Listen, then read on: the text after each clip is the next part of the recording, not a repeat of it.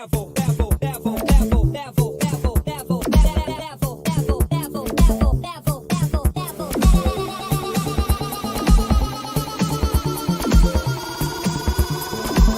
it to the next level.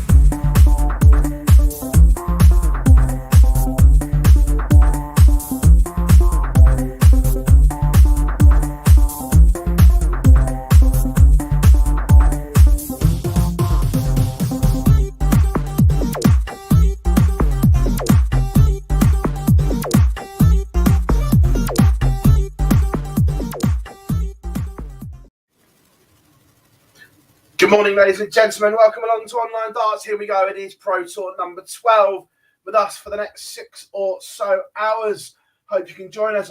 Flying solo for the first hour, but Liam will be joining us from 1 o'clock onwards. And then tomorrow you have myself and Dan's undivided attention all day. So welcome along, chat room. Hope you are all good. Hope you are all energized. Just looking at the game's warming up. There's a few belters warming up. Both Americans warming up. Dirk van Dijvenbode will take on Danny Baggish.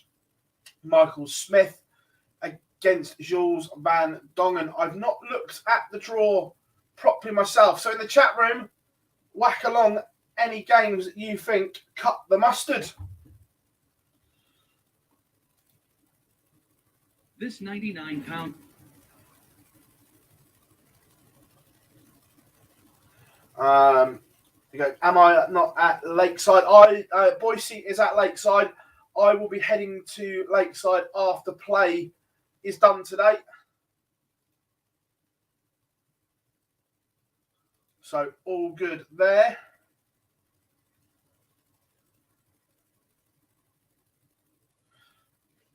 So yeah, not a problem with that.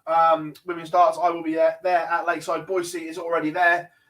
For us, he's been there since Monday on the scene. It's been interesting. I'll leave it at that for the moment, but there are a few stories to tell, believe me. So looking forward to this win. Yeah, Cross versus Henderson. Heta Luke went good. Dan says, hi, Phil. I've really enjoyed Lakeside. Yeah, part of it's been very good. I can't argue with that. Other parts not so. But it's all good. Kirsty Hutchinson is absolute fab to be around. In a minute, my door will go any second because I've got some stuff being delivered. Got it following it on here. So, speaking of which, back in a sec. You're right, buddy. Thank you very much. Cheers. You're welcome.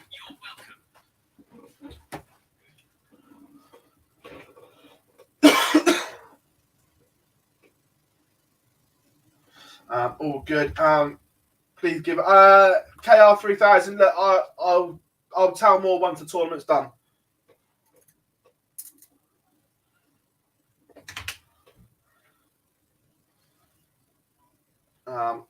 You know me, not one to be quiet, but time and a place. So Monday's live lounge could be interesting. Right, let's have a look at myself at the draws. Like I say, Liam will be on from 1 o'clock. Again, two bios today. Not a fan. Not a fan that they can't fill it. I know there's obviously other stuff going on and whatever.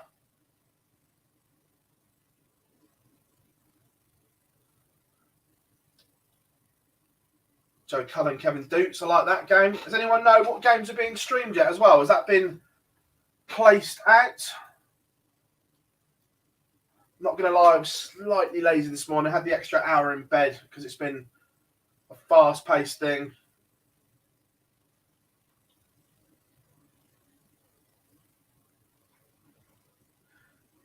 Yeah, Clearmaker did.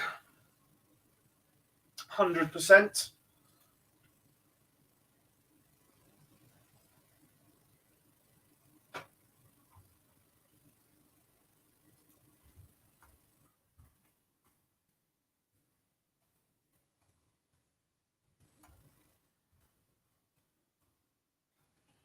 I'll set the two streaming boards up on my laptop in a second.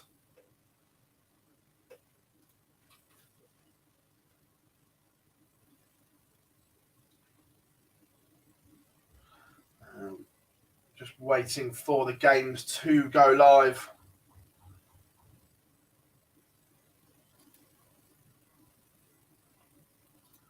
But looking forward to a good day's worth of action. What's everyone's thoughts on the Premier League right now? MVG has now won 3 nights. What's everyone's thoughts on it?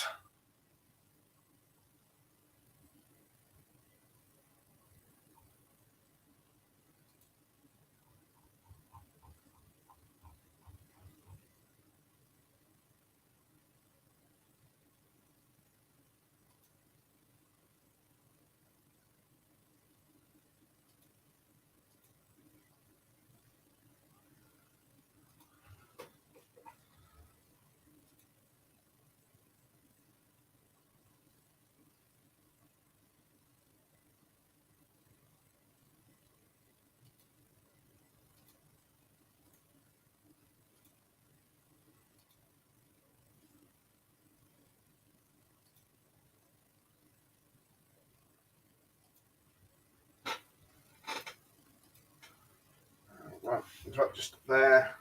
Afternoon, Mike. Hope you are good. Loads in as always. Superb, everyone. I'm all good. Excalibur. I said, just waiting. Liam will be along shortly. What's the overdone that Dan Dawson says snakebite looks like a giant duck? Yeah. To honest, don't care about the Premier League. Next Pro Tours in Wigan. Yep. Afternoon, Mike. Mate, Alan Suter at the moment.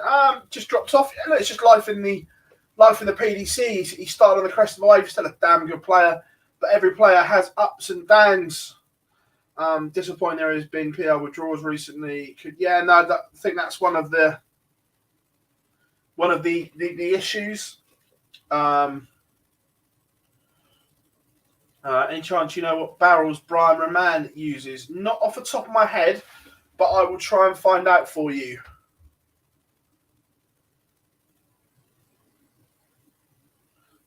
So again, in the chat room, who wins today? Who are you picking?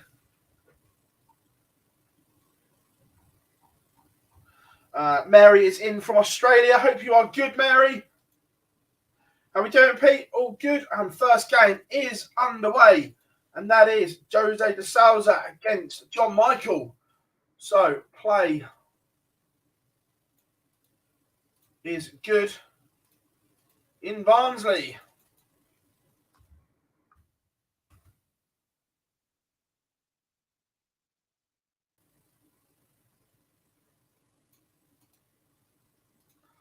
Just push this one.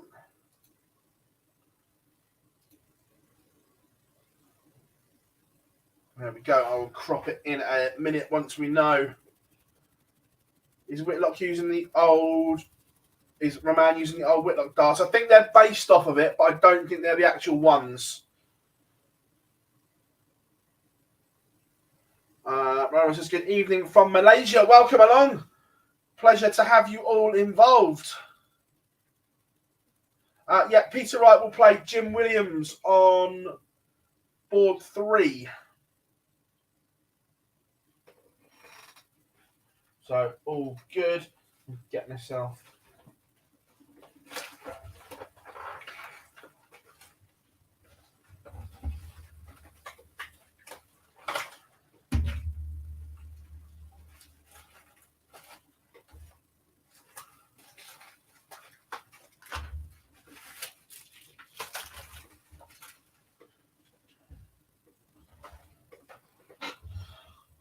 Is Price here? Yeah, Price is here.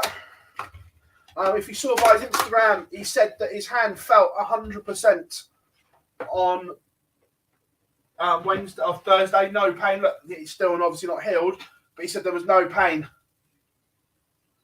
Aspinall has a chance today. Yeah, look, real encouraging signs for Nathan Aspinall over recent weeks and on the Euro Tour qualifier.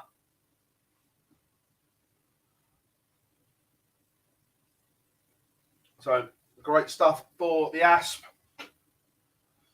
And he's got a tough one today. He plays Scott Williams in the opening round. That's not easy.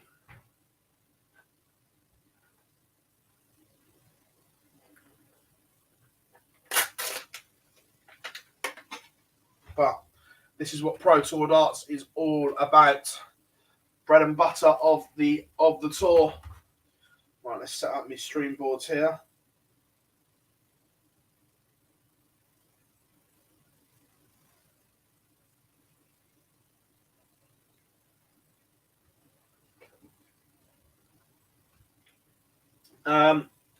Mary, we don't actually show the live games here. We're not allowed to for copyright reasons. The only place you can watch them live is on Bookmakers or on PDC TV, which is subscription.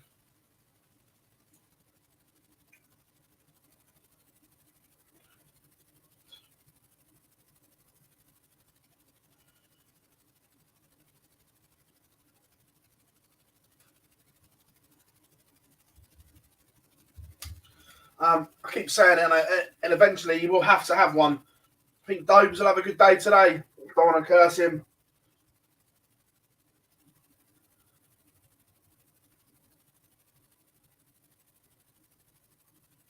Not a problem at all, Mary.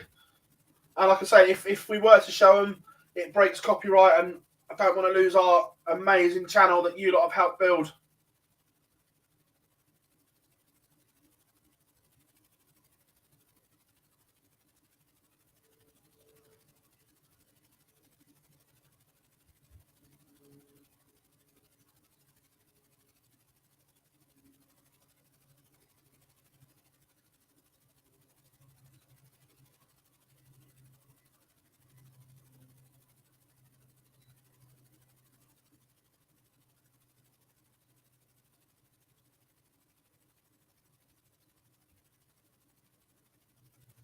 Yeah, setting up my streams.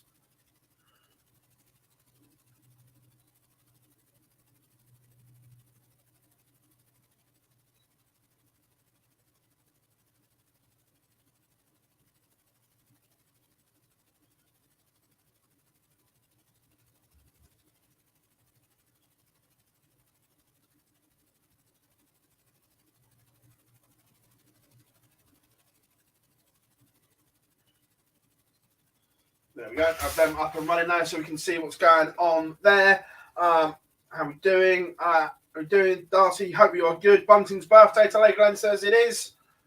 It is the Bullet's birthday, playing darts on his birthday. What more could he want? Right, feature game. We are going to go. We're going to go this one because they're both playing really well at the moment.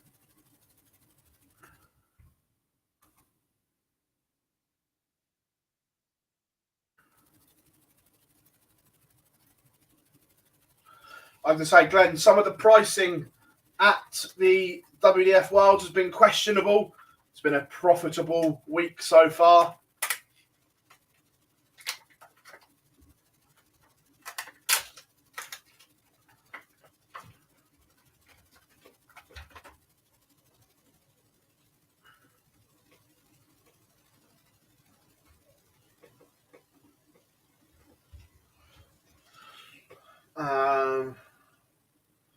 For matches, no, the 180 lines may have been horrific, as in way too low. The two in particular, which were exceptional value, were Warby against Jim McEwen over 1.5 180s, was only just under evens, an absolute license to print. And the one last night as well, Brian Roman over 3.5 in a best of 7.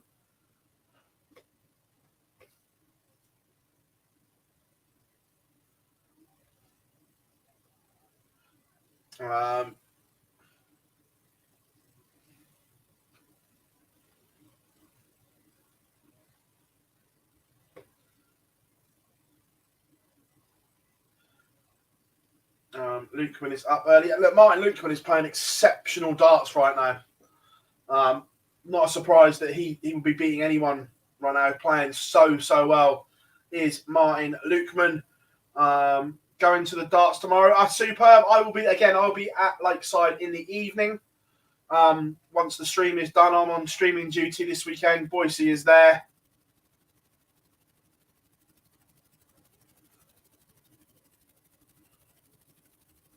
Yeah, the same, Glenn. From the bottom, we all know the standouts from the top half of the ladies.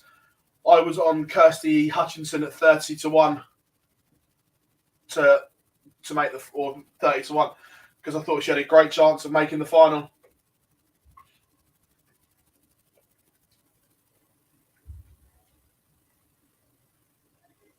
Has anyone ever said you look like Ricky Evans? I'll take that all day long. Top bloke is Ricky.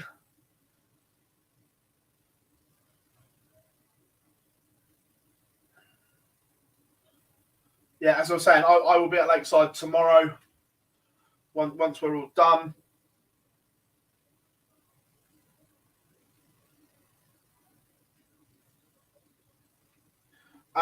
Yeah, Jack, Glenn is a trader for Entain.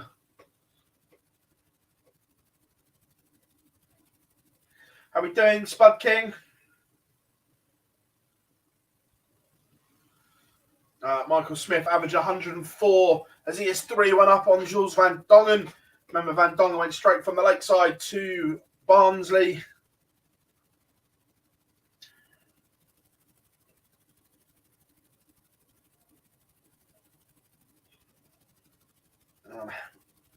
Heta has one back, 2-1. Now, Big John Hendo leads Rob Cross. An absolute huge year.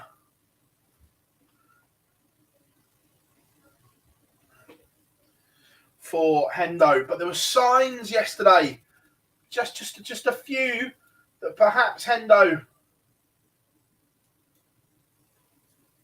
is on a comeback trail.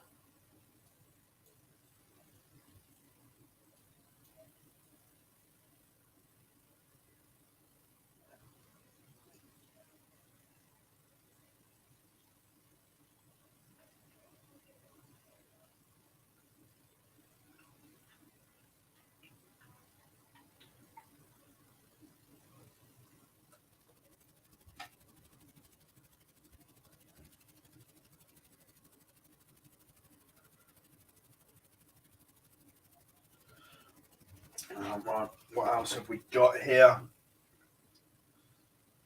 Jose De Salzo is back in front against John Michael. Maybe just making it a little bit difficult.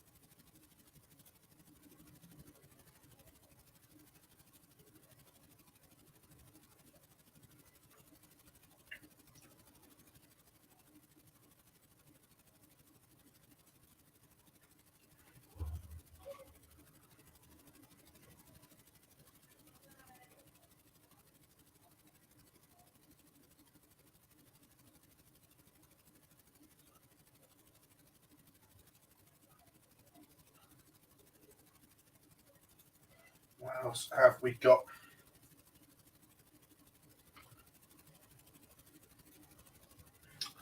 Bo is odds on, yeah, as expected.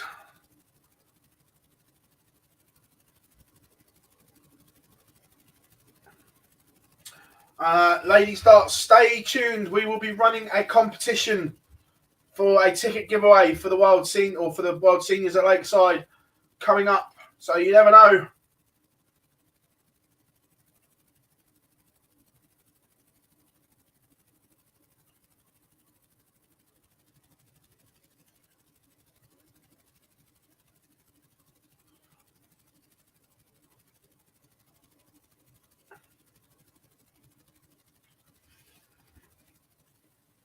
So Hendo 2 apiece with Voltage on Streamboard 1 at the moment.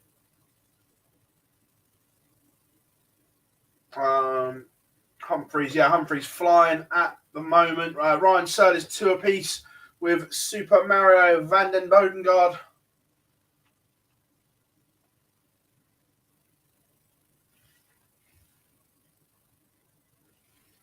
Nice, like that.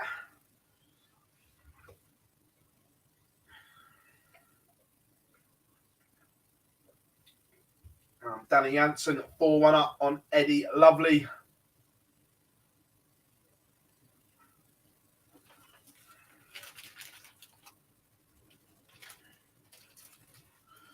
Dirk van Dijvenbode also averaging 113 right now.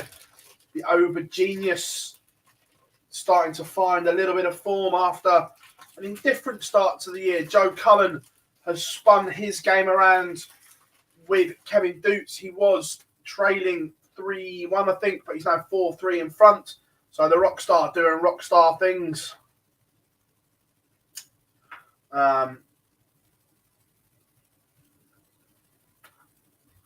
Damon Hetta is now in front against Martin Lukeman. Jim Williams and Peter Wright. What a first round game that is. But it is the world champion who leads 3-2. 96. Williams averaging 102. So he's in this game as Super Mario takes the lead over Ryan Searle on board 15. 3-2. Still plenty of life in that one. Nicholas, where do I see the draw? We've got it on. Wait a minute, I'll put the draw up. I'll put the link in the chat room for you all.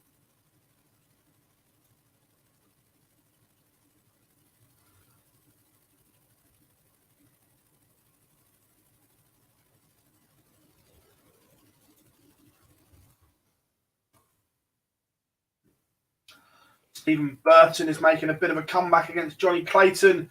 He's now 4-3 behind.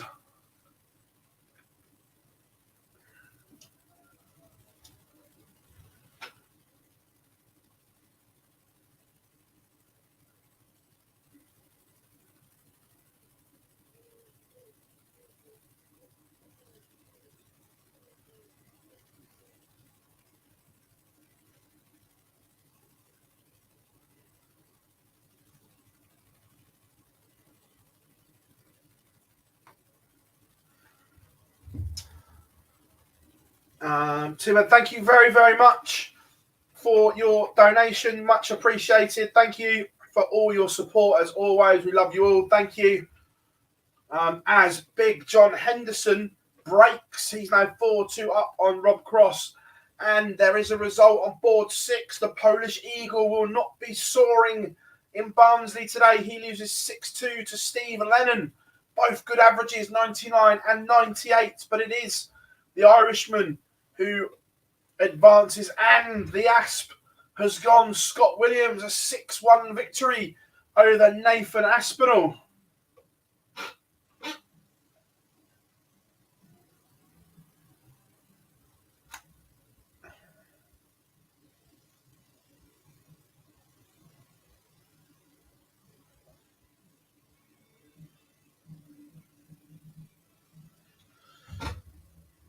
Peter Wright has broken as well. He up against Jim Williams. Which one are we going to go to? We'll go to this one. This one looks good. Dirk van Dijvenbode and his head. Yep. Kick on Hendo. Yep. We'd all love Hendo to kick on. There were signs. Played some good stuff in the Euro Tour qualifiers last night. So fingers crossed. Is it true Peter Wright's throwing screen? He could be throwing anything for all we know.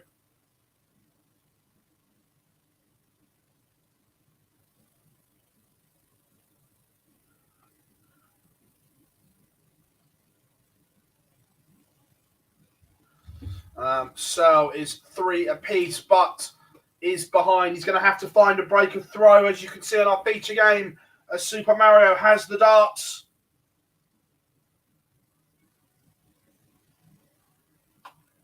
Yeah, Dimitri Vandenberg looks. Dimitri Vandenberg has completed the bagel, beats David Evans 6-0.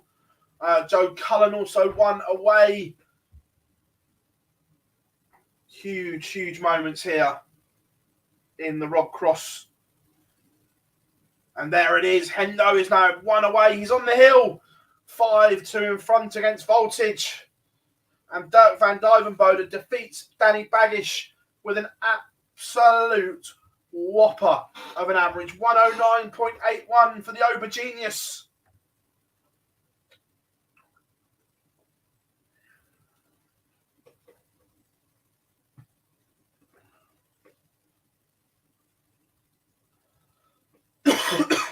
Michael Smith, 5-3 up on Jules van Dongen. Simon Whitlock, Willie Borland warming up.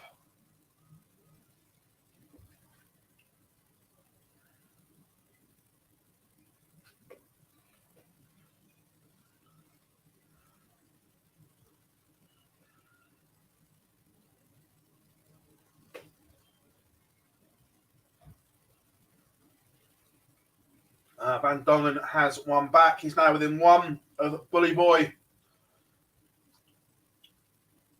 Scott Waits leads Adam Hunt.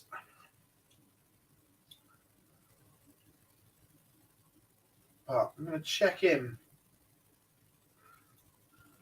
on this one because Rob Cross looks as if he's going to get a leg back here.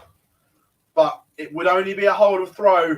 Hendo has plenty of opportunities, but for confidence, we'll want to get this one done and dusted. It is 5-3, but Hendo is throwing now. Is this the moment for the Highlander? Going to get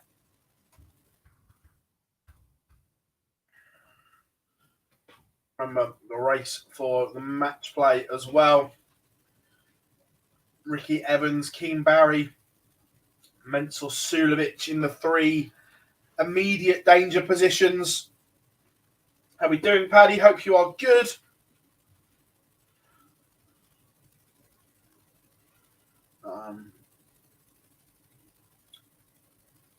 I'll go to the tour card race a second.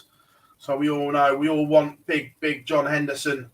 At the moment, he needs to find between 20 and 25 grand.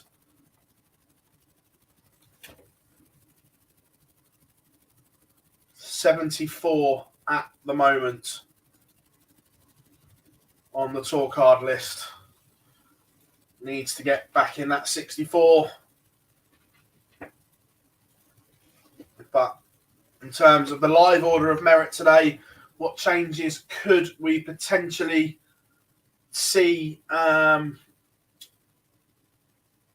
are we doing? Hope you are well. So potentially James Wade could move above Michael Smith. Again, not guaranteed, but there was a potential switch there. Everything else, probably not. Well, Dave Chisnell could go back into, 13. He could leapfrog Christoph Ratajski. No, Luke Humphries can't overtake him. So not many changes available, or not many significant changes available today. Just looking at the 32. Chris Dobie could have leapfrogged Glenn Durrant. Johnny Clayton does get over the line. 6-5 winner in the end. But here we go. Is this the moment for Hendo?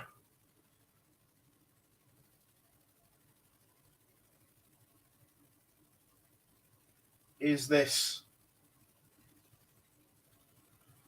It is the moment for Big John Henderson. He defeats Rob Cross and marches on. Like I say, thank you again to Burn1T95. Massively appreciate all the support and all the love everyone shows the channel.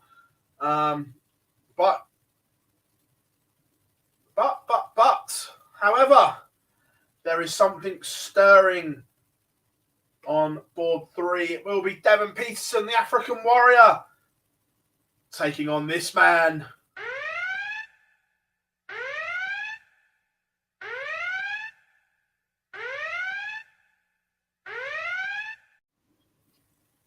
The Barney alarm has sounded. Raymond van Barneveld warming up on board 3, where he will take on Devin Peterson.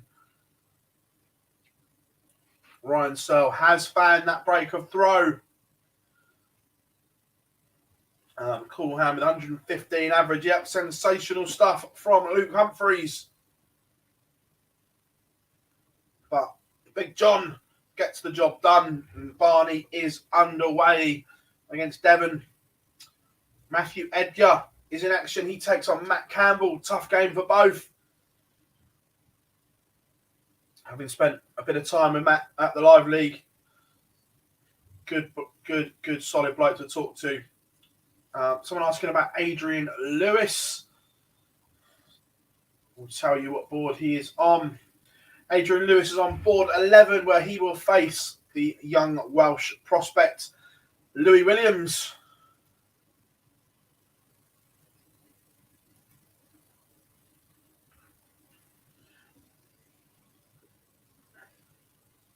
Boise is in the chat room. It says afternoon from Lakeside. Martin Lukeman is out. Damon Hatter, 6-4 win. We always said that one would be close, and it was.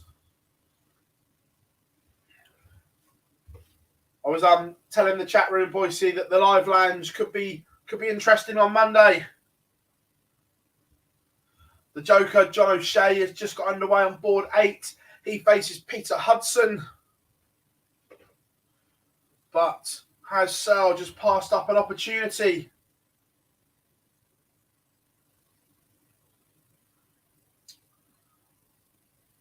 How can I tell which matches are being streamed? So the first round games will always be the same board. So they'll do all of the first round games, and then they switch it around during the day. So it's a little bit of potluck, unfortunately.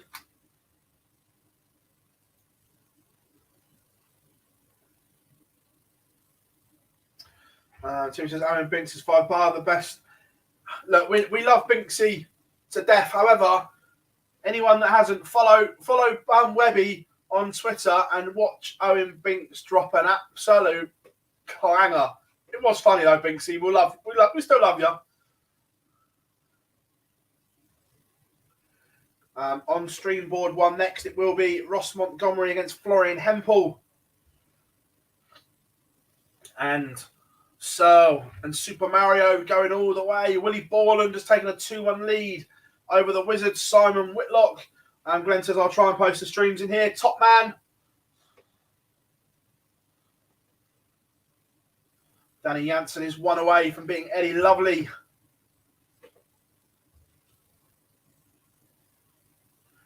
And on stream board 2, it will be Nathan Rafferty against Ricardo Petresco.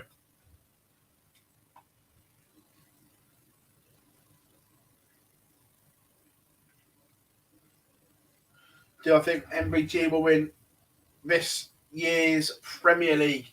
I think he'll be in with a chance. Robert Owen 2-1 up on Joe Mernon. Stack Attack back on the Pro Tour again. Matt Campbell is running a riot against Matthew Edgar. Matthew Edgar's averaging a solid 90, but Campbell up over the 107 mark.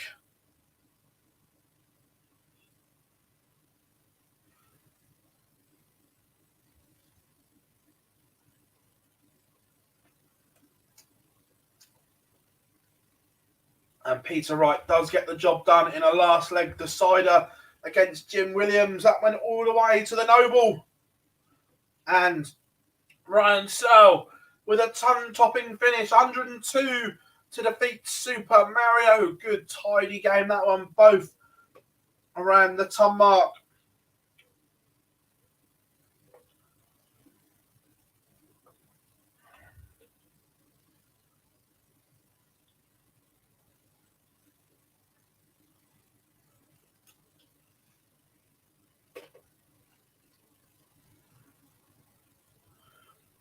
Get the tables high averages today. Yep, it's been good so far.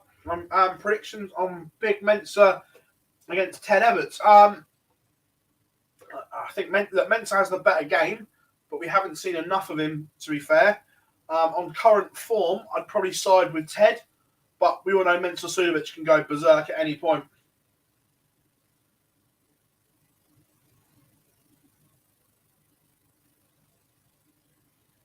So as I says, help out Dan. I've got to drive soon. We'll be listening still stops. Not a problem, mate. We'll keep you there. Thoughts on Adrian Lewis at the moment? Needs to win games. Winning is a medicine. As MVG said, that's the best form. Winning breeds confidence. We've seen Adrian Lewis go berserk and play some fabulous stuff, but then not back it up. Needs to do more of that. I'll tell you what, I'm going to go to this one because Devon Peterson, I know it's only 2 legs in, is posting some astronomical numbers. It's just plummeted. He was 115 a minute ago.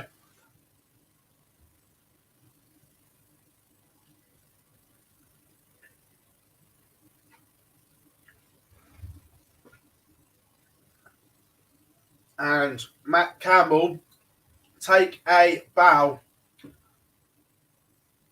He bagels Matthew Edgar 6-0, but almost 110 average, 109.97.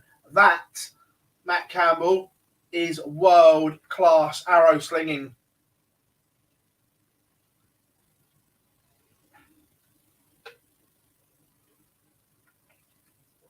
World-class.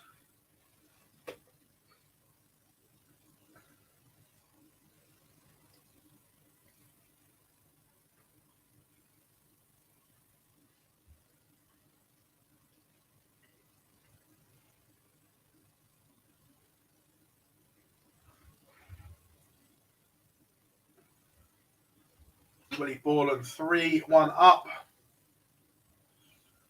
on Simon Whitlock. Whitlock averaging only 79. So bad signs. Yeah, he played well last time. Last set of Pro Tours, he played some good stuff. The inconsistencies of the Wizard.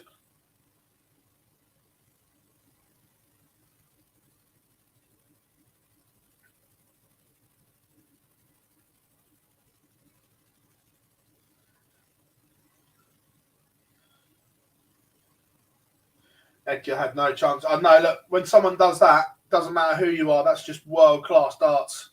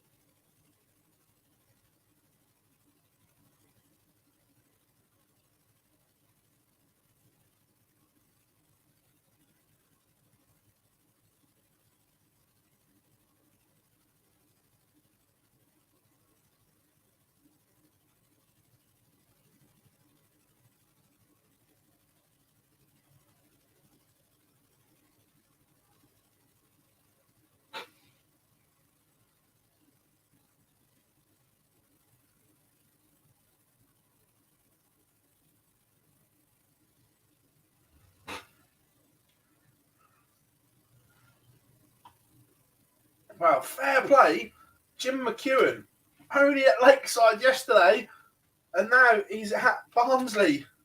Super stuff from Jim.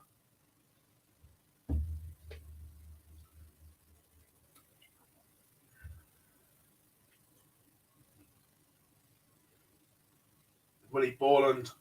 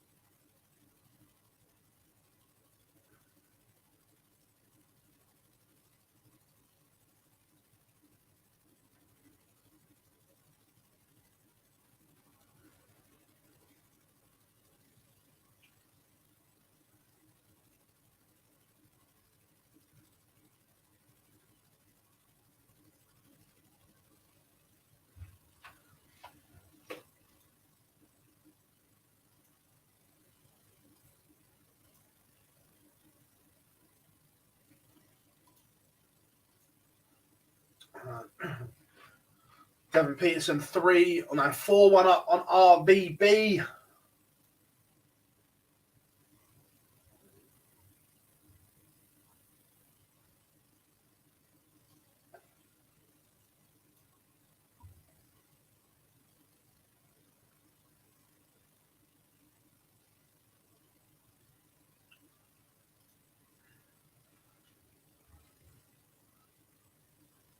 James, absolutely. I had a really good sit down with Matt at the Live League, and he was saying, look, already I've played more competitive games, and the opportunities to earn more money are there, 100%. And we're doing Noel Cullerton is in the chat room.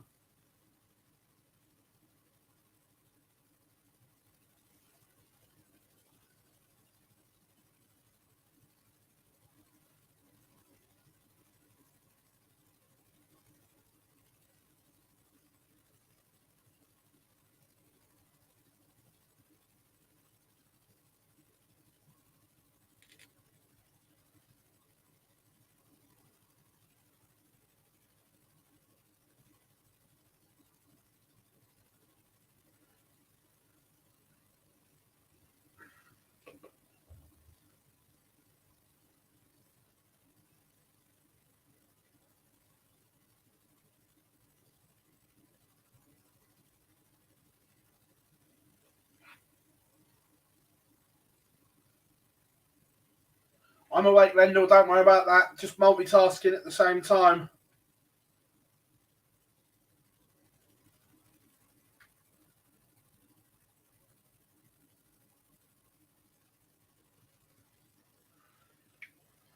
Has Whitlock getting on? He's back to within 1. Trails Willie Borland 4-3 at the moment. Look, it's not a classic, but Whitlock has upped his average by a few points. Steve Beaton 2 up on Willie O'Connor. Again, Willie O'Connor out of sorts. Martine Clearmacher, the serial killer, 2 up on Richie Burnett. Jim McEwen has taken the opener in a pretty shoddy leg against Luke Peters.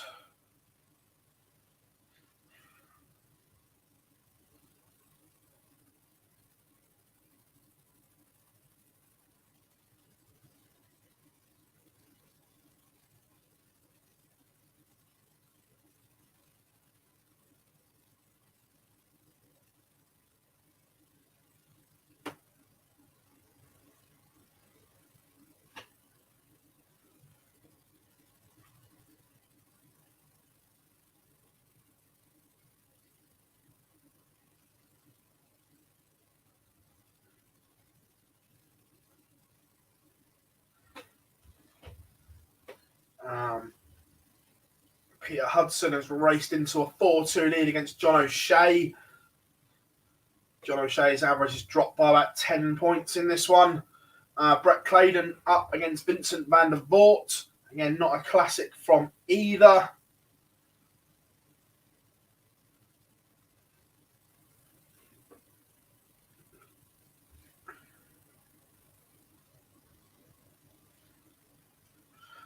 Jack Main 2 up on Connor Scott.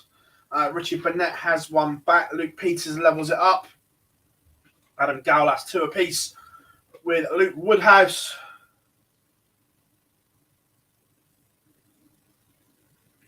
What Shane Bindstrom is double 12, yeah.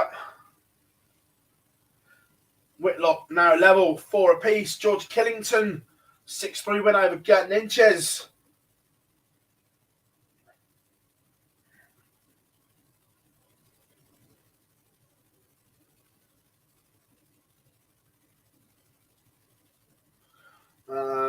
Phil, could you see if you're talking to the powers if there's going to be an Irish qualifier for the Worlds this year back at the City West?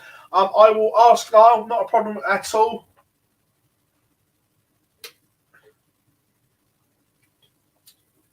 I will. Where's the Premier League this week? Manchester. I will ask at Manchester at the Premier League this week, mate. Nathan Rafferty going through the gears. Willie Borland has stopped the Simon Whitlock charge. as he is on the cusp. RBB has leveled it up. Devon Peterson was flying in this game, was averaging about 115, but his average has dropped. Barney's has come up.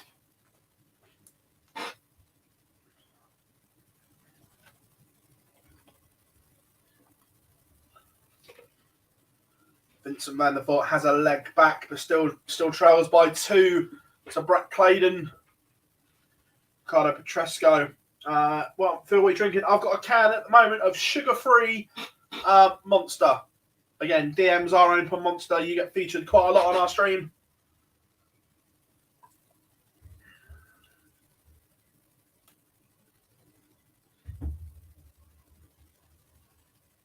Robert Owen is going to a noble against Joe Mernon. It's 5 apiece.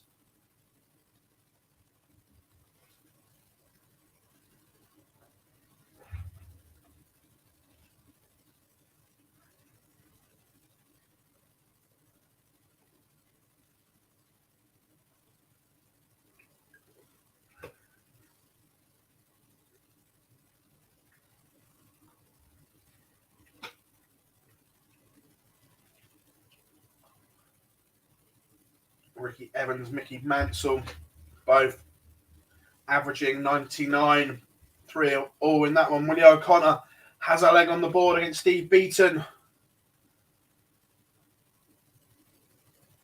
Barney comeback, yeah, it's on. Ron Meulenkamp trails Neil Zonneveld 4-2. Barney's missed the dart to lead. Liam is on at about 1 o'clock, Glenn. So about 20 minutes, and Liam is on. And then you have me and Dan all day tomorrow.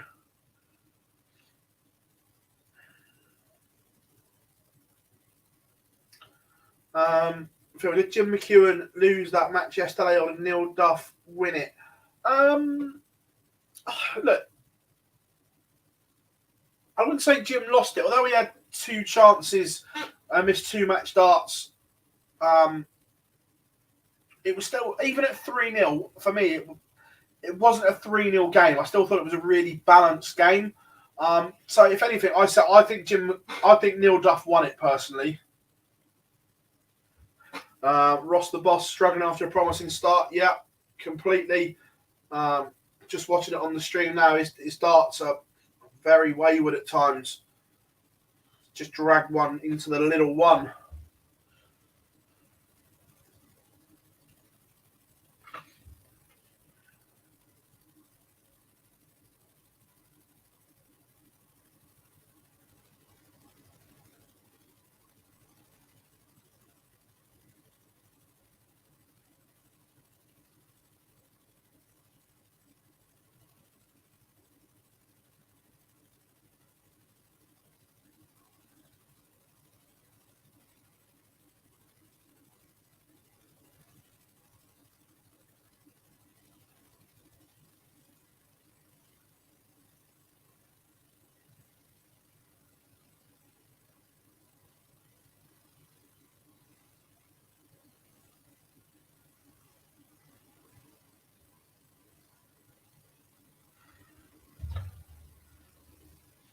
I think Jim got a bit tired. Yeah, look, he's over 50, isn't he?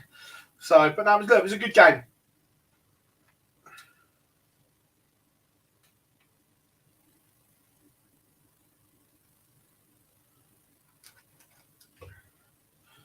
And Florian Hempel seals a comfortable victory over Ross.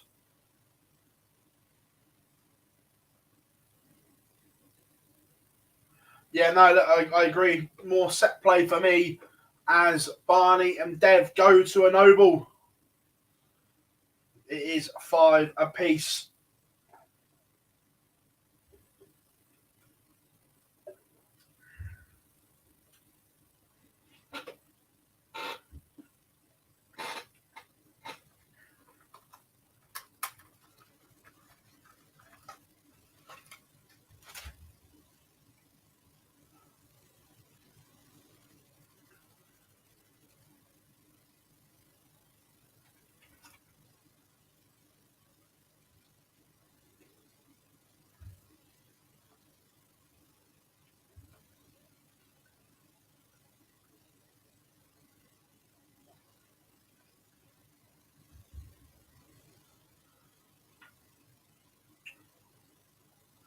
Vincent van der Voort is on a charge. He is back level with Brett Claydon. Connor Scott will avoid the bagel. 4-1 down though to Jack Main. Scott with work to do. When is Merv playing? Merv is 3-1 down to Mike De Decker. MBG got a buy, the same as Go in price. We went straight into round 2.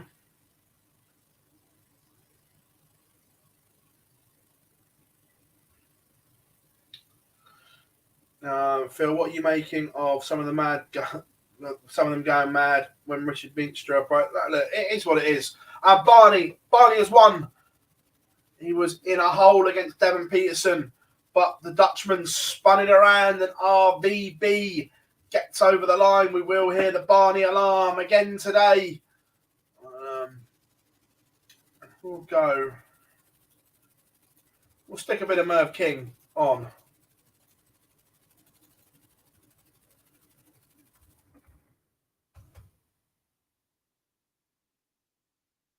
There we go. Feature game has been updated.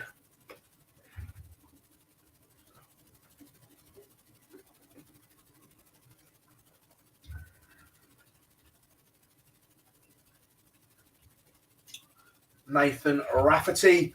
Sills victory on the stream as well. 6-3 of Ricardo Petresco. Nearly 95 average. Tidy from the Northern Ireland star. Hollywood. Chris Dobie gets underway as well. Again, what he'd give for a victory. Played some sensational stuff, but not winning games.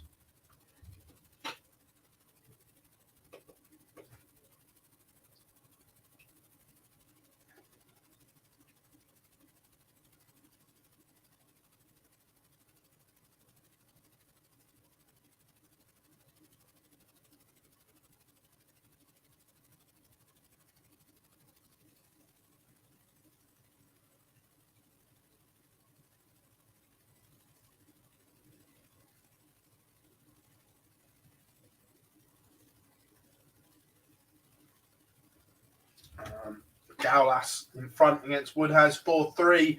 And Vincent van der Voort now leads Brett Claydon.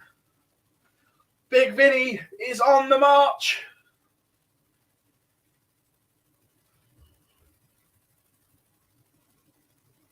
Luke Peters levels it up. He's 3 apiece with Jim McEwen.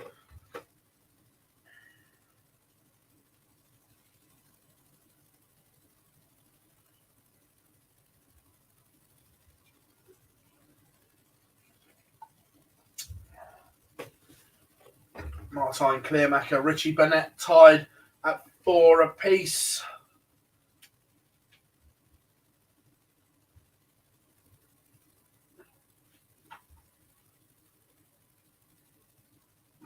And Ricky Evans, Sills victory against Mickey Mansell.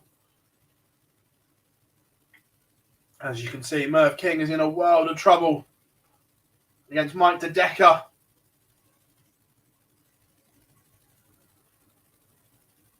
Chizzy 2-0 up on Lee Evans. So is Price in? Yes, he is. Price and MVG got buys as the top 2 seeds.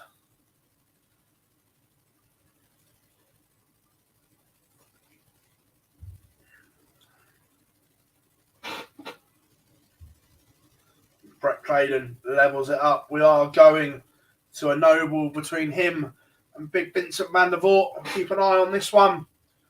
And it was a break. Brett Claydon has the darts in the decider.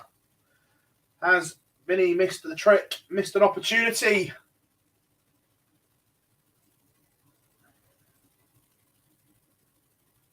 And a no treble visit from the Dutchman.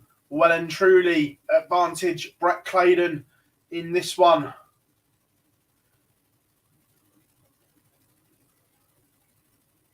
But only a 60. But this needs to be a 140 minimum.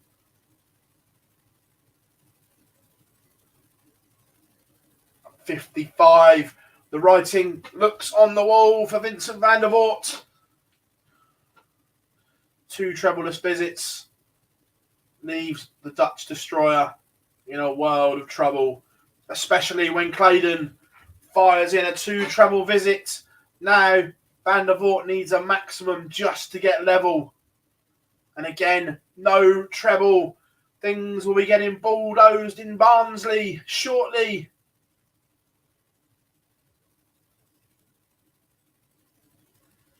Brett Claydon, 101 points away from victory. Look, he was cruising in this game. Vincent van der Voort came back, but ultimately it looks as if Claydon is going to get over the line. It would be sun collapse from here.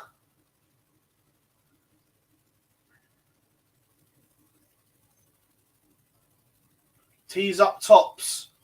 So we'll come back. 3 darts in hand to beat Vincent van der Voort. And he can't leave a finish. Stick a fork in this one. This one's done.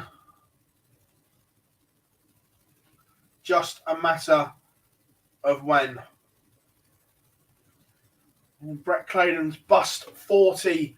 Is that a tactical bust? I reckon he may have come inside 10 or come inside tops, come inside 10s, and instead of the tricky double 5. Oh, is it? Vincent van der Voort finds a maximum and has that bust heaped the pressure onto Brett Claydon. 4 match starts or 4. Oh, Brett Claydon, what have you done?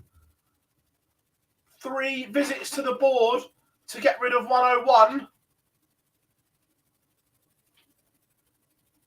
And you fluffed your lines. The maximum from van der Voort.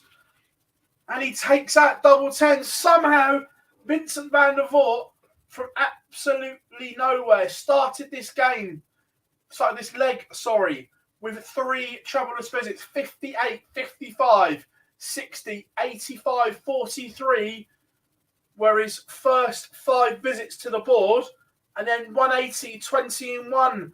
Brett Claydon, 3 visits to get rid of 101 points. 9 darts for 101 points. We do that in the pub. Oh, it's a sickener for Claydon. But Vincent van der Voort survives a huge, huge scare.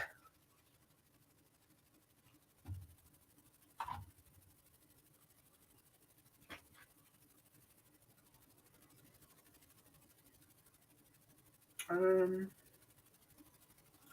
go this one.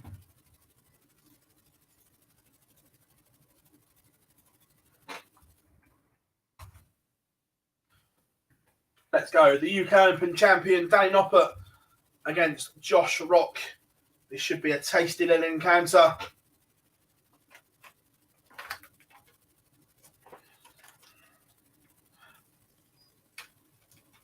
My bad. It's a stream game. I didn't realise I didn't have the stream board up. Yeah, we'll leave it. It's fine.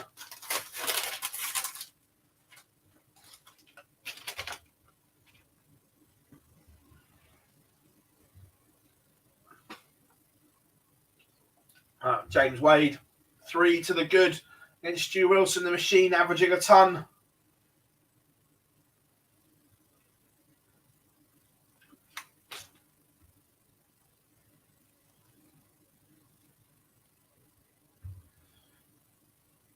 Kim Hybrax has leveled up against Keegan Brown. That's 1 apiece in that one.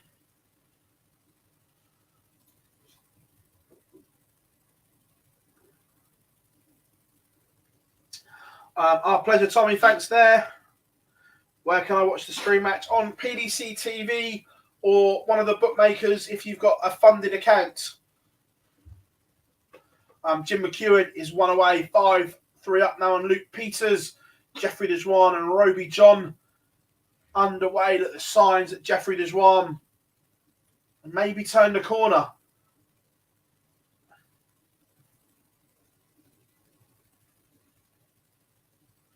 Jimmy, yeah, I've cursed him, Jimmy. Look, anyone playing at this level not to win when you've had 9 darts at 101, 3 visits to the board.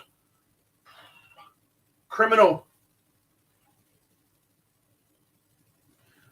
Dobes way below the standard we've seen, but in front against Jason Lowe 2-1.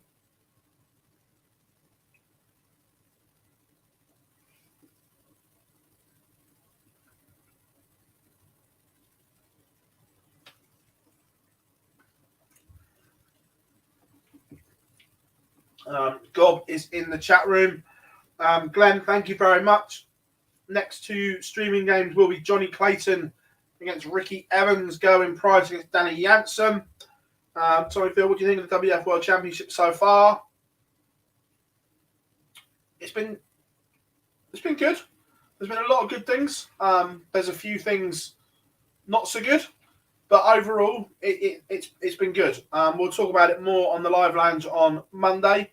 But everyone working hard behind the scenes, and like I say, there's been some good stuff, and then some not so good stuff.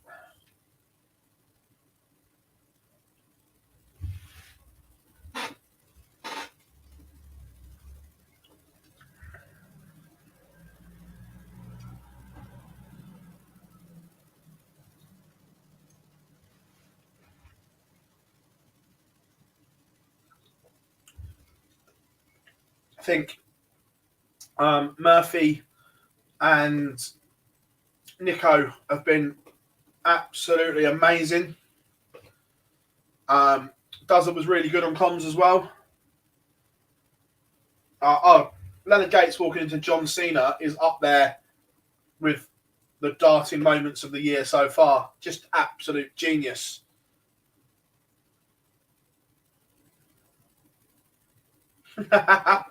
One of my favourites, that one, Jimmy. Stick a fork in it. It's done.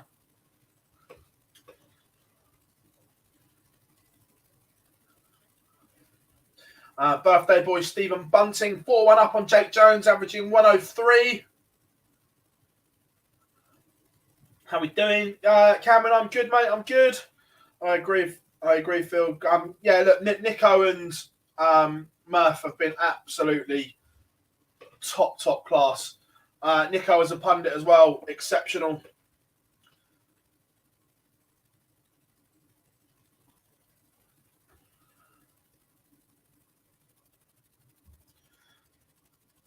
Danny Noppert currently averaging 111 against Josh Rock.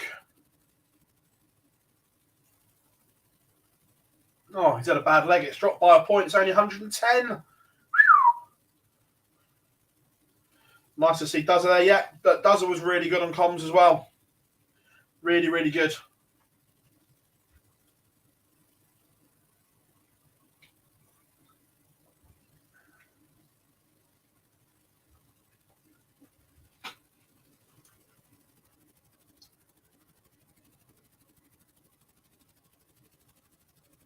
Yeah, like that one as well. Ross Smith, Richie Edhouse. Tough little game. Darryl Gurney, Gordon Mathers, Adrian Lewis against Louis Williams is also underway.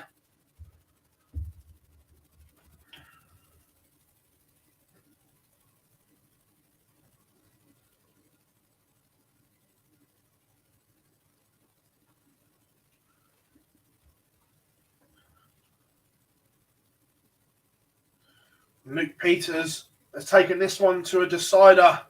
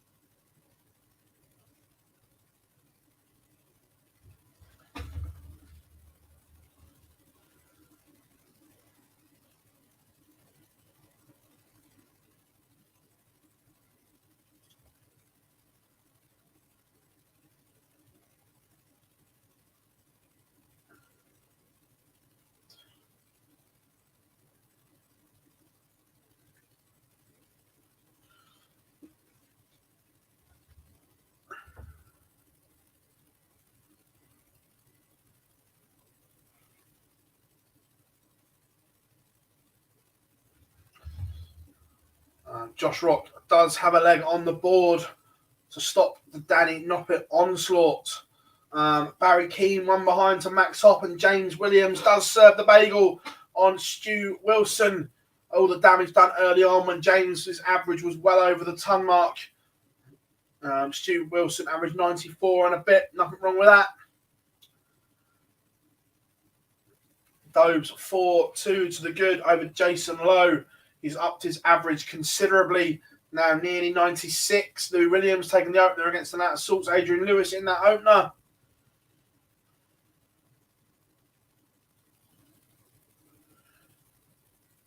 Gordon Mathers races into a 2-0 lead on Daryl Gurney.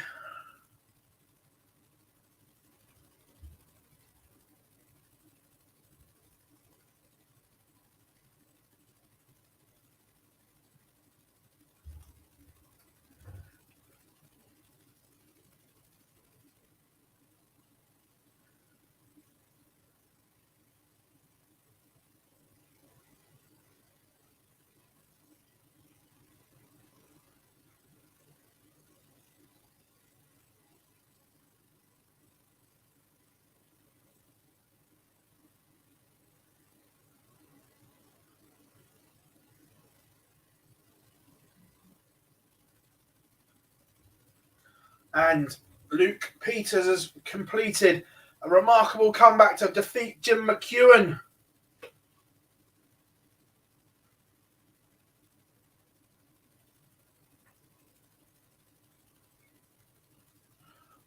Warming up Matters Razma against Jose Justicia.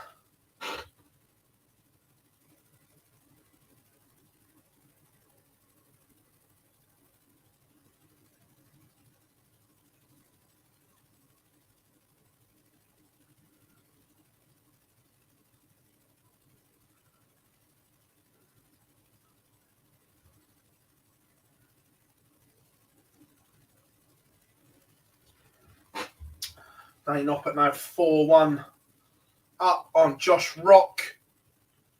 Josh Rock averaging 95. It's just Noppet's brilliance in this one. Again, chat room absolutely on fire. As always, thank you all for joining us. If you haven't yet, make sure you subscribe and drop us a like as well.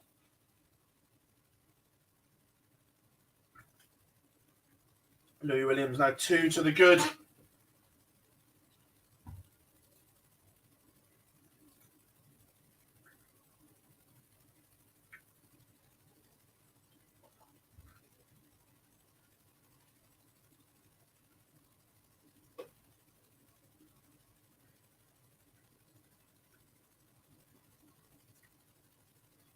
Ross Smith, 1 apiece for Richie Edhouse. Martin Schindler, 5-1 up on Jermaine Watamina. Who's the worst commentator at the moment? I'm not gonna name names. There are a few I don't like particularly. I like them all as people, by the way. They're all really nice guys. There are a few that I don't like their style or whatever, but when I'm out of the game. Dobes 5-2 now up on Jason Lowe.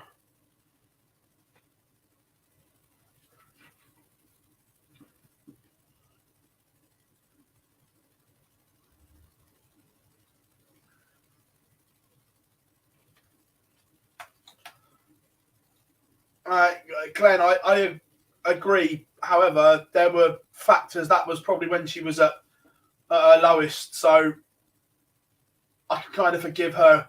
I can massively forgive Trina on that was the lowest of her low in her fights when she did the commentary on Sky.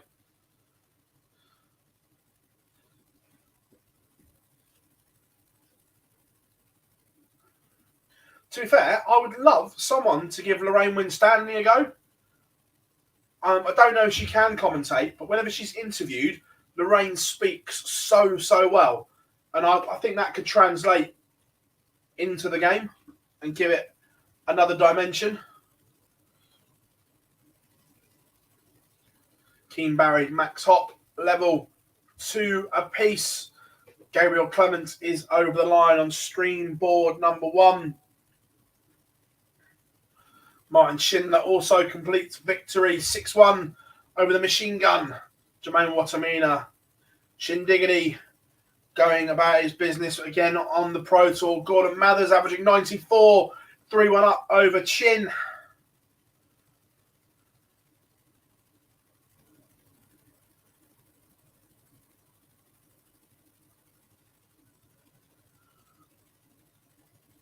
Chizzy 1 away, 5-3 up on Lee Evans.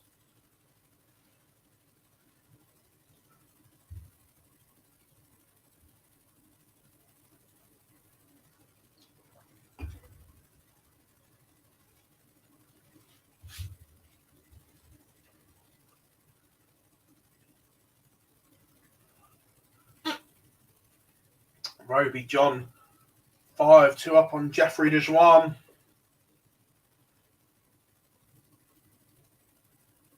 I know on the 10th finish on the live league last night, Webby called it in amazingly. A couple of results have gone at the same time. Dobes a 6-2 victory over Jason Lowe, and Chizzy 6-3 over Lee Evans.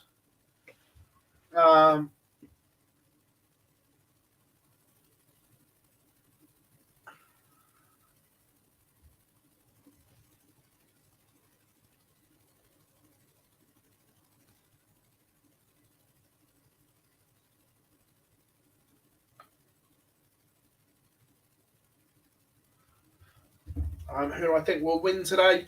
I'm going to keep saying Dobie until he wins one because I think he's playing well. I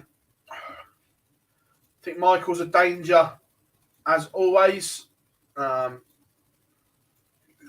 be I'm just going to do some cropping here.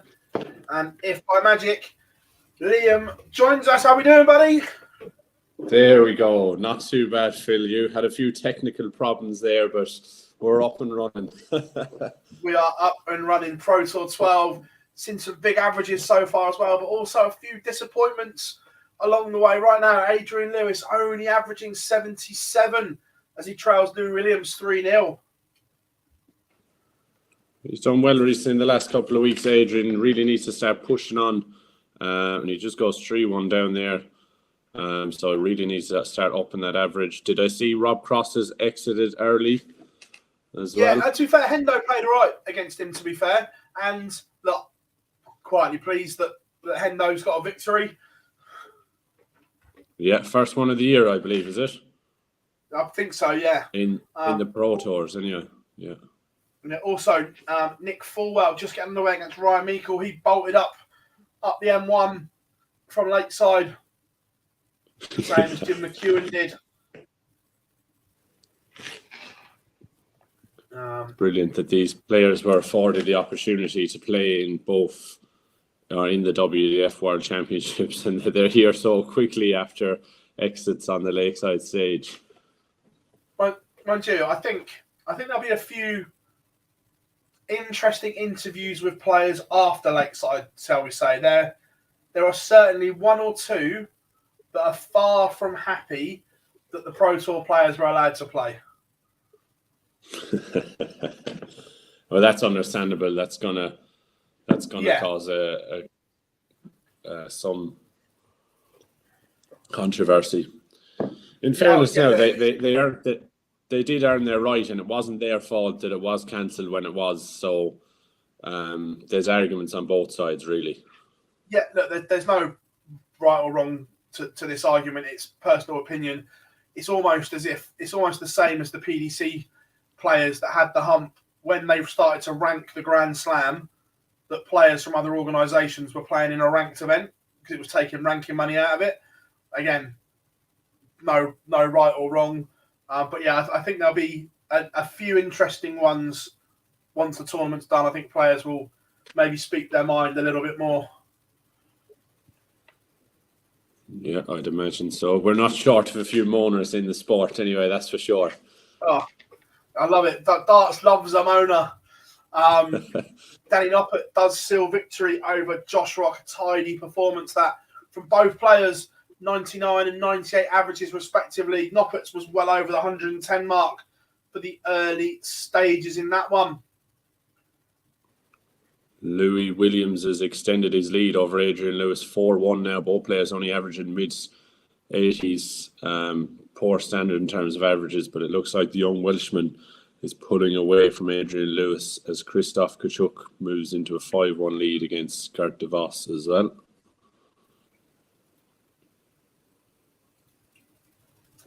Yeah, to be fair, I'm going to leave that Feast game up. I like that. Ted Everton, Mensur Sulovic. We'll run with that one. I like that. Callum Ridds has gone. Ryan Joyce done the number 6'3", 102 average for Relentless, 96 from Ridds. Again, another tidy match. Yeah, Alan Suter has just got the first leg against Glenn Durrant. It was good to see Glenn getting a couple of victories recently. Hopefully he can return to the form that's seen him be so successful in the past. Even just solid performances, I think, from Glenn and just getting them the wins and trying to pick up the average. It's not an easy process, I can imagine, for him at the moment. No. But he seems upbeat. I had a chat with him at Lakeside and he seems good.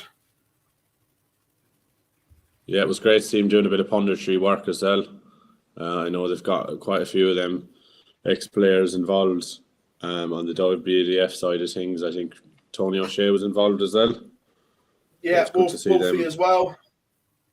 Yeah.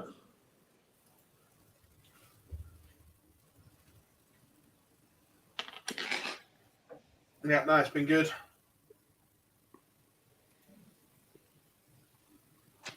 Keane Barry leads Max Hop 5-2. Both players only averaging mid-80s again. There's a couple of slow averages on at the moment, or a couple of low averages on at the moment, but players just kind of getting going of an early Saturday.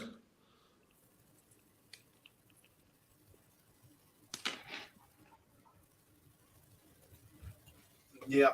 What's been your thoughts on the Premier League so far? We were chatting about it earlier. Are you still enjoying it, or are you a little bit tedious of it now? I had this conversation with a friend last night, and I said there's something to play for every week, and every player is still involved regardless of their situation. A couple of wins and it could fire them right up the table. So from that point of view, now I did like the old format, but I just think it's given a little bit of a fresh taste to proceedings. Now maybe as it goes on a little bit longer, it might get a bit repetitive, but I've actually quite enjoyed it so far, and I think the freshen up has given it a little new lease of life for the time being. So I'd be in favour at the moment anyway. Yeah, like I say, for the fan in the venue, I think it's genius.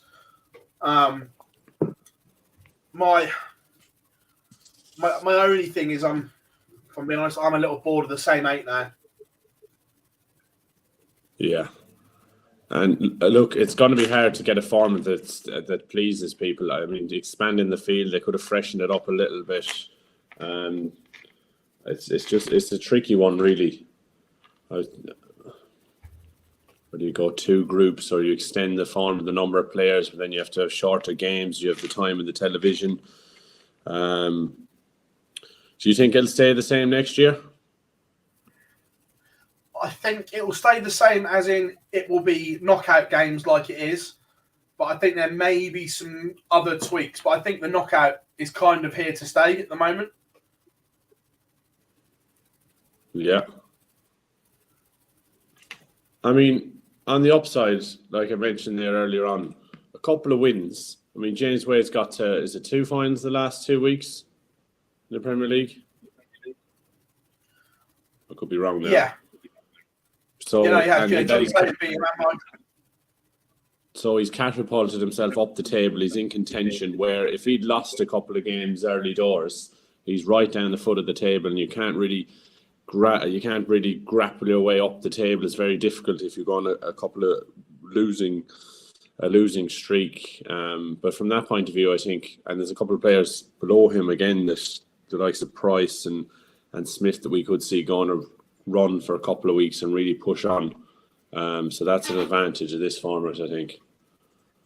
Yeah. the other bit I don't like as well is the bye situation if someone can't play. Yeah, I agree. I think something needs to be done, even if they're bringing in someone just to play that night. Yeah, even a challenger kind of list of challengers maybe, and someone local enough just for to the night. But if someone can't play, that there is still a full pyramid of players. Yeah. And it gives a couple of players maybe that should have been in the Premier League maybe a chance to get some prize money. For example, of someone like a Rob Cross that's just narrowly missed out, and if he could make a couple of nights up there, if he's on a reserve list, that it gives him an opportunity to kind of have one foot in the Premier League and show what he can do and prove himself that he belongs there. I think there's more than enough players capable to jump in if there's players absent, because I think I know Michael won the other night, but it leaves him cold as well, because there's players coming in there, or if whoever it is that gets the bye, that coming in cold, the player before them has had a match. Now you could argue that it's an advantage as well that they get that extra little bit of a rest, but I think they'd rather be playing in such a short format. They'd rather play that first game and get a win under their belt. They would both Michael and Joe have spoken about this, that they've had the bye and they didn't like it going into their second match, not having played, and they both said that although yes we get points and I'd rather play. Yeah. Well, we saw. Yeah. Let's be fair. Michael was poor in his semi-final against Peter Wright, having not played. It's just the fact that Wright was worse, and then once he played in the final, it was electric again. So I think that does have a huge bearing. Yeah, especially in a best of 11 leg match. I mean, it's so hard to just hit the ground running straight away if you haven't had a match before where the other player has had the advantage of being up on the stage, getting used to the environment. And despite some of the ridiculous averages that we've seen, sometimes they are human beings as well, and they need that time to adjust and warm up. Yeah, no, agreed. Gordon Mathers has beaten Chin 6-4 on board 2. Our last 64 game is underway. Jose de Souza against Matt Campbell. Someone asking how Bully Boy got on.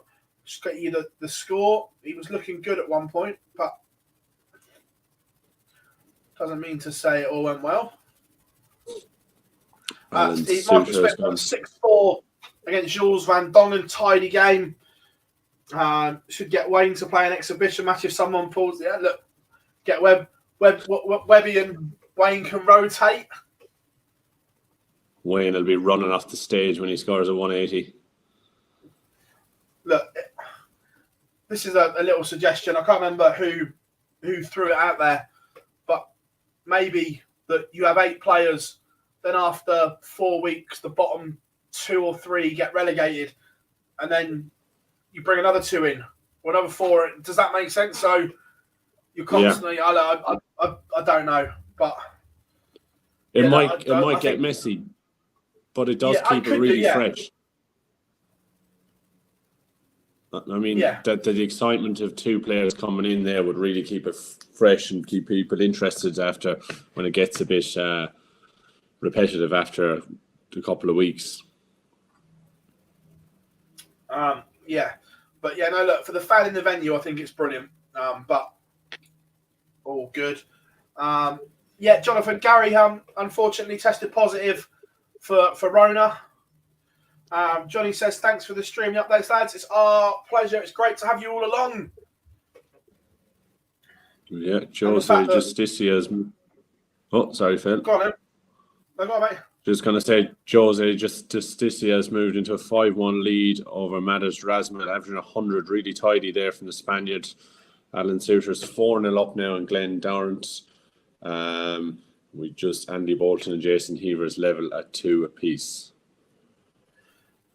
Yeah, we were just saying, as a team, we've managed to navigate this 14-day period that was absolute carnage. And I'm sure with so much darts on at the moment that we're going to have these clashes again at some point, because everything's up and running now after COVID, and this definitely won't be the last time that we'll have one or two clashes. Yeah, but we got there in the end. Nina says, what's your thoughts on Vladimir Janssen? We believe him a lot here in Denmark. Yeah, look, in spells, he's looked very, very good. In other spells, he's looked like a rabbit in a headlights, but that's understandable because he's new to it all. It's happened to everyone, and when he's on, he looks very, very good, but just needs to just develop that other side of the game and get used to certain situations. But overall, I've been quietly impressed with him. Yeah, and we don't see too many Danish players, so it's good to see. We look at Darts Connect here, the amount of nationalities we have compared to 10 years ago. So it's really becoming more popular in Europe. I think Pascal Danish?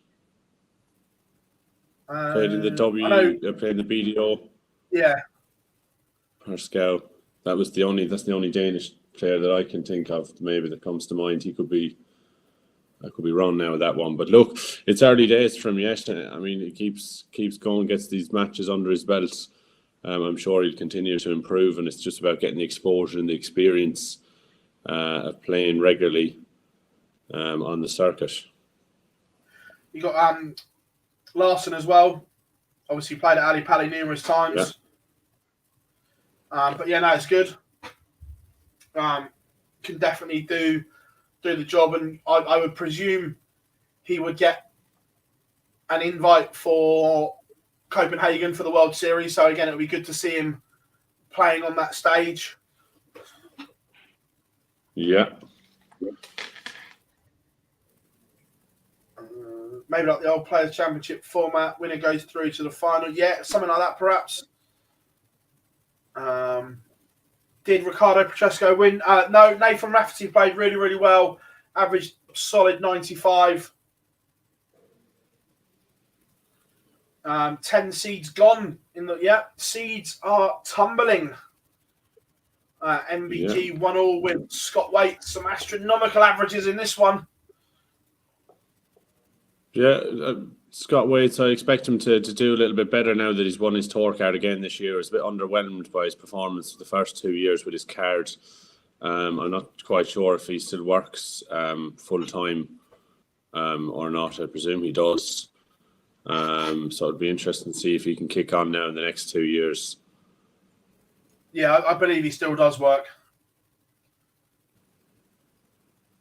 Scotty Dog Mitchell 1-up on Barry Van Peer.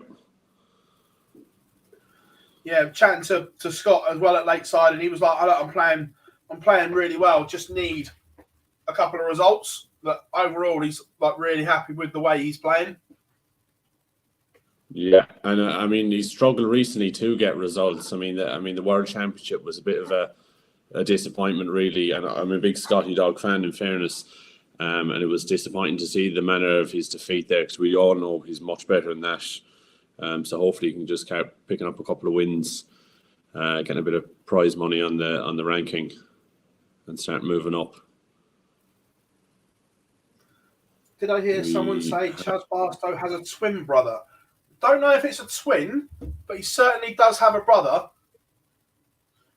Scott Waite has broken the MVG throw, averaging 115 at the moment is Waite's. Yeah, we just had a result there as well. Alan Suter's beating Glenn Dorn 6-0. Tough day at the office again for Glenn. Josie De Souza has now moved into a final lead over Matt Campbell, averaging 96 there. And in our feature game, we see Menser has just moved ahead against Ted Everts. And I just looked down there, a bit of a fight back on from Matters Razma. He's pulled it back to 3-5 against Jose Desticia.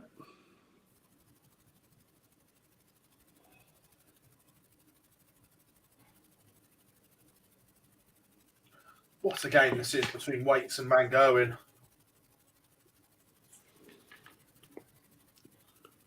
Weights leaving 86 after 9.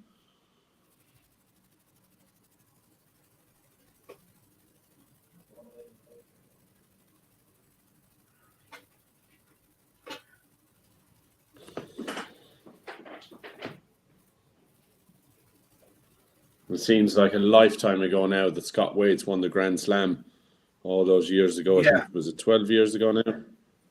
Maybe more longer. Was it 2008? I think it was later. 2010 I have in my head, but I'll have a check.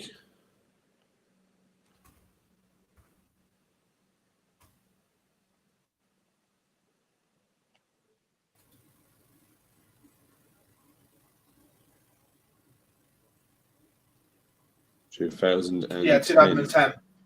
Yeah. Was he? He was a finalist the year before, the year before, I think, as well, wasn't he? Yes, he was.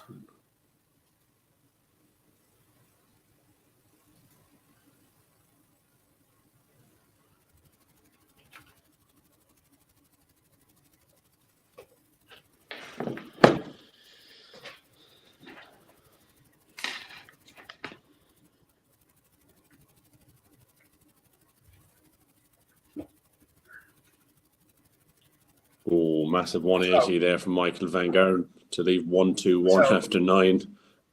Just watching the numbers, it's just when you see from both of them, you're thinking, why wasn't this the stream game? Yeah. Mr. London there, thank you very much. Oof. Oh, and Van Gerwen.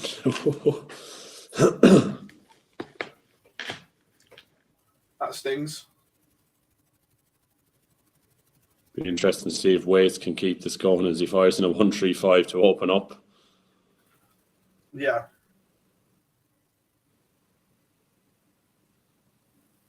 Use the advantage of that break and throw from earlier in the match.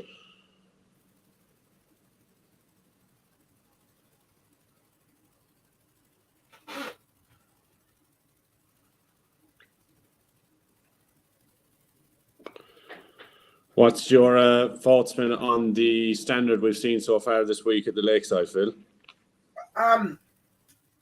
In spells, very, very good.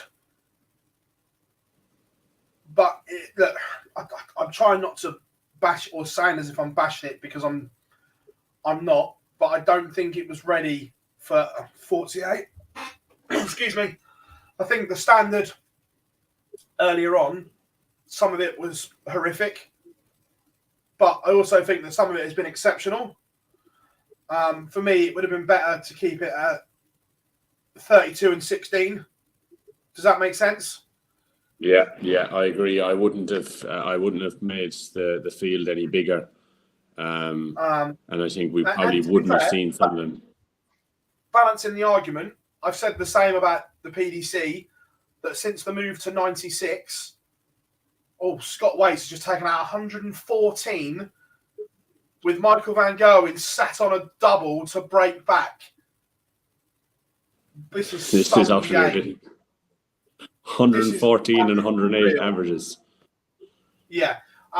So yeah, and I said the same about the PDC when they went to 96. Some of the ones they were bringing in weren't good enough or aren't good enough. I understand the growth of the game, growing in areas, and completely understand why they have, but it dilutes the product for me. And it was the same with some of the earlier round in the WDF. I think, was it Sunday was arguably the worst session or the worst day of TV darts I've seen. But then flip the coin, there has also been some outstanding days as well. Yeah, I must say, I think the top end performance that we've seen are probably some of the best I've ever seen in terms of BDO or WDF performance. We've seen two of the highest averages on the stage as well, which goes to show these players. I mean, we used to only see them once or twice a year. I know that was under the BDO banner then.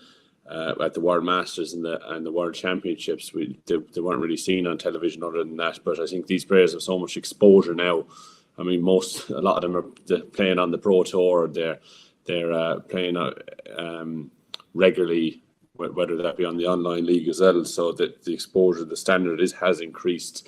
I think maybe from the Indigo that we seen the last BDO World Championship in that 2 years ago. Waits winning 4-2 will be the best win of his career. Are you forgetting that he won the Grand Slam and the World Championship twice? This is a big moment. Big moment. Big moment. MVG's missed, was it 6 starts to win that leg? Waits tidies up 20. So he's thrown to serve out the match here now. Very, very impressive. Probably his best performance so far on the PDC circuit, I go as far to say, in terms of since he won his tour card back.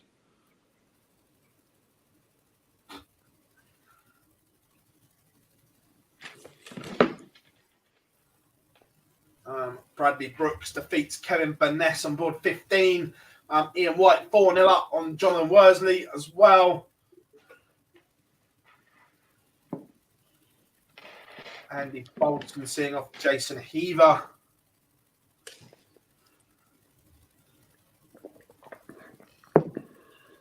Jose Justicia was in control and then ended up going to a noble against Madas Razma. Yeah, probably just dropped off a little bit there, Jose, but gets the job done. Was probably feeling the nerves in the end in that one. Went a bit longer than he would have liked, but I've been impressed with what I've seen from Jose so far this year. Yeah.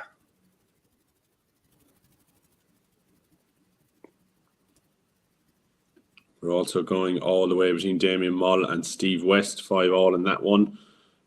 Scott Williams has opened up a 2-0 lead against Robert Owen.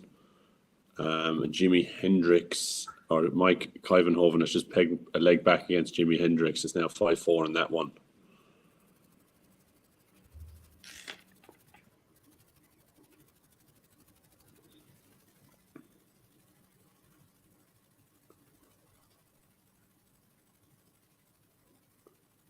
So Michael Van Garen has 8 left to pull a leg back against Scott Waits. And he takes it. So Waits has just dipped below the 100 mark, 100 average for the first time in the match. So Michael Van Garen's trying here to bring it back to within a leg. And for the first time, Waits' averages dropped below the ton. Remember, this was, I say, he's dipped. 99 is still phenomenal, but it was around the 109, 110 mark a little while ago. They're going at each other again, though. Back to opened up with 180 apiece. And Waits follow it in. Dan, I'm not convinced. Listening to her speak, oh my, I'm going to be quiet a minute. I'm going to be quiet a minute. I'll come back to this. What a way to finish the match this would be, as Van Garen leads 48 after 9. May not get a go. Hang on. Hang on. Oh.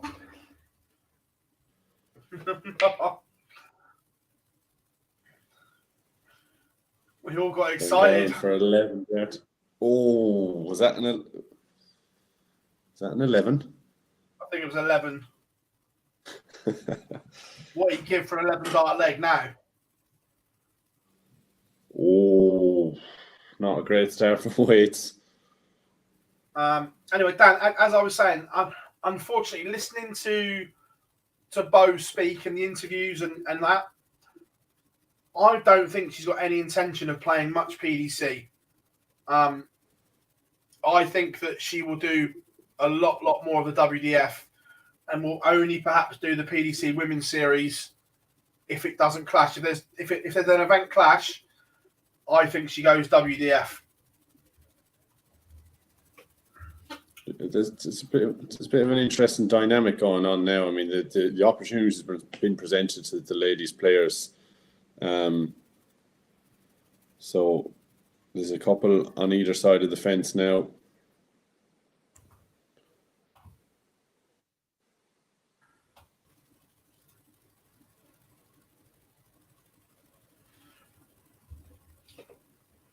Yeah, and look, she's young, but some of the things we've seen, I'm not sure she's got the right mentality yet to go over and do the PDC.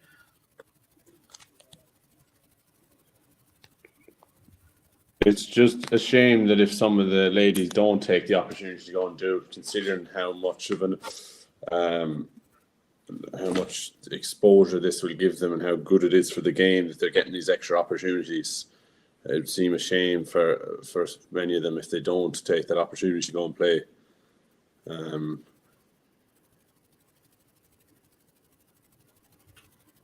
What a way to finish. I just, again, being in and around Lakeside this week, it's been an eye opener. It really has.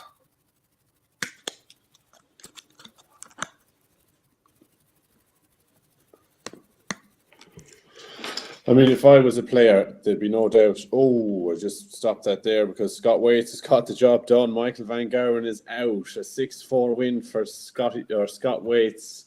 Ended up just with a 99 average, just below the 100 there in the end, but a big scalp for Scotty Too Hottie. Yeah.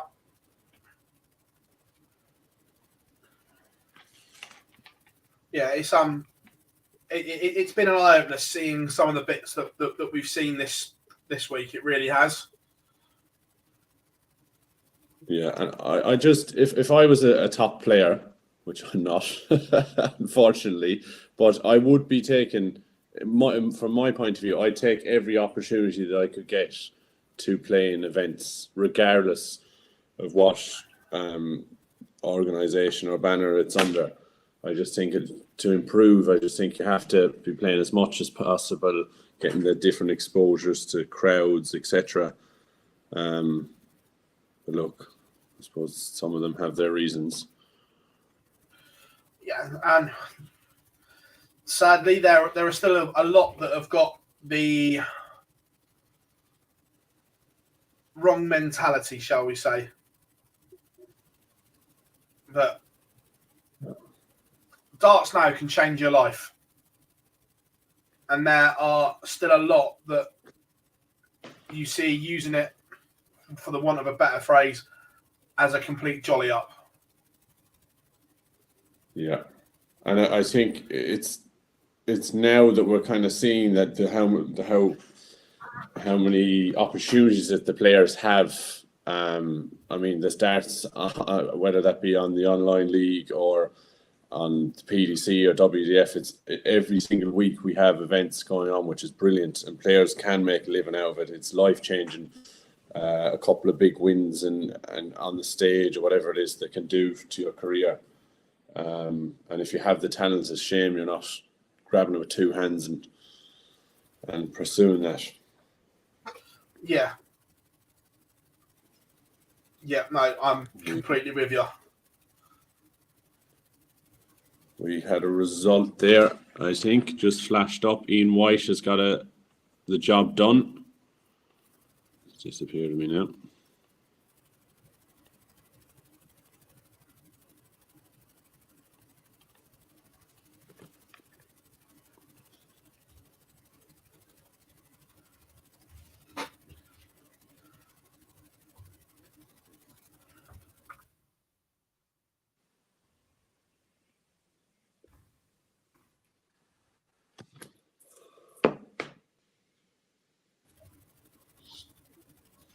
Mitchell has just got the job done against Barry Vampire, 92 average from Scotty Dog in that one, and he gets over the line. He's into the next round. And Radek Sagansky has completed a 6-4 win over Vladimir Anderson. Yeah.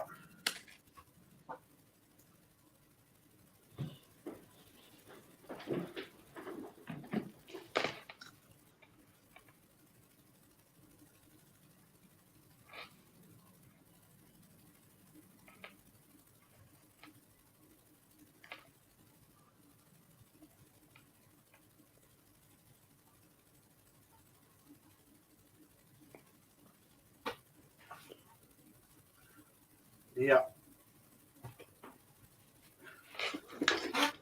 Right, what else have we got?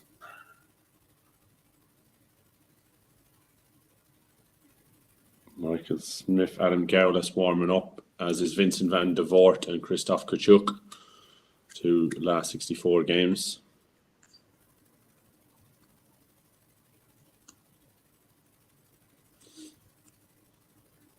Rowby John Rodriguez just leveled up a 3 apiece against Mike de Decker.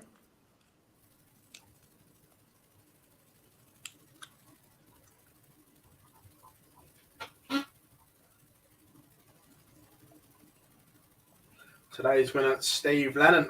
He's capable.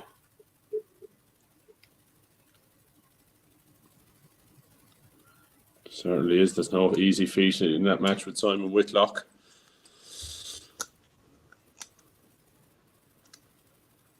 Ryan Searle has moved 2-1 ahead against Steve Beaton. Currently averaging 102 there.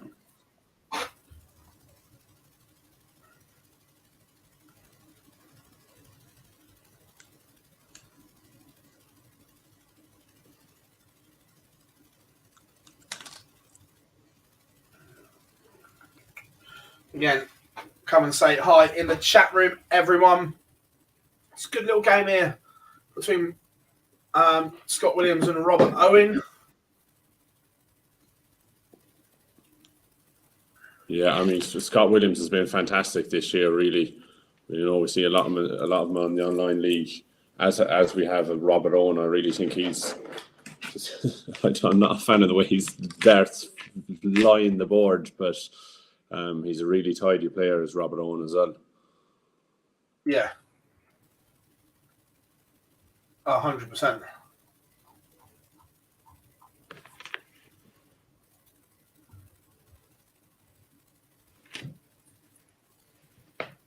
Johnny Clayton is underway against Ricky Evans. He's taking the first leg in that one. Luke Humphreys has just leveled up against George Killington. And Steve Haggerty has moved 3-2 ahead against Jeff Smith. Afternoon, Kieran. Hope you are good. Oh, as well. Jar tells me that you are coming to the City West game as well. Yeah, we have the hotel booked for October time. So looking forward to it now. Won't be long coming around. We will surely see you there too, Phil. Agreed. I shall be there. Bring a jacket, I'd advise. To be fair, I'm in Dublin for a few days at the end of April as well for the Premier League. Yeah, hopefully it'll be nice then. It's a lovely day here today, I must say.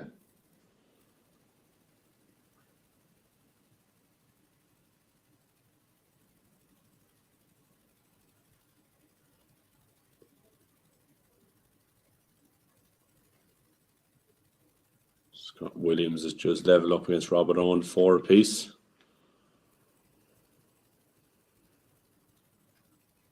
Johnny Clayton leads Ricky Evans 2-0, currently averaging a ton in that one. As Mike de Decker is now just 1 leg away against Rowby John. He leads 5-3. Really solid from him so far.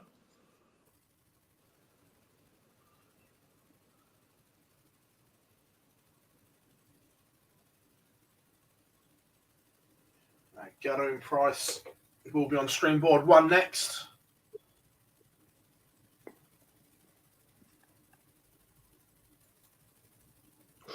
Ooh, tasty old match warming up now. Dimitri Vandenberg against Raymond van Barneveld in the last 64. He's played well recently, Barney. Yeah.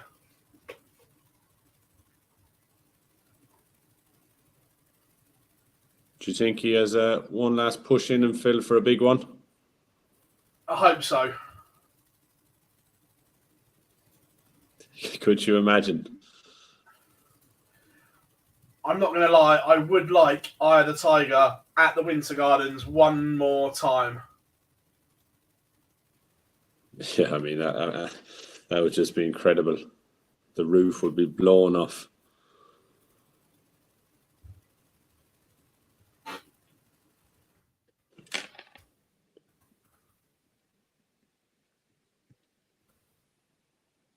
Joe Cullen and Neil Zonneveld is also underway. Michael Smith averaging 120 over Adam Gowlas, and we just have another result there. Mike Decker just got the job done against Rowie John Rodriguez. 6-3 win for him there, just shy of 100 average. Really solid performance by the Belgian.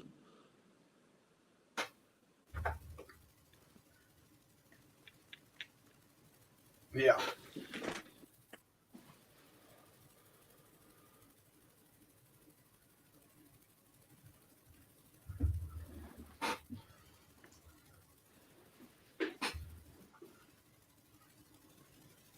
Damon Hetta 2-1 up on Nathan Rafferty.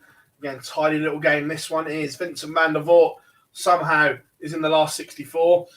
Again, he may want to buy a lottery ticket.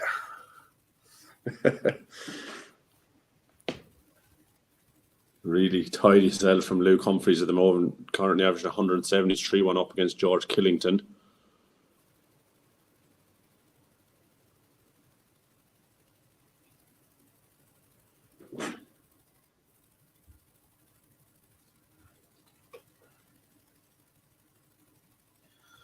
Ryan Searle on the cusp. I'm trying to grab my glass.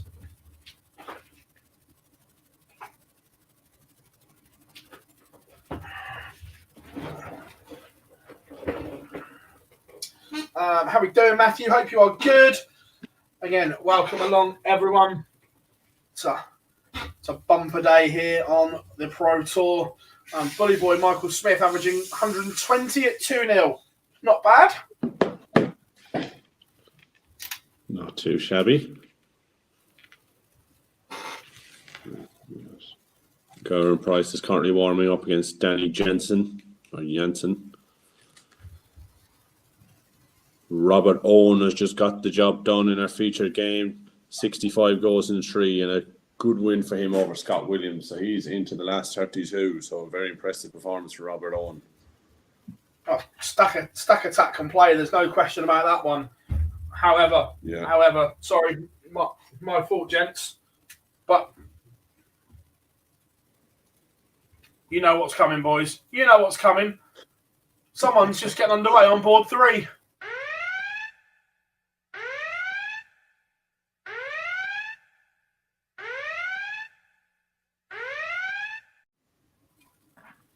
The Barney alarm has sounded, and we will put that as our feature game because Dimitri van den Berg against Raymond van Barneveld cannot be overlooked.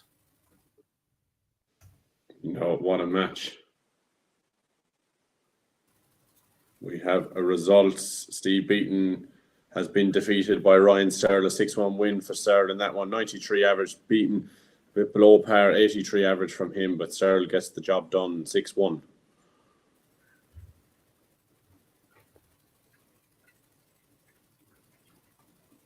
Just looking at the stream now, Danny Jansen's wrist is horrific. That's like wrist problems later in life, and it's bent all the way back like that. Yeah, not exactly ideal for longevity. No.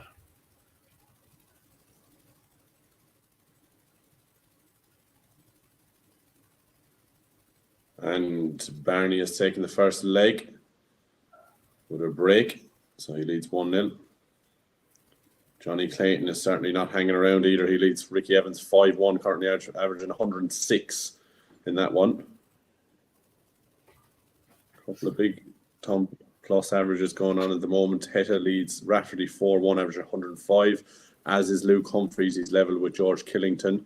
And Dirk van Duivenbode is averaging 104 in a 4-1 lead over Peter Hudson.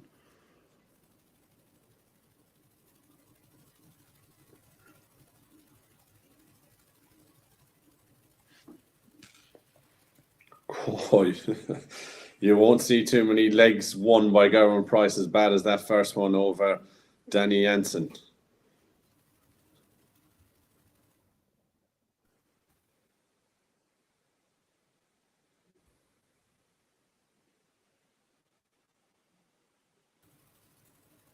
Joe Cullen is racing to Trina lead against Neil Zonneveld.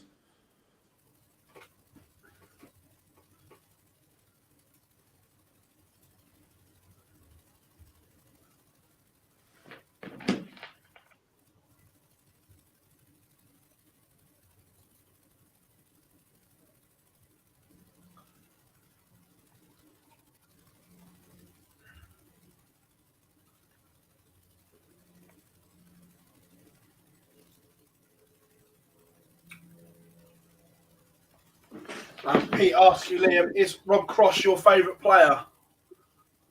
No. I like Rob Cross. I think he's very underrated. But if you will take one look at my Twitter account to realise who my favourite player is, and that is Martin Adams by a mile. If I had to pick a current PDC player at the moment, I'm a big Ando fan.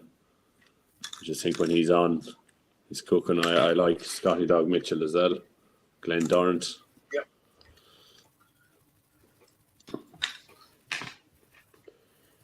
Simon Whitlock levels it up.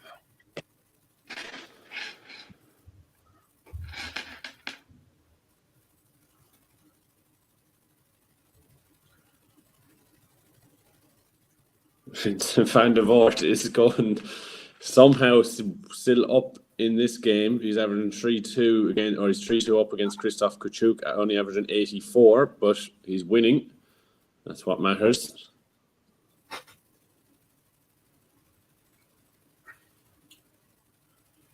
Ooh, nice tasty game underway now. Alan Suter against Stephen Bunting.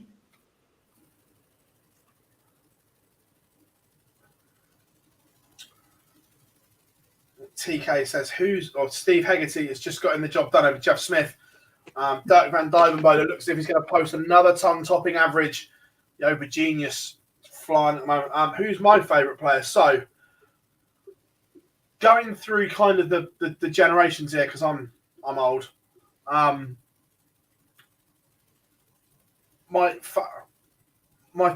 favourite player for years was Nico. Back when he played, obviously not playing on the circuit at the moment, but yeah, that 2010 era was Nico, just because I loved the fact he was different. We had the shirt and tie look, we had the wrestling crossover as well, and so I was a big fan of him bringing something different to the sport, not just dart shirt, walking on and throwing your darts. I was a big fan of that. Obviously, but currently, I wouldn't say I've got one favourite. There's a lot I class as friends. Having spent the best part of 5 years doing this now, there's a lot of my class as friends. So putting them above one another in that respect is kind of tough. But MVG is the best player I've seen throw. Some of the things I've seen him do on a dartboard are nothing short of ridiculous. So look, MVG, Anderson, Joe Cullen, Johnny Clay. There's loads of them that I get on really, really well with. But if I had to watch one game over and over again, it would be MVG Anderson. Yeah.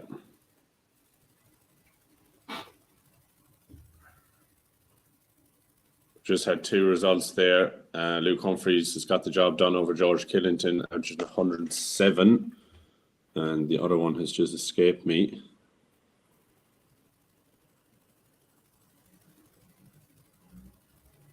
Somebody won.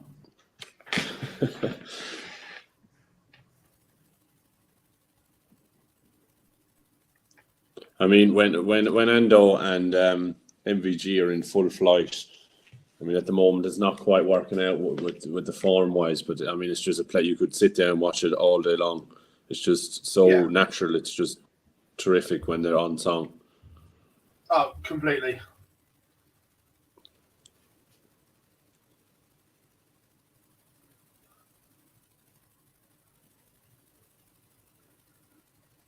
Gazzy Price is winning, but it's not vintage, that's for sure.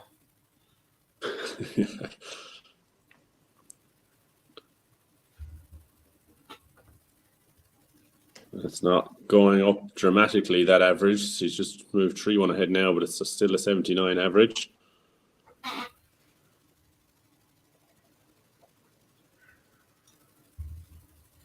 And we have another result. Damon Heta has beaten Nathan Rafferty 6-3.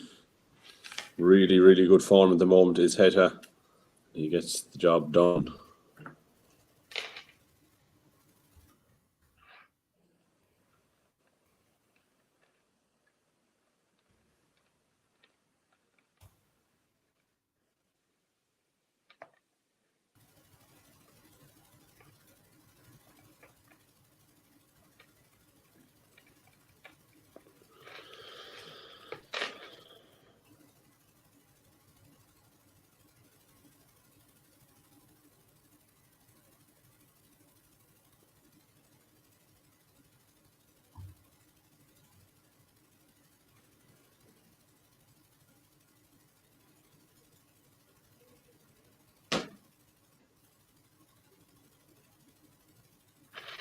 Joe Cullen is just a leg away now from the next round. He's 5-2 up against Neil Zonneveld. Zonneveld playing well, but just Joe just doing enough.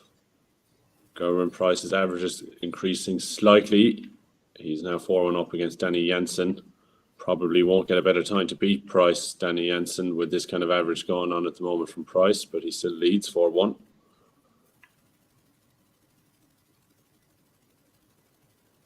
I mean, it's safe to say when your opponent isn't hitting it, sometimes it's tougher to get yourself going as that, isn't it, Phil? Yeah.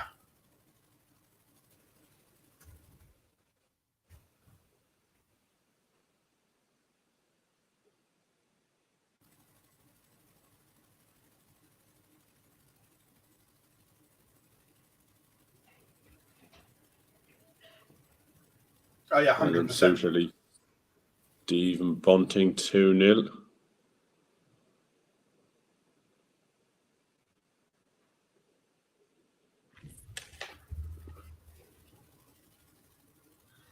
Barney is making a mess of this leg.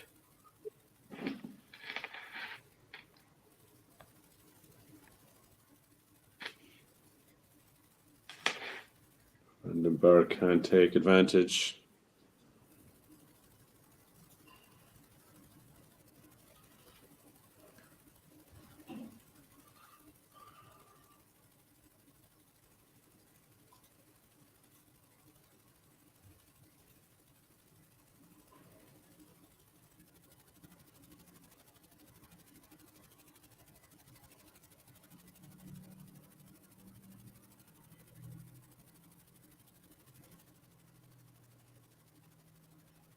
Jules says, what's your favourite Coke by any chance?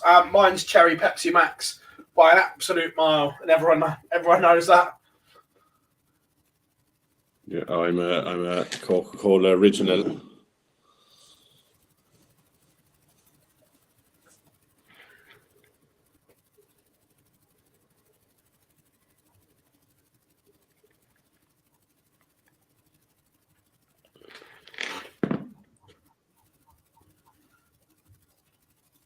Dave Chisel, Steve West on the way, as is James Wade, Ryan Meikle.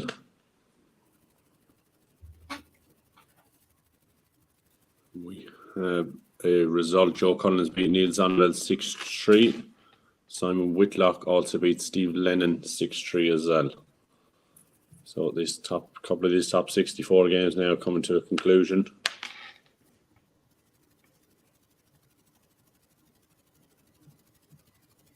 Danny Jansen has pulled 2 legs back against Gowran Price. He's currently he's currently averaging 92.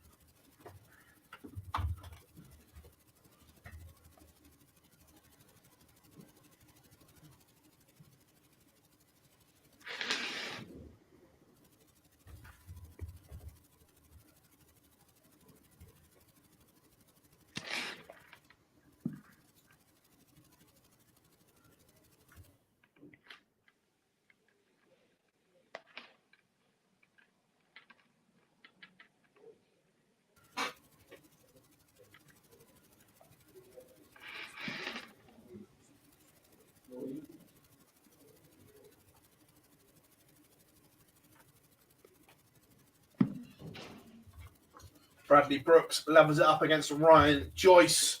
Florian Hempel 4-2 up on Big John. And Michael Smith has gotten the job done 6-4 over Adam Gaulas. Vincent van der Voort is behind, but we know from the previous game that means nothing.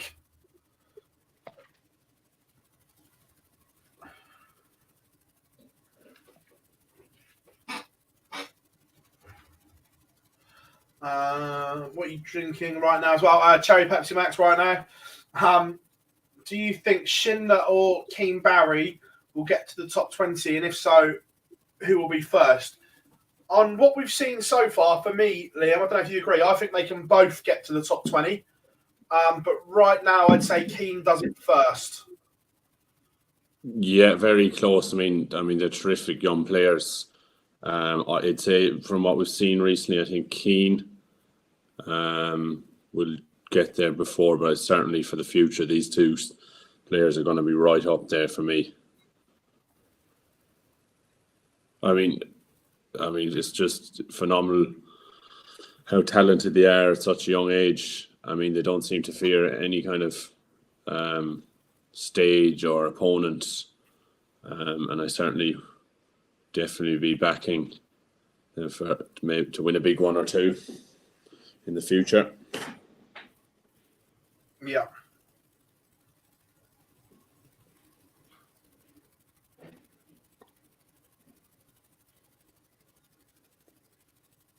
Florian Hempel is just one away from victory now over John Henderson. He leads 5-2. Peter Wright currently 2-1 up against Luke Peters.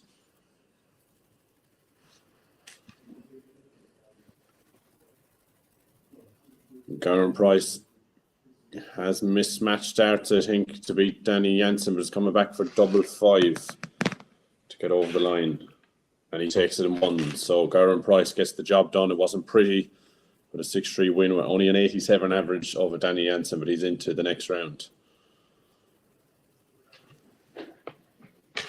Chisnell 2 that up against Steve West as well.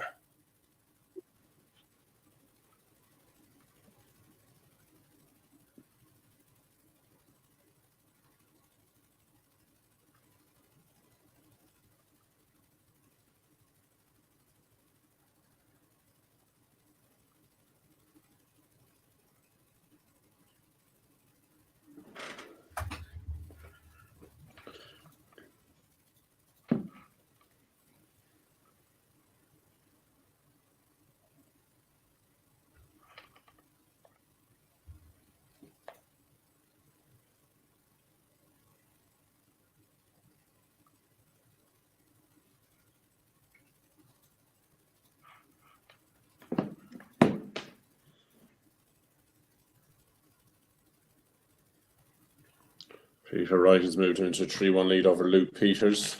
Stephen Bunting has clawed it back against Alan Suter. He's 3-2 up now.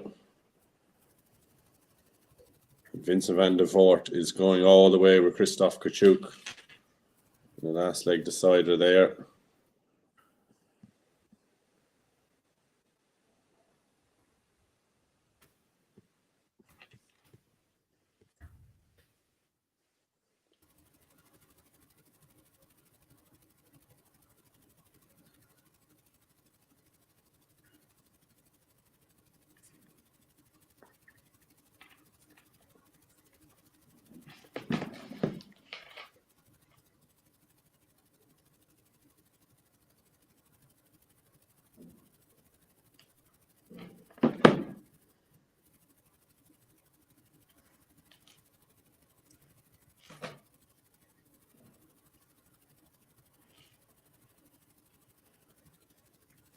Just had a very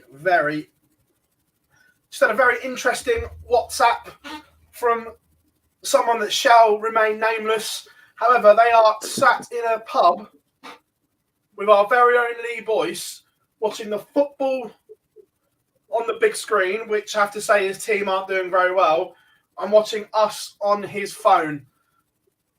Boyce, you might as well just get to Lakeside now. It's probably better than sat watching that.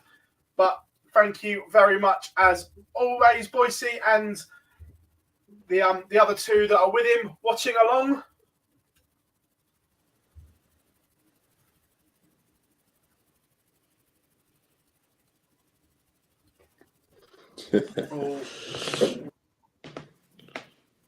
Oh, and Vincent van der Voort stays alive. So he's done it again, Vince.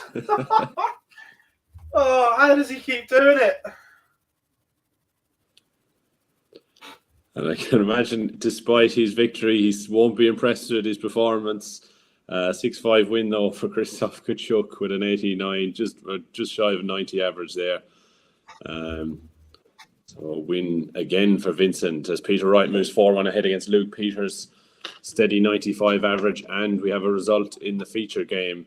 Dimitri Vandenberg has beaten Raymond van Barneveld 6-2, ton average. Very, very steady indeed from Dimmy there. We will no more Barney alarm today as the Dream Maker marches on. And again, just for you, this one, Liam, we're going to go this one with a feature game.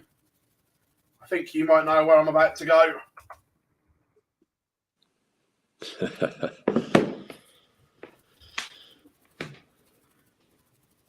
$16 tops for Mitchell, the usual route. And he takes it to take the first leg against Louis Williams. How we doing? Women's darts, all good. Manchester United losing 1-0 to Everton. Sorry, Boise.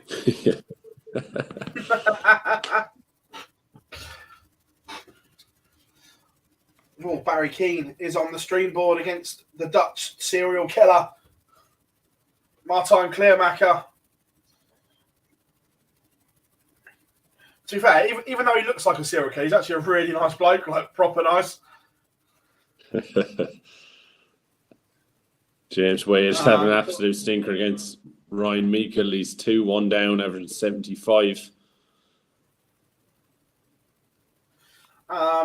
Jules, until it's been to court and whatever, there's no real thoughts on it. Look, it's very well publicised that he's been charged with an offence, but everyone is entitled to their day in court, and until that's done and dusted, it is what it is.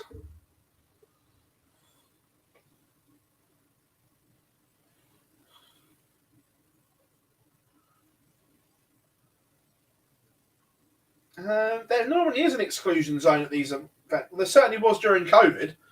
Maybe they just haven't put it down anymore. But there used to be the old tape out on the floor, wasn't there, where they had to walk around and everything.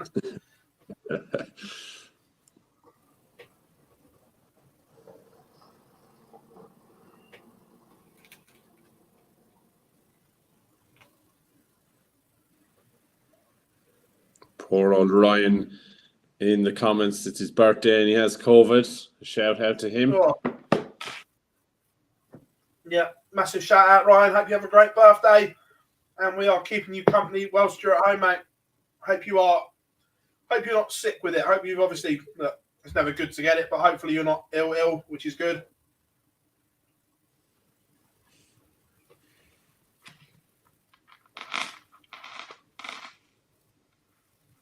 Martin Schindler's moved 5-1 ahead against Andy Bolton, as has Dave Chisnell against Steve West. Not hanging about there, Chizzy.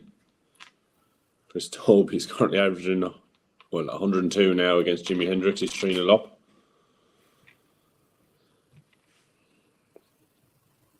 Yes, Glenn. The man, the lollipop in the German Super League. What a legend he was when he came back.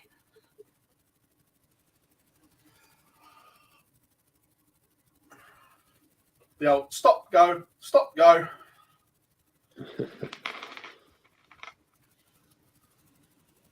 Women's darts said she bought the old Trina Gulliver Wimmer darts. Did you see Trina this week, Phil? Yeah, to be fair, she's looked really, really well. Like that, really well, which is great. I seen a photo Richard Ashdown put up on Twitter. Was it yesterday? She looked well. Yeah, it's good to see him, Wolfie, and Trina. Yeah.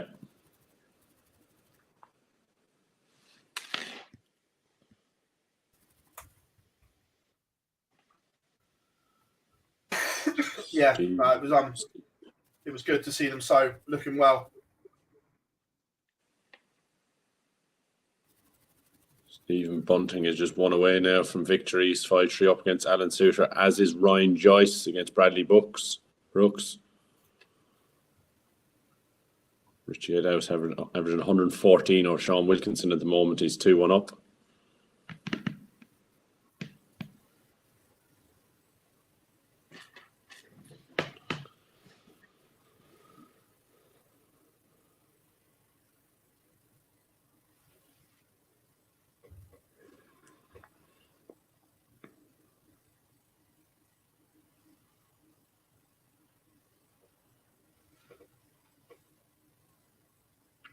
Chris Dobie is also 4-0 up against Jimi Hendrix. He's averaging 105 at the moment. Very, very good from Dobie.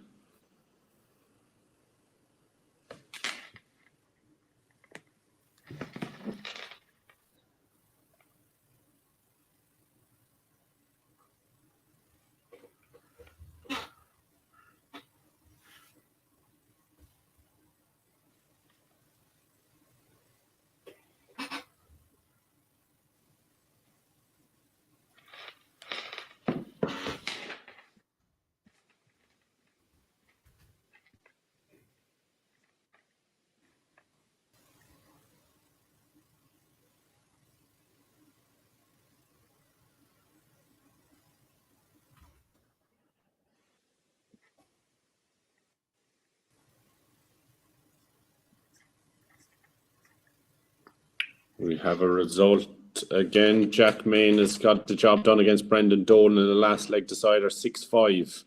He defies 100 average from the history maker to get over the line. So 6-5 win for Jack Main in that one.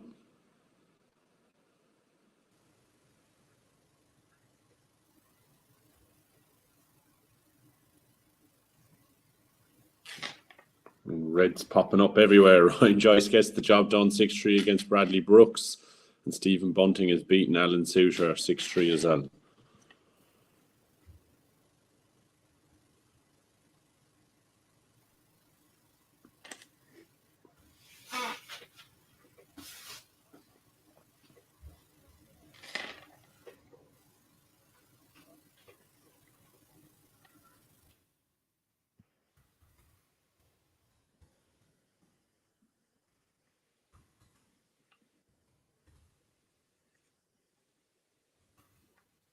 Martin Schindler has just got the job done against Andy Bolton, 6-2.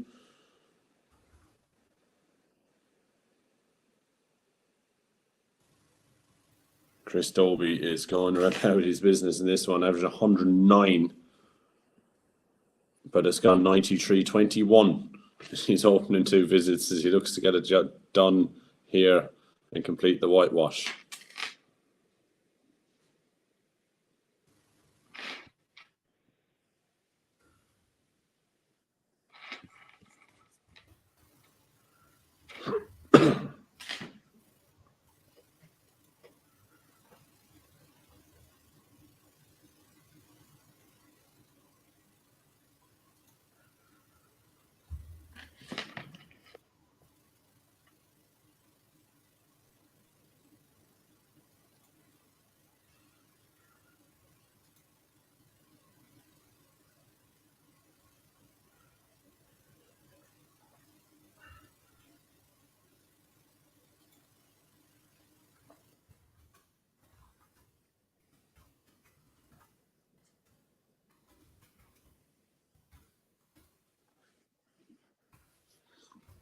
Dave Chisholm has got the job done against Steve West, a 6-2 win.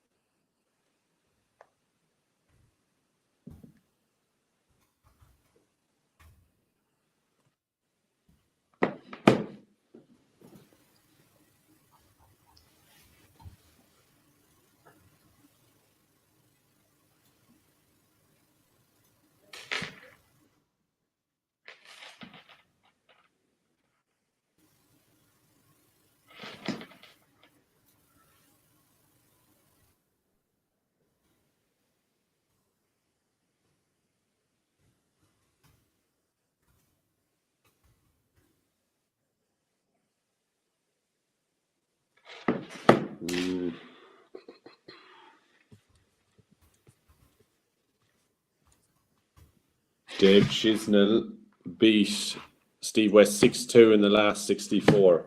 When it starts, just there.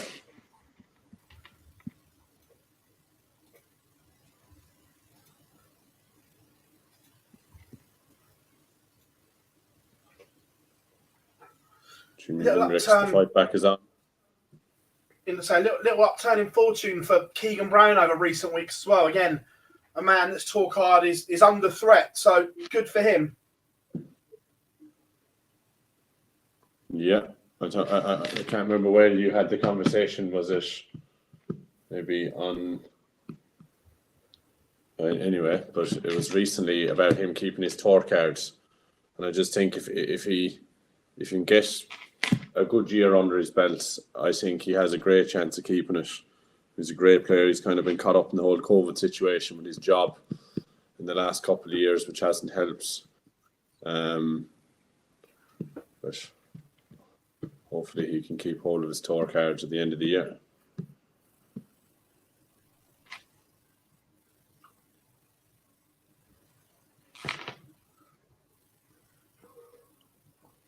Yeah, definitely.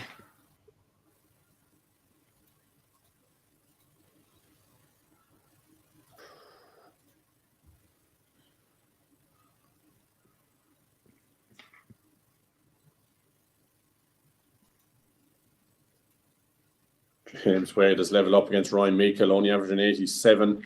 It's 4 all in that one. Typical James Wade.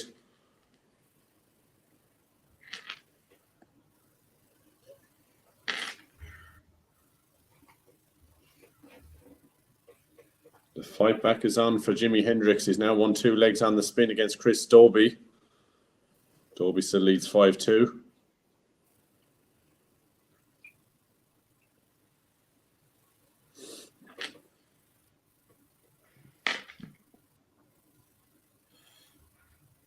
Again, first time Chizzy is on the stream next as Glenn's just put in the chat room against Luke Humphreys. I'm interested to see the Chizzy action this week because watching it last week, I was a little concerned. Obviously, Dave Chisholm's action has never have been the most fluent.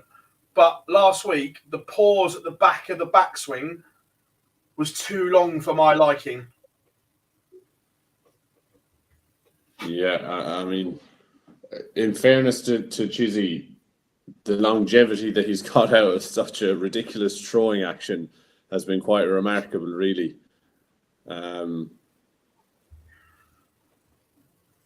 But yeah, it is always a worry.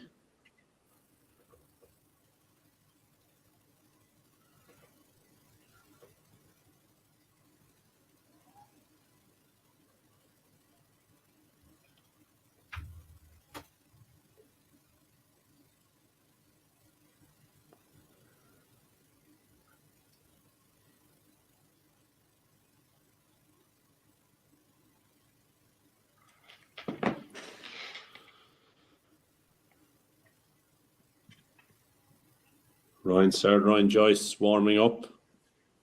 First last 32 game.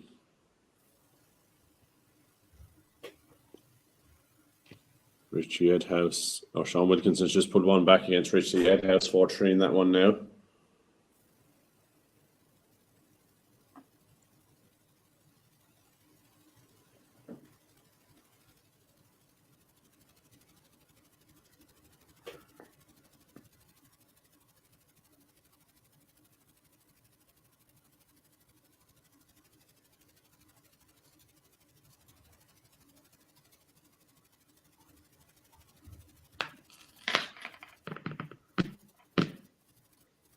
James Wade doing James Wade things, 5-4 up now against Ryan Meikle, 87 average.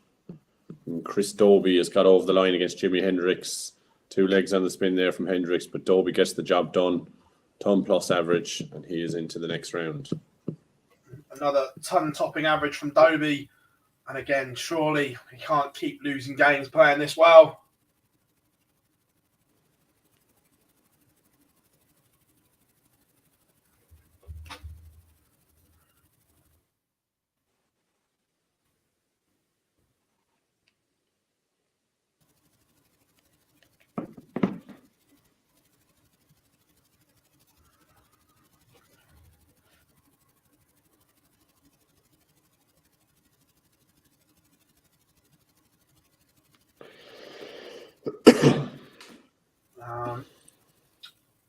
The feature game, Louis Williams is in front against Scotty Mitchell. Mensur Sudovic doing a job on Danny Noppert on board 12. Noppert was sensational to beat Josh Rock, but off the pace here in this one. Night and day in terms of the performances from Noppy. Yeah, Scott Wade's warming up against Vincent van der Voort as well.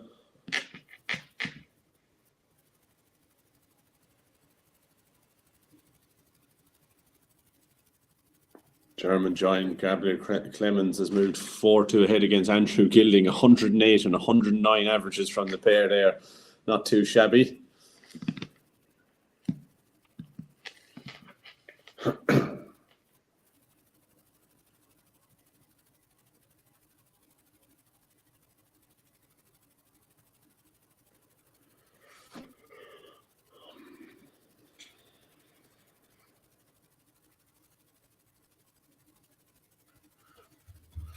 Mitchell has one back. Daniel, not sure which ones I'm going to yet, but we'll be doing a few, that's for sure. They just clash with everything at the moment, but we'll be at some possibly Munich at the beginning of May, because that's a Saturday to Monday job instead of a Friday to Sunday because of the public holiday in Germany.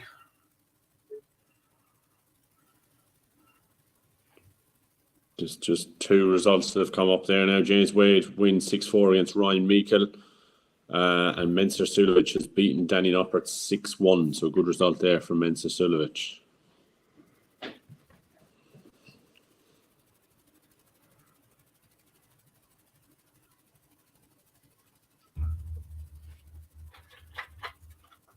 To be fair, Mentor needs a good little run as well, because I'm just going to get the actual stats up here.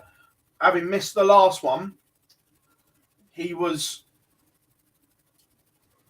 getting close to that 16 on, or dropping out of the 16 for the race for the match play.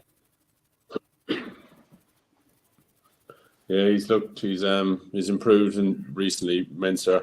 It's good to see him playing well. Thought he was finished there last year. Thought he was going to give it up, but it's good to see him back playing.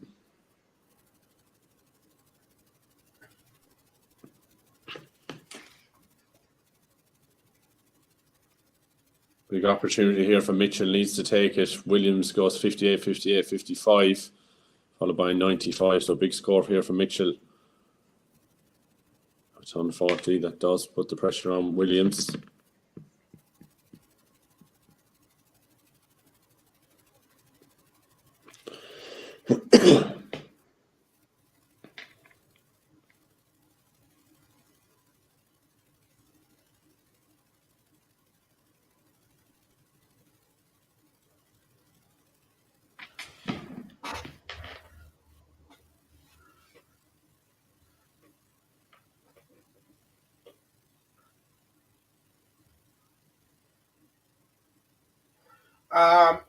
Yeah, is it Munich next week? I've lost track of it. If it's Munich next week, it is because the Friday is a public holiday in Germany.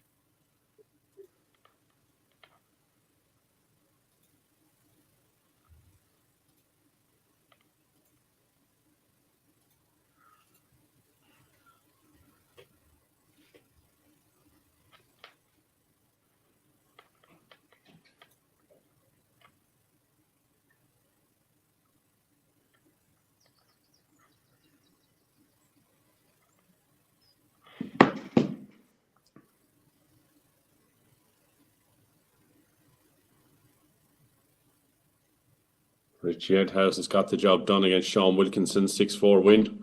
92 average there, or 93 average there for Richie.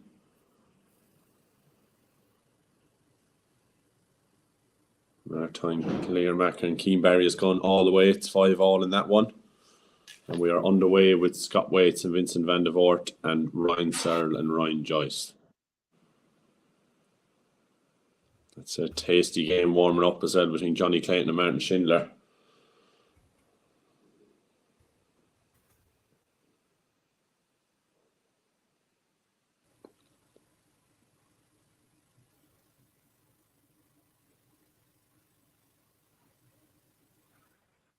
And it's Keane Barry that gets the job done. 6-5 win. Not his most impressive performance, only an 86 average.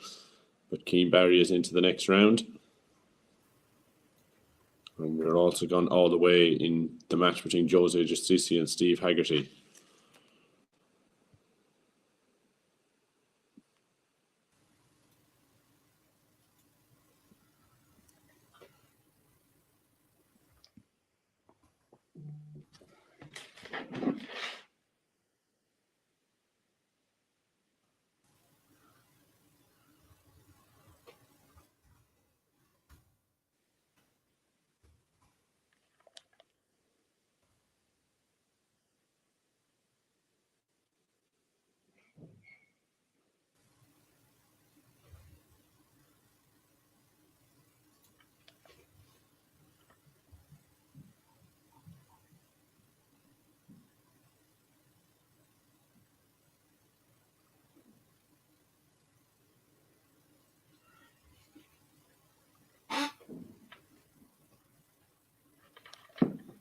So big break there for Louis Williams on the Scott Mitchell throw. He's now thrown for the match.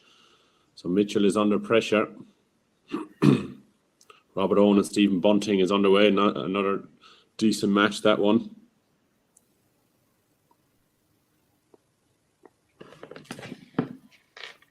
And is it the player's choice whether they have COVID tests now? I don't think there's a need. I don't believe there's a need to test specifically for the Premier League, but Gary felt unwell at home. That's why he tested before he left, because he actually felt unwell.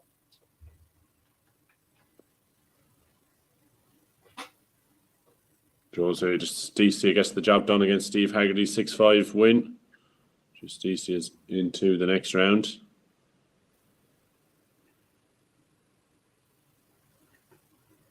Oh, big opportunity here for Mitchell to break back as Williams only goes 6:43.64.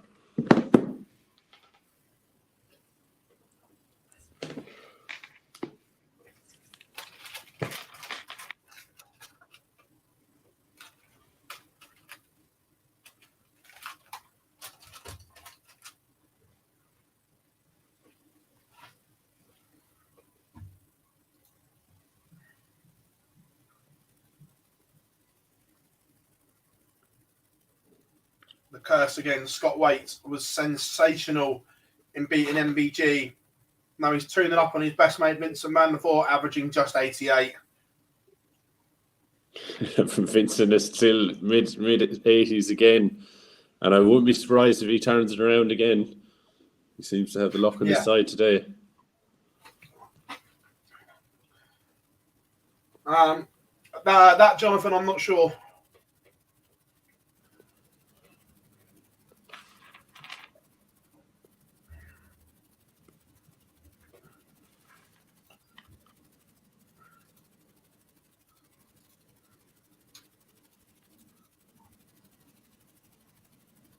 So Mitchell leads with 1-5-6 to stay in the match.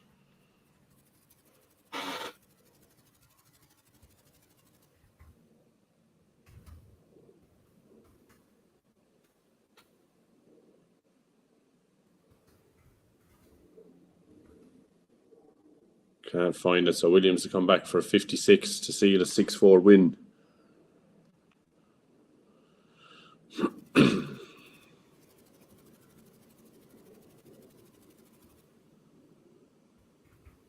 And Louis Williams takes it, so he completes a 6-4 win over Scott Mitchell and is into the next round. As Keegan Brown also secures a 6-4 win over Radek Sigansky.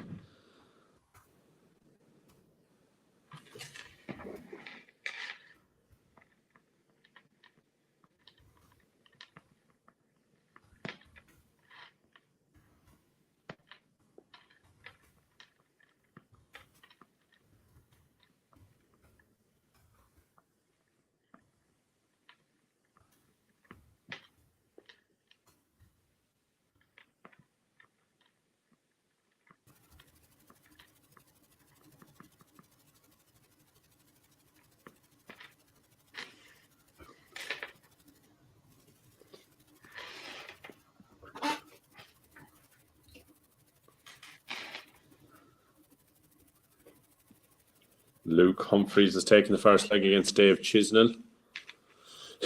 Scott Waits is 3-0 up now against Vincent van der Voort. And Stephen Bunting is 2-0 up on Robert Owen. Also, Louis Williams defeats Scott Mitchell. I don't think we've had him on the stream, on the feature game yet. So let's have a little bit of the ferret.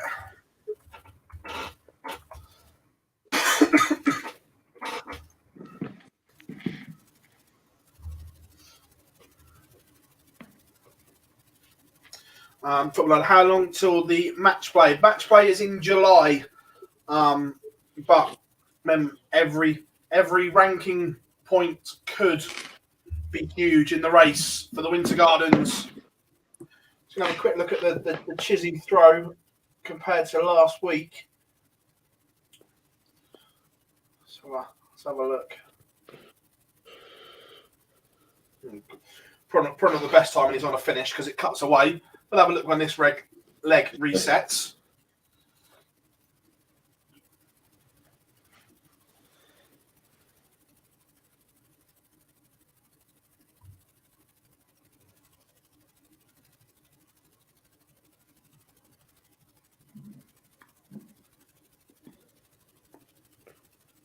Certainly no mercy from the ferret at the moment.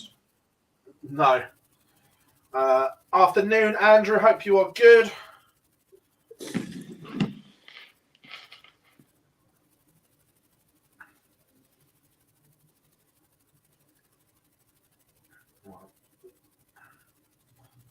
We'll have a look at this. Cheers on all throw. Right. Luke's got that leg wrapped up on the string. So now we can have a proper look at the throw.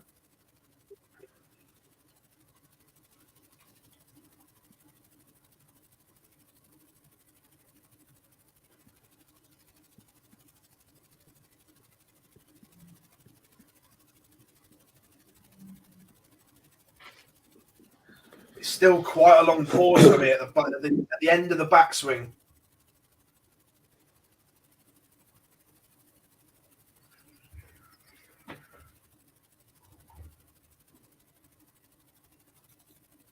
I don't think you can afford too much of a pause on the backswing, in my opinion.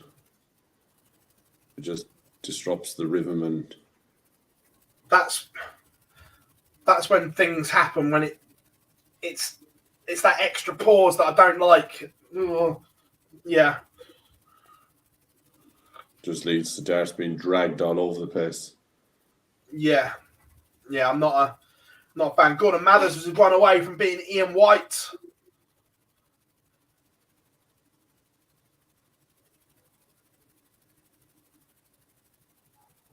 Johnny Clayton is doing a demolition job on Martin Schindler here. 111 average, 4-0 up. And nice game, or interesting game coming up here. Simon Whitlock against Chris Dobie. We have the conclusion here. Andrew Gilding can't take out the 115. So Gabriel Clements comes back looking at 4-4 to seal a 6-5 victory over Goldfinger. And he takes it second dart. Gabriel Clements, a 6-5 winner over Andrew Gilding.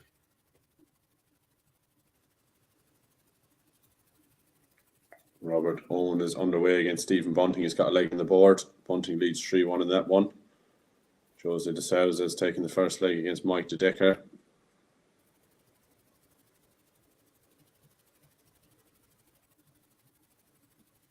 Couple of tidy games warming up. James Wade, Dirk van Duivenbode, Damon Hetter, Menser Sulovic.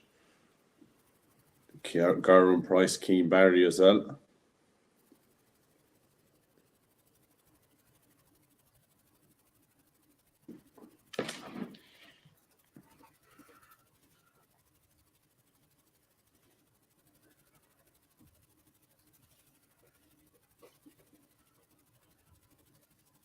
Chisnell only averaging 85, and it's kind of a little bit of a worry for me, Chisnell, at the moment. The slide is there at the moment, down to 14 in the rankings, and this year he's defending nearly 60% of his money, 180 grand.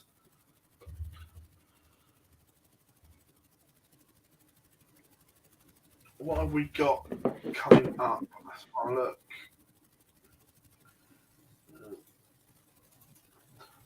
So, not defending much here. The match play defending 10. Oh, sheesh. The World Championships, he's defending 100 grand. Semi-finalist, wasn't he? Yeah.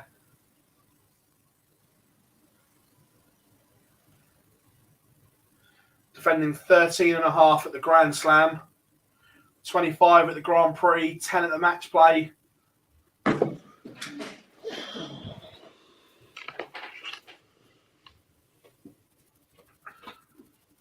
Johnny Clayton has got the job done against Martin Schindler. 6-0 win, 108 average. Really, really impressive there from the ferret. Demolition Scott job. Waits is beat.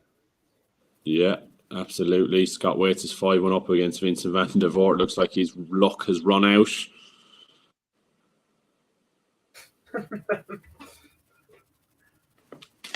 To be fair, though, night and day in terms of Scott Waits' performance. Literally, he was sensational to beat MVG. Yeah, absolutely.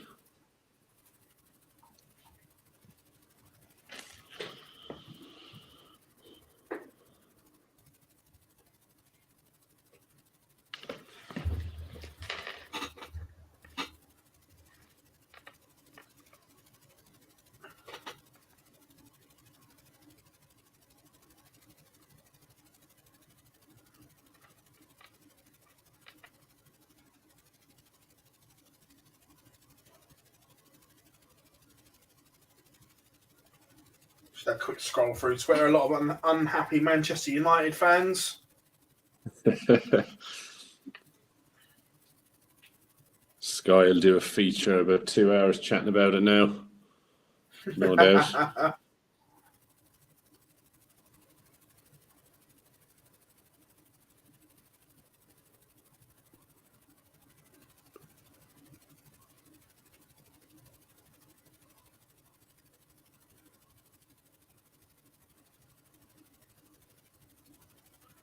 Good run for Chris Mason yesterday in the warm-up event.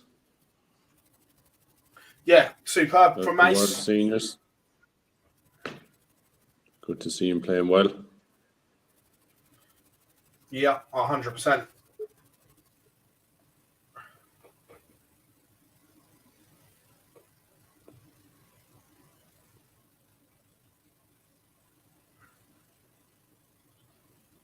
Really looking forward to the next event that are coming up in that.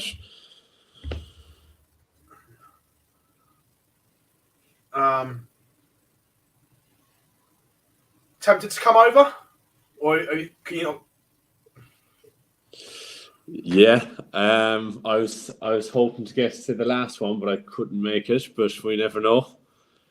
The week before the June bank holiday, am I right? 28th of May.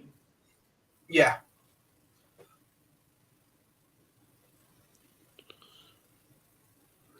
I'm having a little smile to myself here now, thinking about it.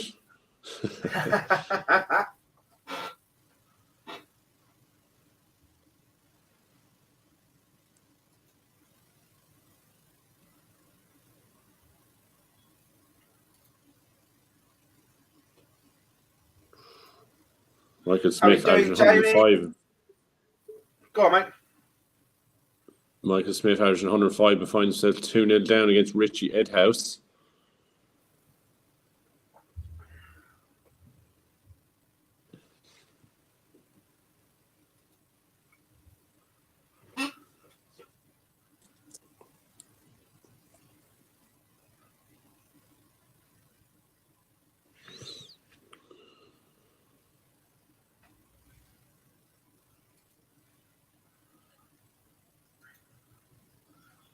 So I know it's only leg one again, but Price averaging in the 70s again.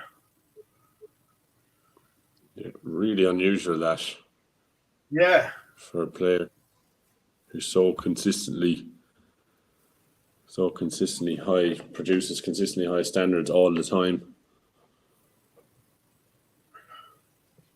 Scott Waits is 84 here for the match against Vincent van der Voort.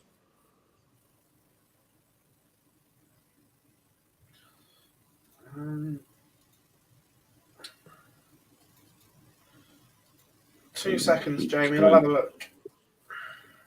Waits can't take, so Vincent van der Voort coming back for 68. His luck may not have run out yet. Looks like he's going to peg it back. So, Jamie, as it stands, after the World Championship, or the World Championship race, that's all their money off up until including the Worlds. Whitlock is 34, but he's only $3,000 off of 32. So he's on the cusp. He may be just outside the 32, but a couple of good runs here and there would put him inside. Waits got the job done. Pins double 11, 86 average, 6-2 win over Vincent van der Voort. Both players well below their best, but Waits ends the run of Vincent van der Voort today and is into the next round. So good day so far for Waits as Bunting gets over the line against Robert Owens, 6-2, 97 average from him in that one. Yeah. Has prices risk? We can only go off of what he's saying, and he says it feels fine, it feels good. So look, we can only go off of that. It's so difficult for players. We've seen with Aspinall as well, to even take a week or two off because of how much money there's at stake and ranking situations. They literally don't have a week or two to themselves to recuperate, and even then, if they do take a week or two off, they're not getting any practice in, so they're kind of stuck between two. Yeah.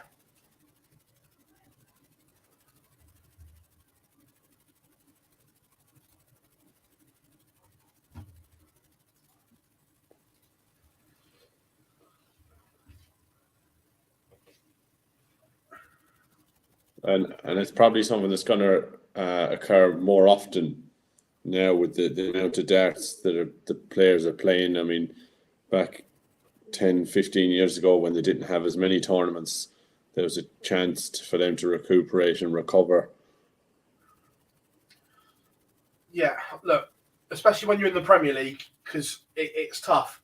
The top players, get the match play out of the way, make sure you've got enough money. By then, you should be at Minehead and everything like that. Then you can pick and choose almost. You don't have to then go to every Pro Tour and chase a couple of ranking points here and there. Yeah, agreed. Whitlock is back to 3 apiece, and he's now averaging 105. Where has this come from? Really impressive there as...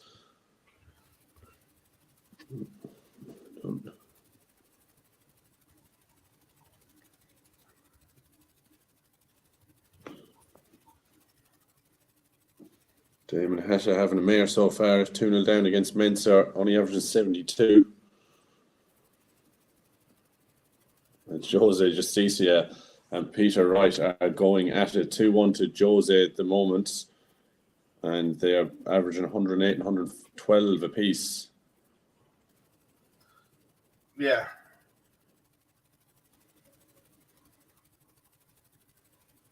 Yeah, this is some performance here from Whitlock. The early stages, he looked absolute done and dusted.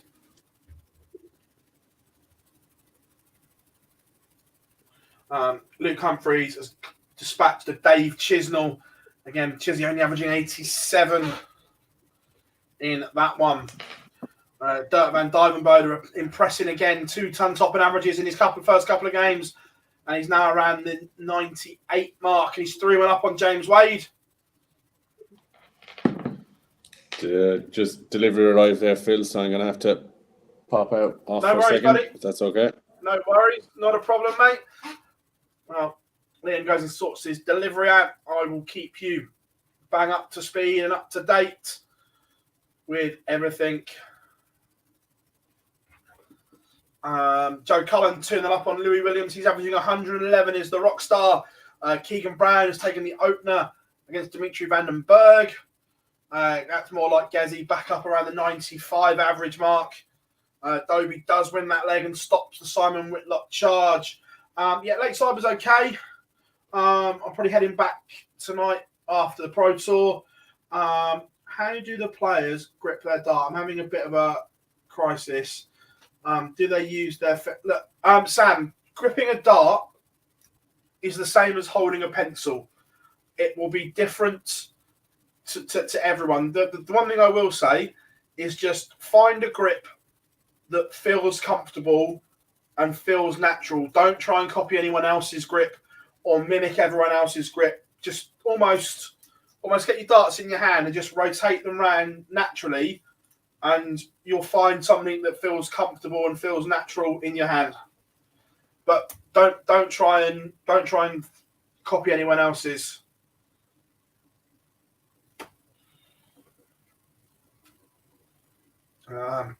Peter Wright 2 apiece with Jose Justicia. Some really good averages in that one. We've got a German derby going on. Florian Hempel taking on Gabriel Clements, and it is 1-0 to Florian Hempel. Again, both over the ton mark there. Gordon Mathers taking the opener against Jack Main, 1-0 to him. Ed House levels up 3 apiece with Michael Smith. Clemens levels up against Hempel. Heta has a leg back against Sulovic.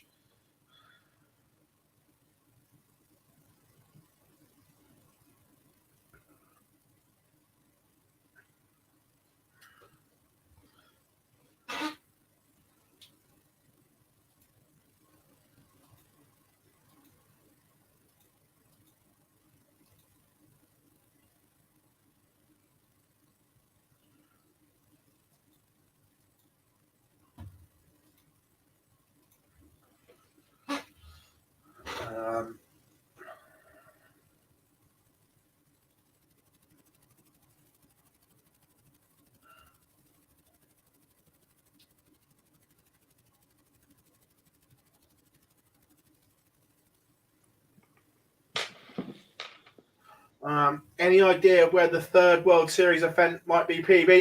Yeah, I've got a very good idea, mate, but I won't spill anything until it's confirmed. But yeah, I've got a very good idea.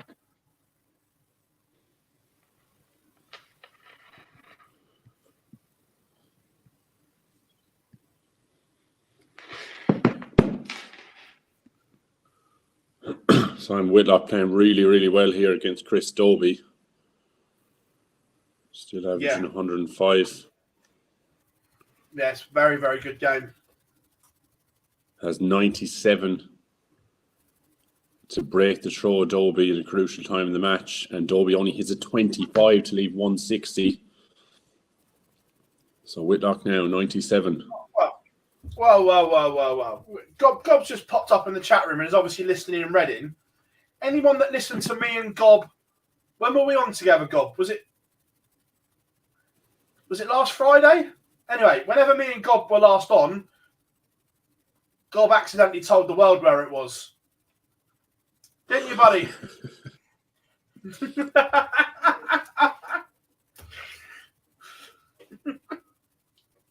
Last Sunday. There you go.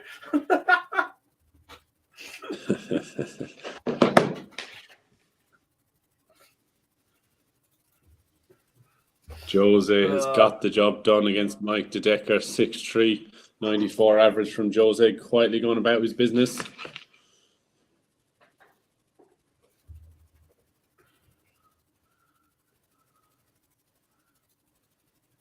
Good stuff from there. This is some performance from Whitlock. Because after the first couple, he looked down and out early stages of this one. Yeah, Jose Justicia and Peter Wright have producing massive averages at the moment. 103 from Jose and 108 from Peter. As Jose still leads, but Wright has left double 18 after 15. Jose has the big fish. Jonathan, no pecking order here. It's all a team effort with us lot. Oh, and it goes. Jose Justicia has taken out the big fish against Peter Wright to move 4-2 ahead. He breaks throw, so a huge moment. What's he taking out? Is he taking out one of these?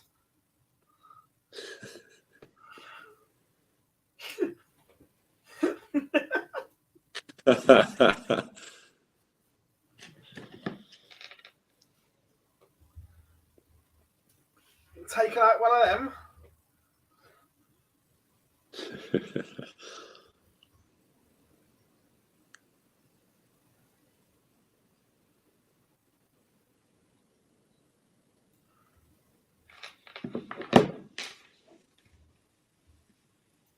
Gerwyn Price, average still not great today by his standards. Leads Keenbarry 5-3, just getting through the rounds. Couple of the last 16 games warming up too. Scott Waite, Johnny Clayton, Ryan Sarr, Luke Humphreys, real testy won that.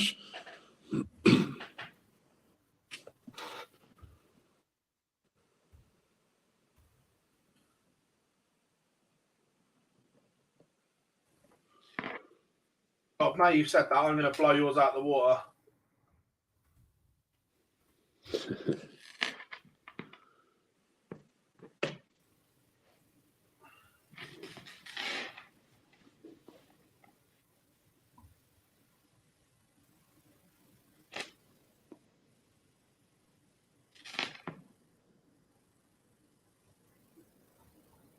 Oh, massive 140 from Whitlock to leave a ton.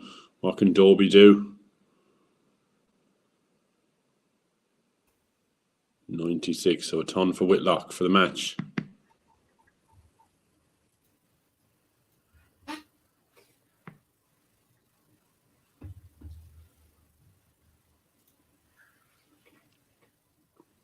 Can only leave top, so 127 now for Dobie to steal it.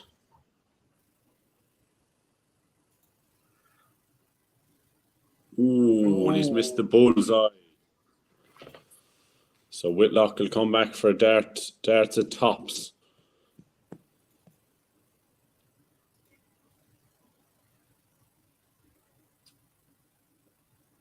Oh, ruthless. Simon Whitlock gets the job done. A very, very impressive performance. 6-5 win over Chris Dobie, and he is into the last 16.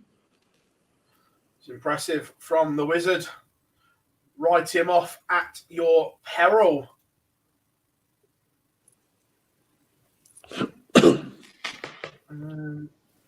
Shall we have? We have had this man on the feature games for a few weeks. I'm sure this will please all our Aussie contingent as well. Some a bit of Mr. Mathers.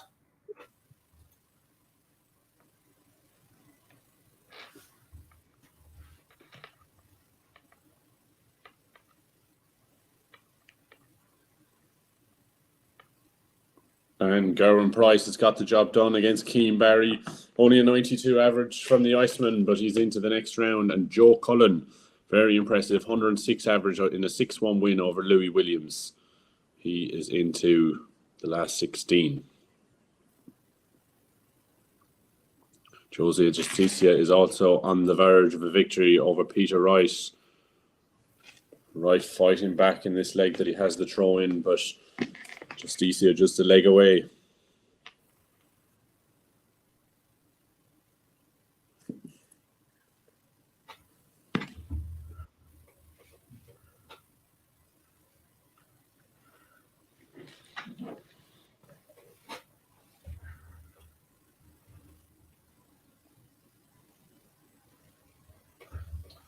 Florian Hempel, 4-2 in front.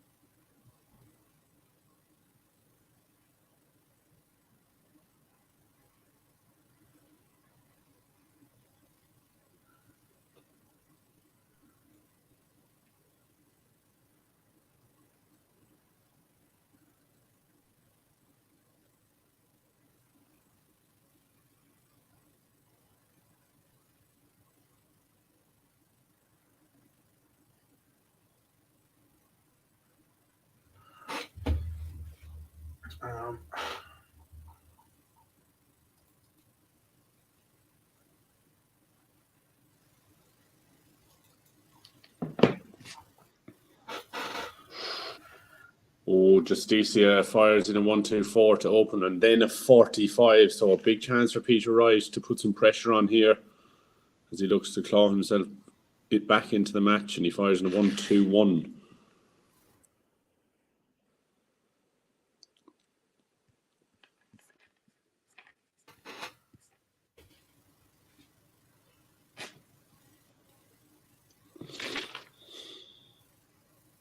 We have a result. Dark Van Dyvenbode has beaten James Wade 6-4. Defies 101 average from Wade to get the job done, does Dark.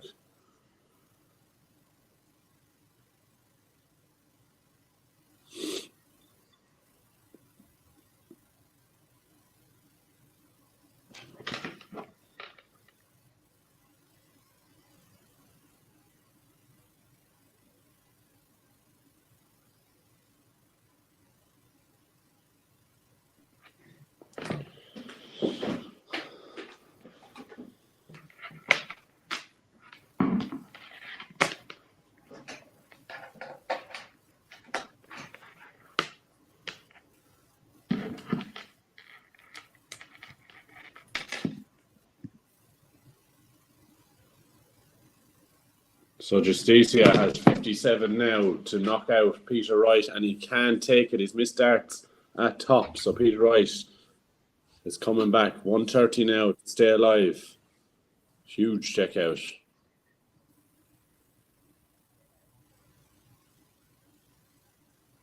Oh, he only hits a 45. So Justicia, you'd have to fancy him. Darts at tops again.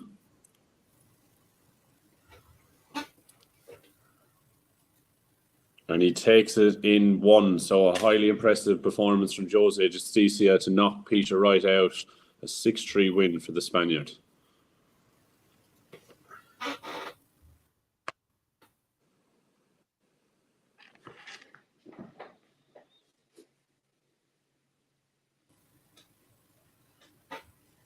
Super stuff from Jose Justicia.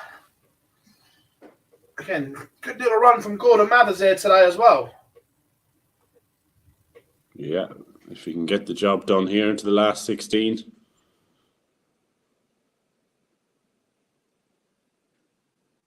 Some big games warming up here in the last 16. Ryan Starr, Luke Humphreys, Jose D'Souza and Simon Whitlock.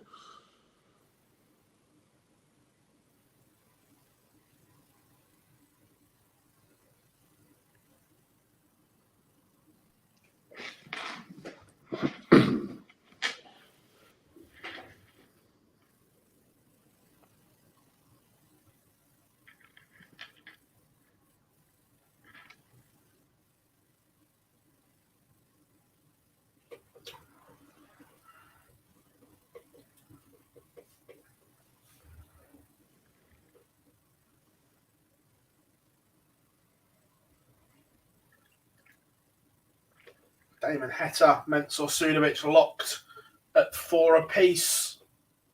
Keegan Brown's 1-2 on the spin. He's back level with Dimitri.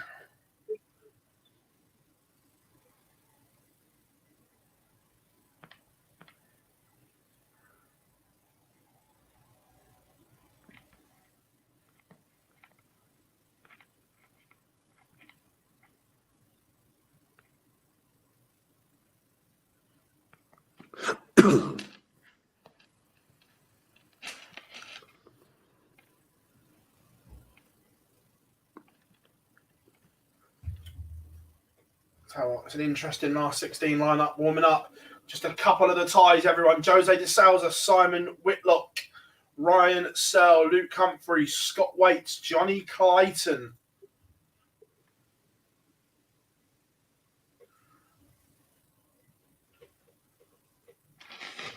A tidy little lineup as Gordon Mathers gets the job done. And why not? Let's make it. This is the only sport that I'll allow an Aussie hat trick. Whitlock, Mathers to Heta. There we go. We'll have an Aussie hat trick.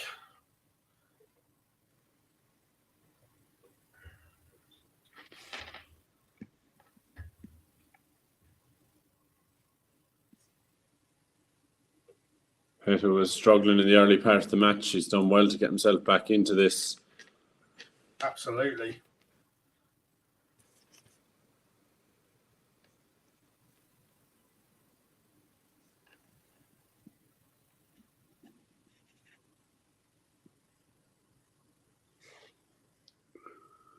Gordon Mavericks with hope in the last 16. The Gowan Price shows similar kind of form that we've seen from him today. Shows below average from the Iceman from the majority of today's play.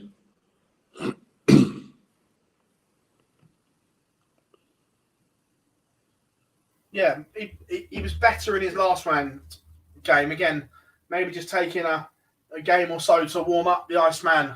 But the number 1 seed is into the last 16.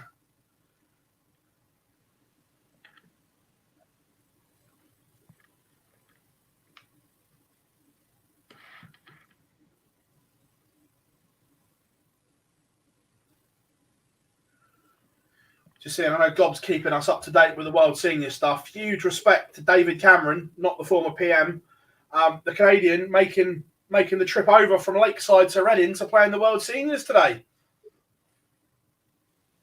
Yeah, seen a bit of Dave Cameron, the Lakeside, in years gone by. I noticed that name yesterday. It's great to see him making the trip. I mean, I looked at the field. I mean, there's some big names in the field this weekend. Some big names. And I can imagine with the success of the Seniors Tour at the moment that it will continue to grow.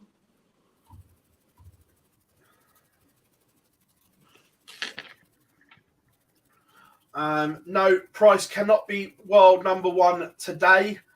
If he were to win today, he goes within $6,000 of Peter Wright. 6,000 ranking points.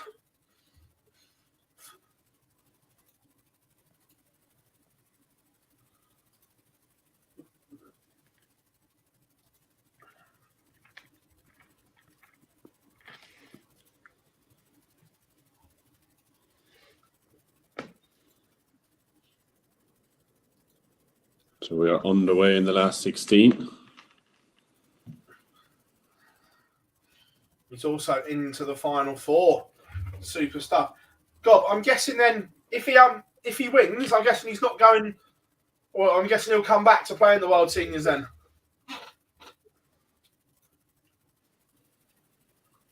So Damon Heta, 36 points away from completing a brilliant comeback. Sulovic was dominant, but Heta has spun it around. Heta's just been phenomenal this year, and he's got the job done. 6-4, very, very good turnaround there. Mensa will be disappointed, but Damon Heta in these Pro Tours, so dangerous, so good this year.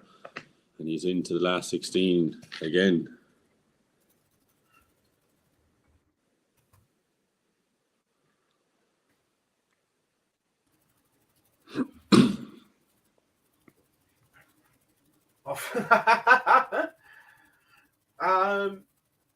Is Chris Mason in the seniors? I don't know. Gob will answer that question for you. He's your man on the ground in Reading. We've got people spread out all over the place this weekend. Boise's in Frimley. Gob's in Reading. And me and Liam are here today. Me and Dan tomorrow. All angles covered in the world of darts.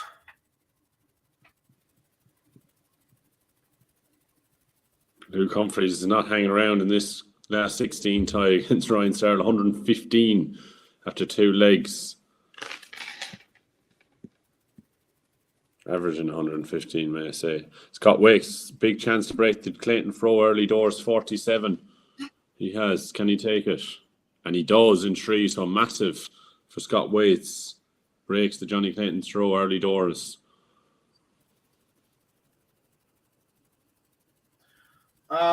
James, unfortunately, Adrian has played, wasn't particularly great. But Adrian's a much better player than that and will bounce back. I think he'll have a good day tomorrow.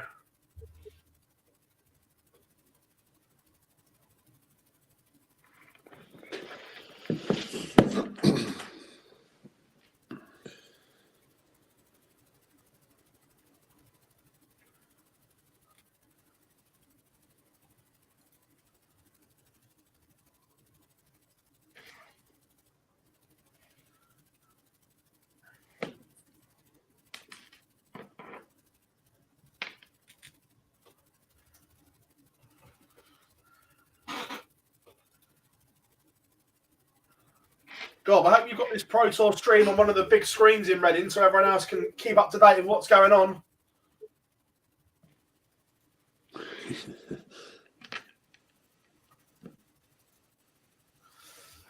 Punditry is one away, and it is a break of throw. More importantly, Keegan Brown will now have to win 2 on the spin.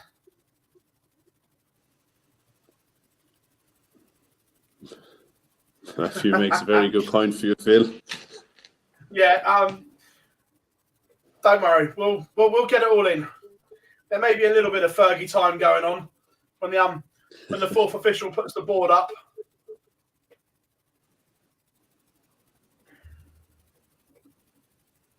Johnny Clayton has 62 to break straight back against Scott Waits.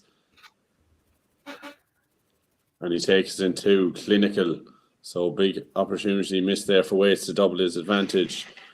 Clayton now back on throw.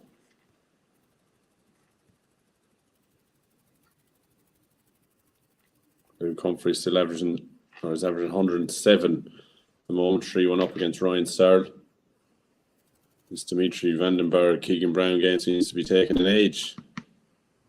Yeah. But it needs a big score here.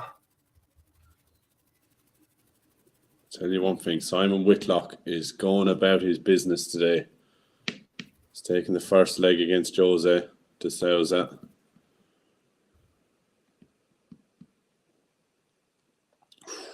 Damon Hetta, Joe Cullen warming up.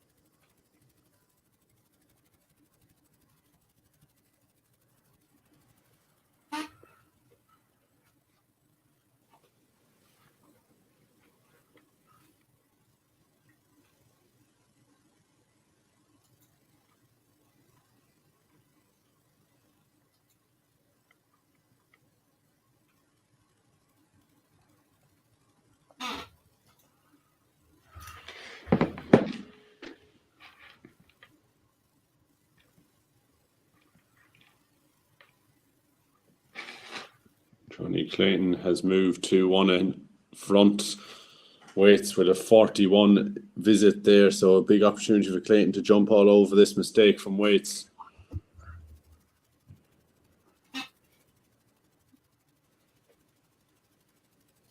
Has to hold throw if Waits has any chance of winning this match today.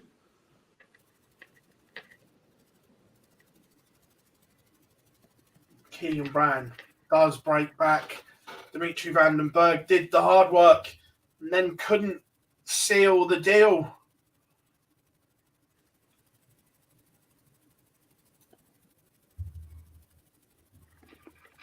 Ooh, massive 1-8 from Scott Waits, but Clayton has left the big fish. We've seen one from Justice early on against Peter Wright, and he hits 40. So that was very underwhelming from Johnny Clayton. So Waits now 84 to get his second leg on the board. Can't take it. So 130 now for Johnny Clayton.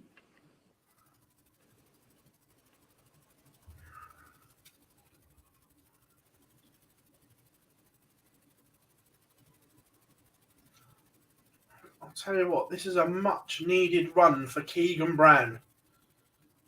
If he can just see this one out, this could be huge for the needle. Yeah, brilliant to leave himself 87 after 9.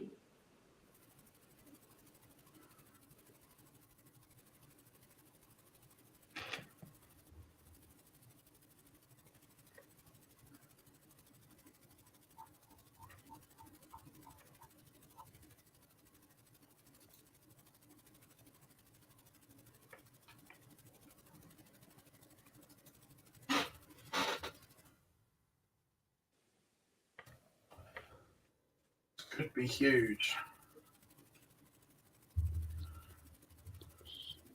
And it is huge. What a result for Keegan Brown, Liam. Yeah, massive. I mean, it's a one player that will have a battle on his hands to keep the tour card at the end of the year, but this could be huge. A big run today could make all the difference come the end of the year.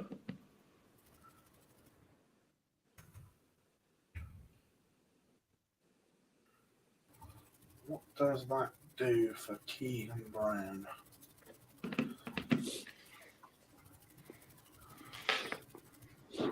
So, as it stands right now, Keegan Brown is back up into the 64 with that result. Only 63, but he's now at least heading again in the right direction.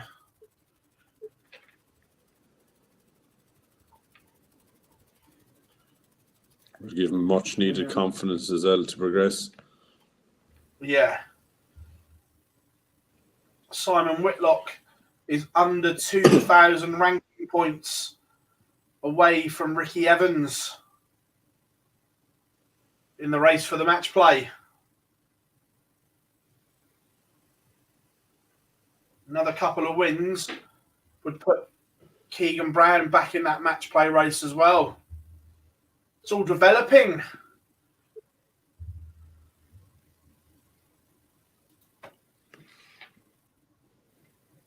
Ryan Sarr, Luke Humphreys serving up a very good match here. 101 average for Sarr, 104 for Luke Humphreys. It's 4 apiece.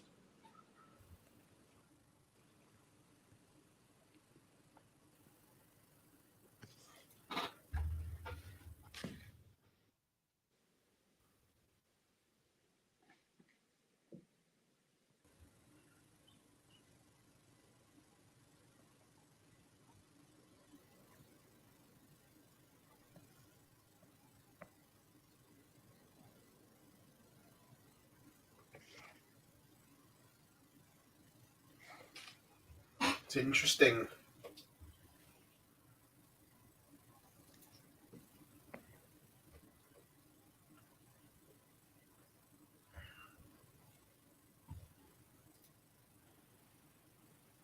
Big maximum there from Price.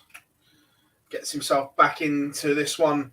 Luke Humphreys is 108.54. He leads and he needs to find a break here to win it outright, 6-4.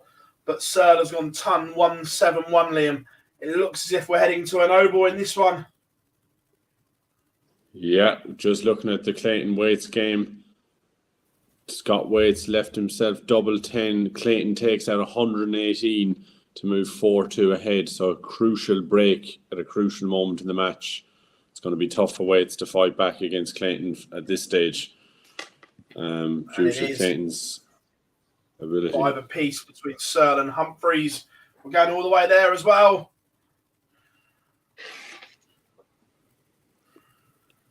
I seem to have cursed Simon Whitlock. He's fallen off a cliff since he won that first leg, only averaging 85 at the moment. And it's not as if Jose's playing exceptionally here either. Not only averaging 93. De Sousa's there if Whitlock can up it.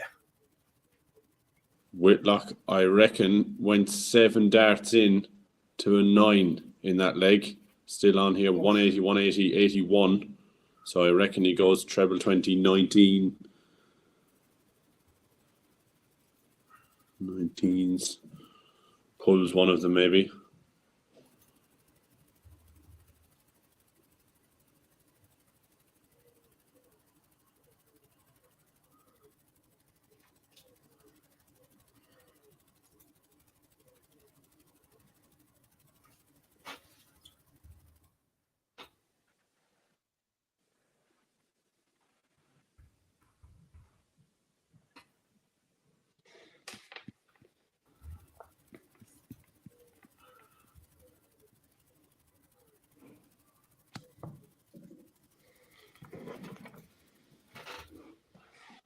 Johnny Clayton closing in victory, takes out 4 to move 5-2 ahead. Waits has it all to do now. Needs 10 points in the difference in the averages in that one.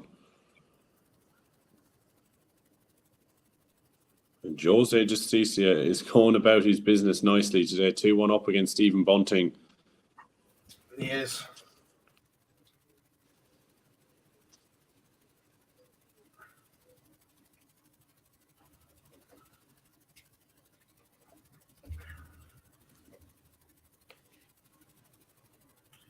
Playing some really good stuff.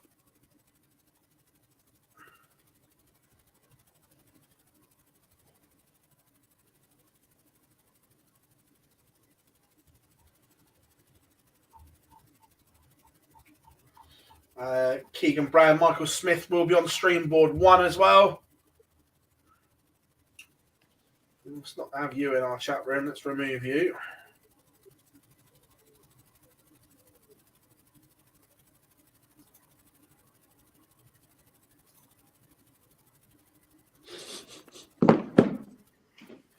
There you go. That gets rid of him.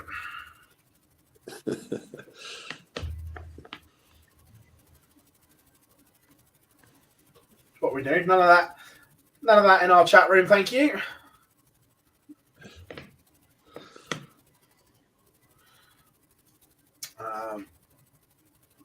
DeSalvo has upped his average. We said he was there for the taking, and then he goes from 93 to 101 in the blink of an eye.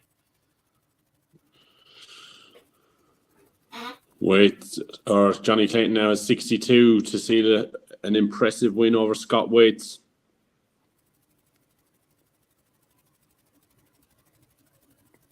So for 4 legs on the bounce, he can't take it. So a big ask for here for Waits. A 1-2-8 just to hold throw to stay in the match.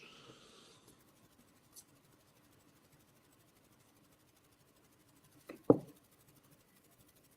18's first. And I reckon he might have missed the bullseye on that one, Waits. So Clayton's coming back 3 darts for double 16. You'd expect him to hit it.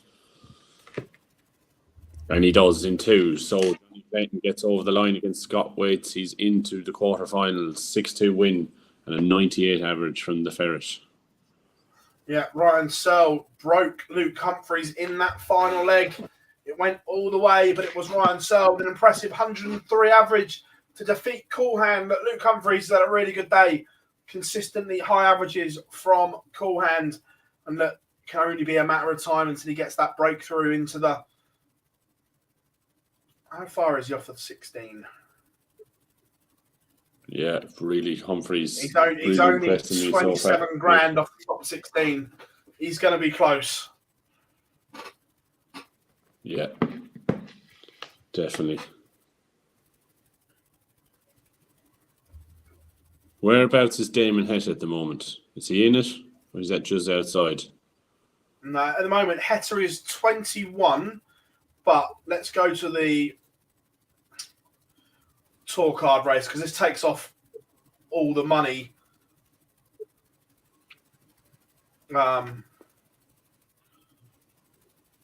So on the World Championship or the post World Championship order of merit, Hetter is 17.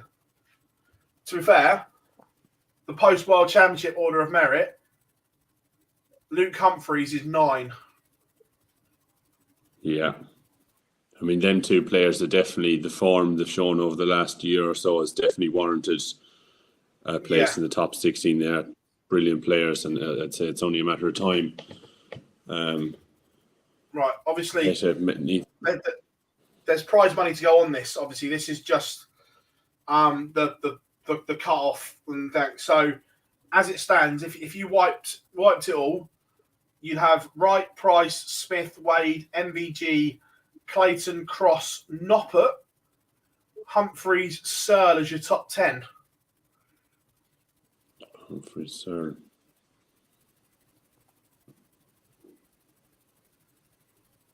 But obviously, there's a lot of prize money to be dished out in between as well. So, yeah.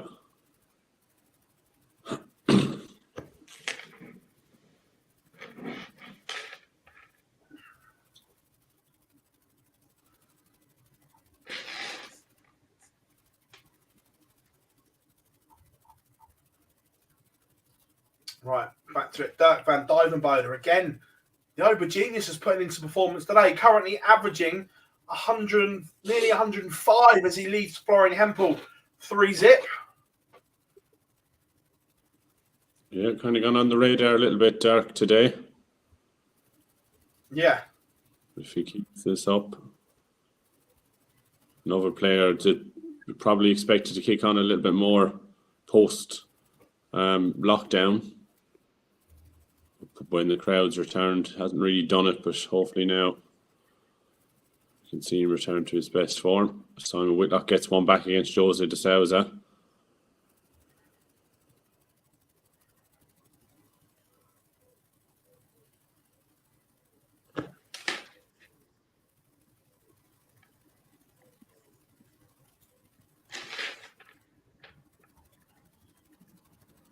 Yes. There we go. Keegan Brown. Let's have a look.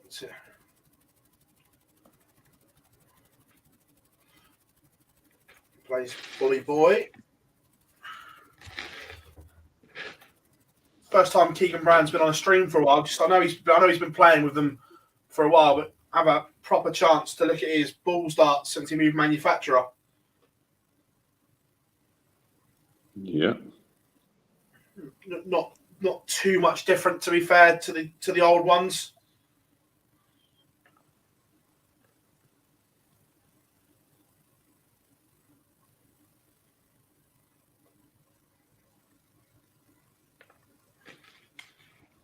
Smith's action when he's in that free-flowing mood is just so nice to watch. So nice.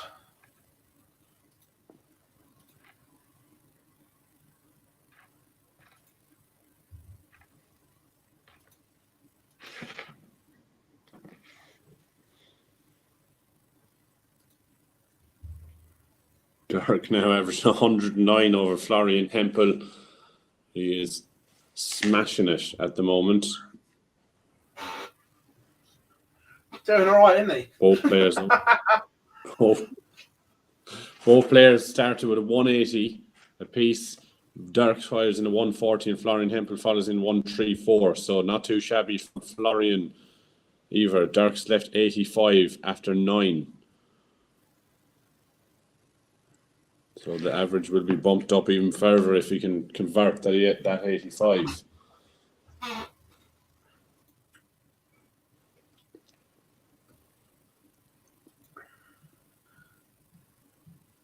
To be fair, from nowhere, Whitlock here could make this 5 apiece, and it'd be a break of the road. De Sousa's in 2 180s in this leg. Then I don't know what he's done. And all of a sudden, if this goes yellow, Whitlock has the darts in the decider. There's 10 points different in the averages. And it does go. Jose de Sousa at 2 180s in that leg, and no, Whitlock has the darts in the Noble. What's going on in Barnsley?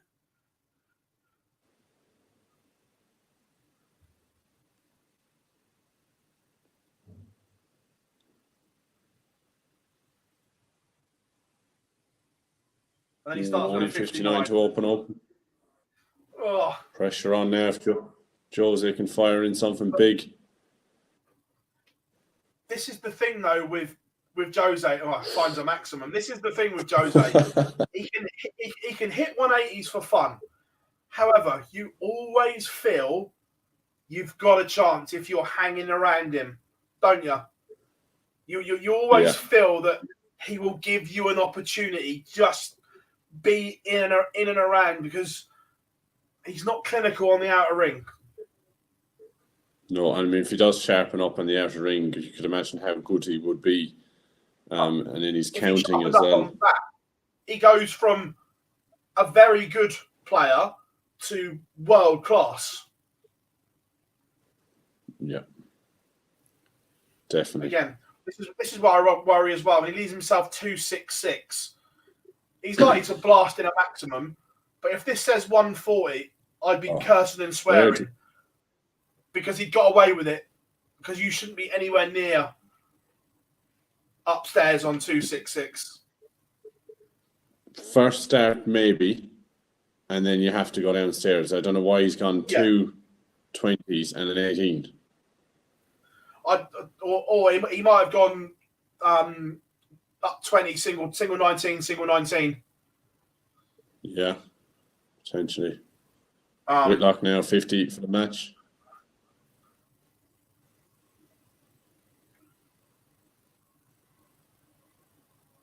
Oh, big moments. No, Whitlock has had match starts first.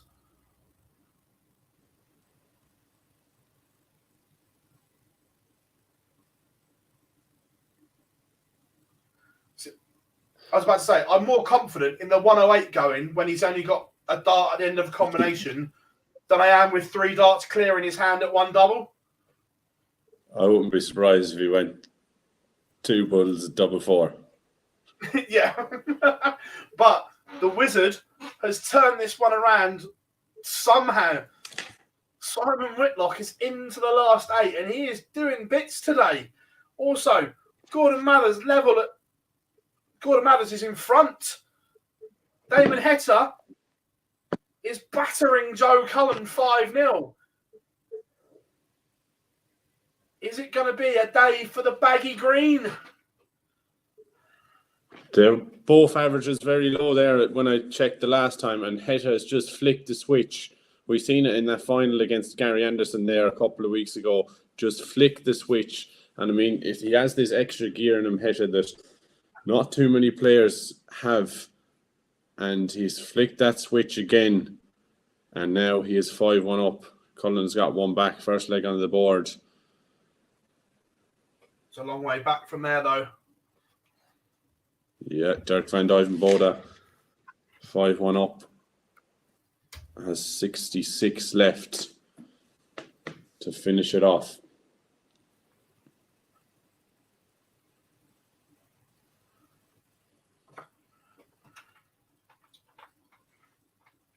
Gezi looks as if he's going to send us to a noble in that one on our feature game.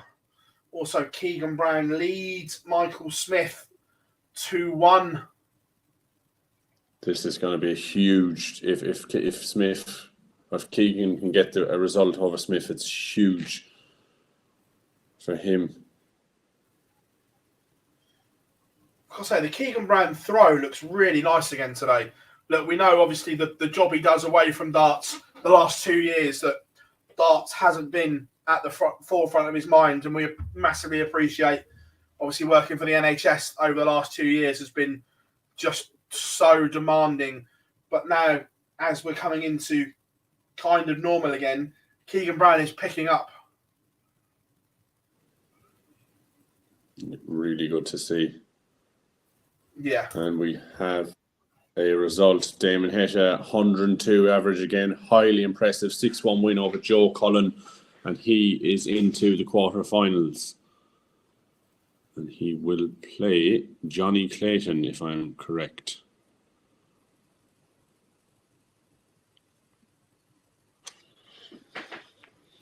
So Florian Hempel's pegged another one back against Dirk van Duijvenbode. Shut this window a second. Wins. Jose's DC at 5-4 up against Stephen Bunting.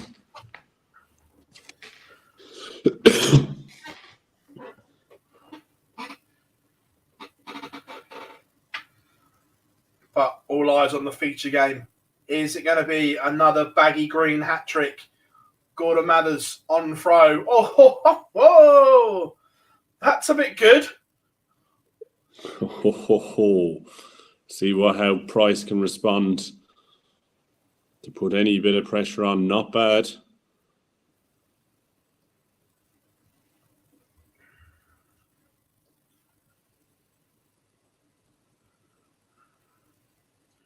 Two match darts have come and gone. This would be so Gerwin Price. This is what world champions and world number ones do. Playing it safe there, Mathers, I reckon. I think he's missed a dart at the ball.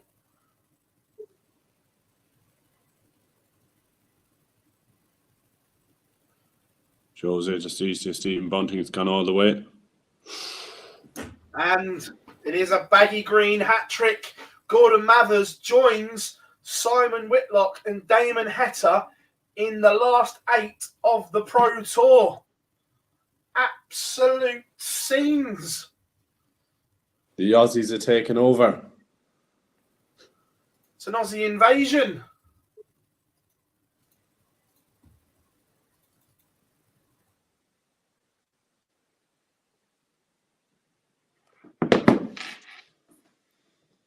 We don't often put the stream games on as feature games, but this one's got the most legs left in it. Oh, Justicia opens over 135. Bunting follows with 140. And Justicia follows it up with a 43. So a big opportunity for Bunting here in this last leg decider.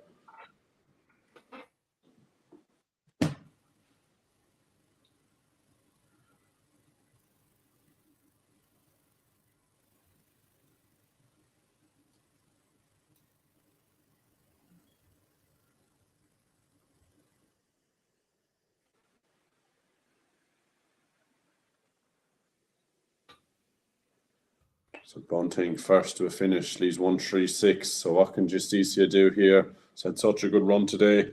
Is it going to end here?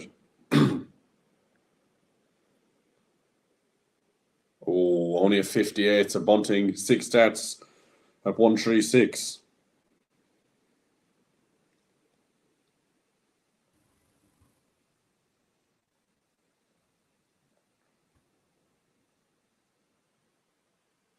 So I reckon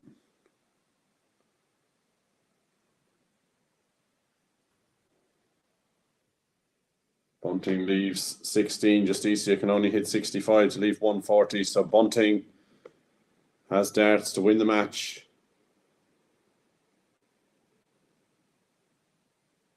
And he misses. So an outside chance for Justicia at 140.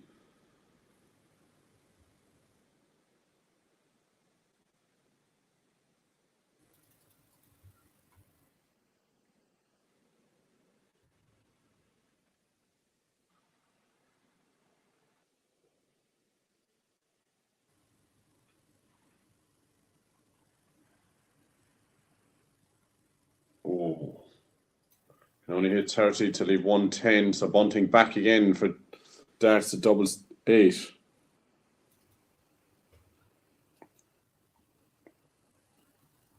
And he's missed again. So Justicia back for 110. Bunting has missed at least 6 darts at a double to win this match.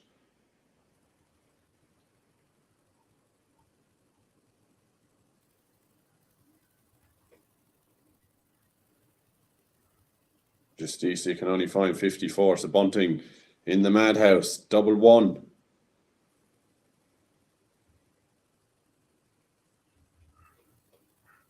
Oh, he has bust. So Justicia gets another bite.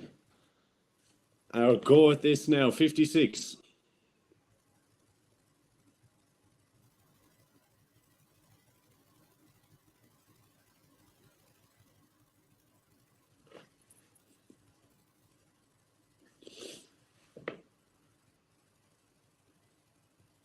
Oh, and he takes it last dart in hand. Stephen Bunting will be absolutely gutted with himself. Countless darts missed at a double to win that one, but it's Justicia who continues his good run today. 6-5 win over Stephen Bunting. It finished off with a 24 dart hole to throw to win it.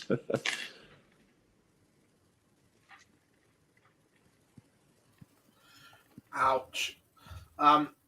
I know, we don't think, but just seeing the quote from the De Gea interview, he doesn't put any punches, and I quite like this. Too many footballers toe the media line. It was disgraceful from us, to be honest. I'm a fan of that. Yeah, me too. Especially from Manchester United's point.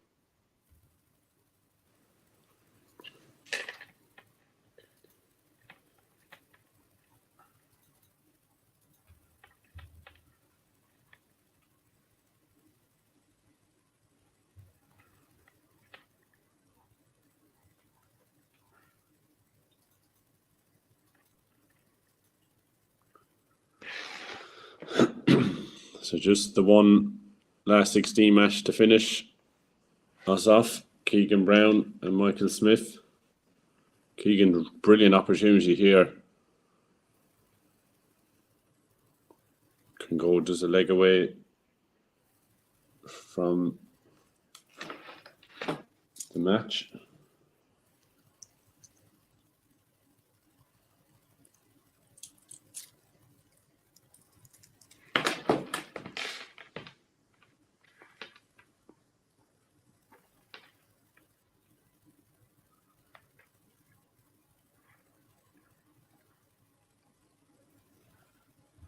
Finding a lot of love for Simon Whitlock in the chat room.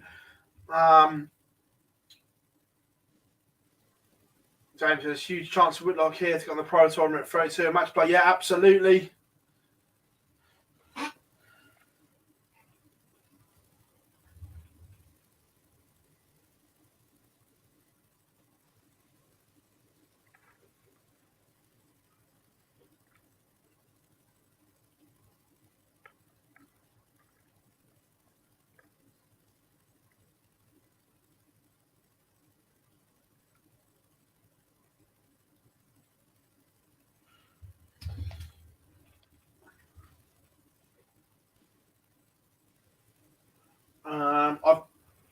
Are you keeping tabs on the? I know it's 1-1. Ashley, wait a minute, let me get me. I've got it open on another tab here.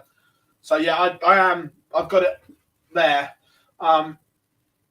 Good game, to be fair. Leighton Bennett 1-1 with Charlie Large at the moment. 1 set all, and Bennett 1-1. Try the averages as well, 80 and 78.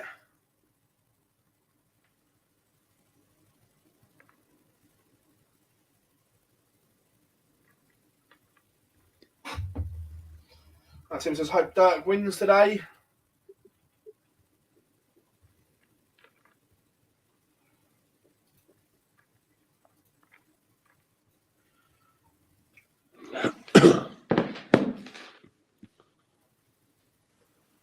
So Keegan Brown to hold throw here to get over the line against Michael Smith. The first quarterfinal is also warming up. Jose Justicia, who's just scraped through against Stephen Bunting, up against Ryan Searle.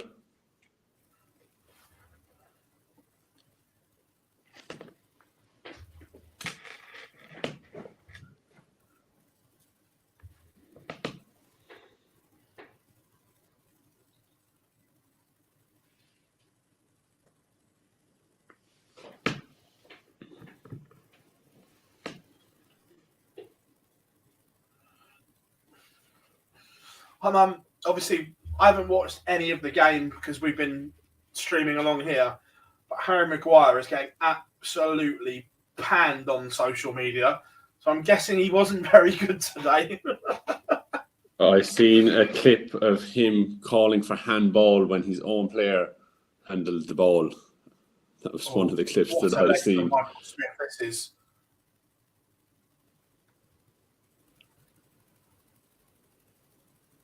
To break throw, this could be huge. And so advantage Michael Smith.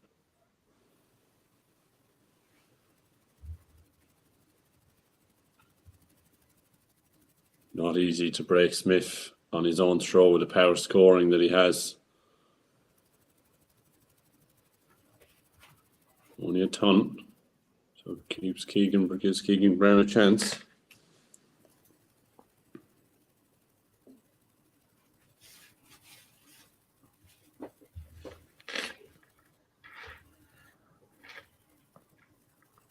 Tense moments. Massive 180.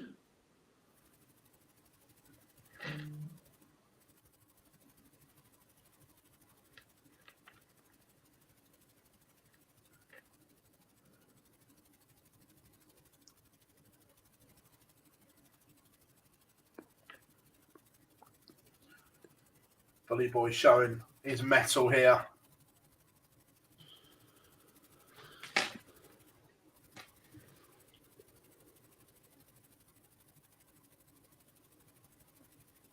This would be terrific if the 1-2-2 goes. It's an 18s out shot. Only, a bit of a mess of that. So if Keegan Brown can find a big 2 treble visit. Ooh. That'll do. That puts pressure on. Yeah.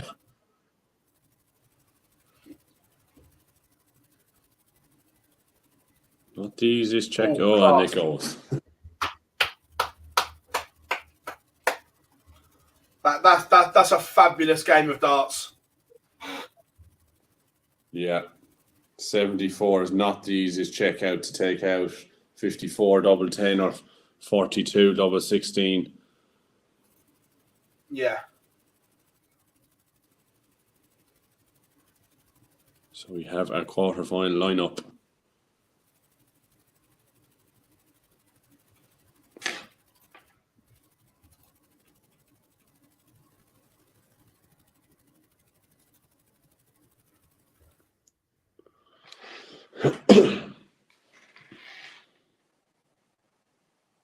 So Gordon Mavers will play Michael Smith in the quarterfinals. Simon Whitlock will take on Dirk van Duivenbode. Johnny Clayton plays Damon Hetta, and Jose Justicia will play Ryan Searle. That's the quarterfinal lineup. A great question from Nico. Searle and Humphreys are very hard to split, and who is the better player? Not for me. I think Michael Smith's a better player than Ryan Searle. I'm not saying Ryan Searle's not a good player, but I think Michael Smith is a fabulous player. Well, Searle or Humphreys? Apologies. Oh, right. Searle and Humphreys. Yeah, there's probably not much between them at the moment. I'd go with that. I'd probably just go with Searle, maybe, if I was pushed. If I was pushed right now, yeah, I'd agree. I think Searle, but I think Luke maybe has more potential. Yeah, agreed.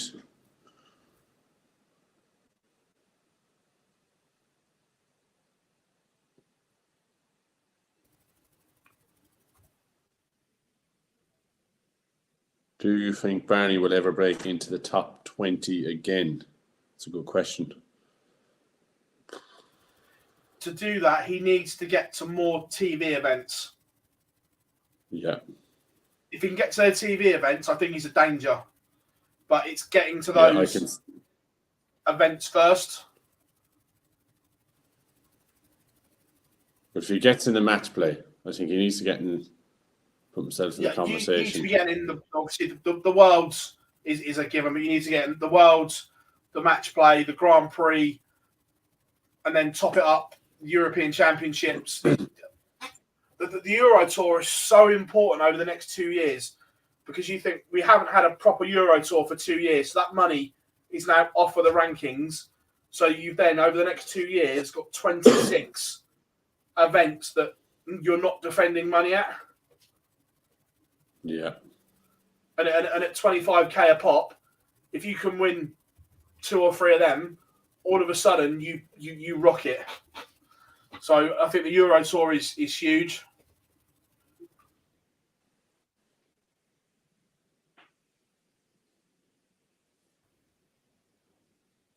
Absolutely.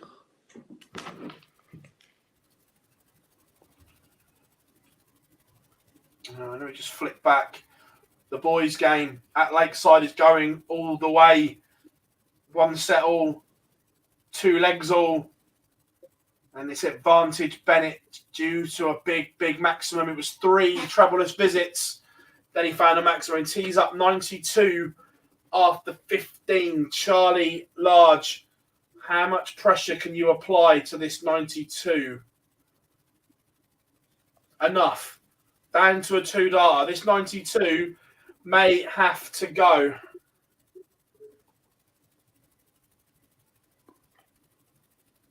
Mr. Dart of the ball. Leighton Bennett has missed a match start. Charlie Large looking at 76. Should get 1 match start. May get 2 at Lakeside in the boys' semi-final. Doesn't get any. He's made a pig's ear of it.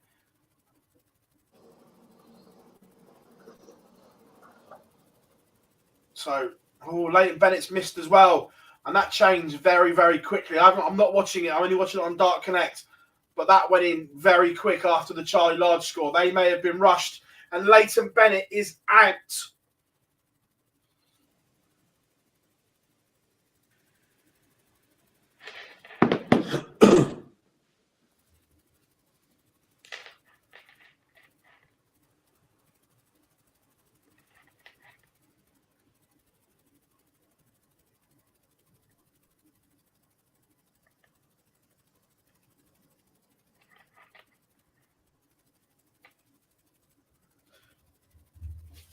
Big moments there. Right, back to the Pro Tour. We have 2 games warming up. The stream boards will be Johnny Clayton against Damon Heta on stream board 1. Stream board 2, Gordon Mathers, Michael Smith. Tidy. Whitlock against Dirk. Jose Justicia against Ryan Searle. Is Whitlock made a big difference today, Phil? No, look, I think he's just more comfortable with his darts. He changed recently to a new set that were almost like a hybrid of his 2 that he's used over the years. We had the one when he first burst onto the scene, then we had the one with the scalloping, and the one he's using now is almost like a hybrid of the 2. I think he's feeling more comfortable with them.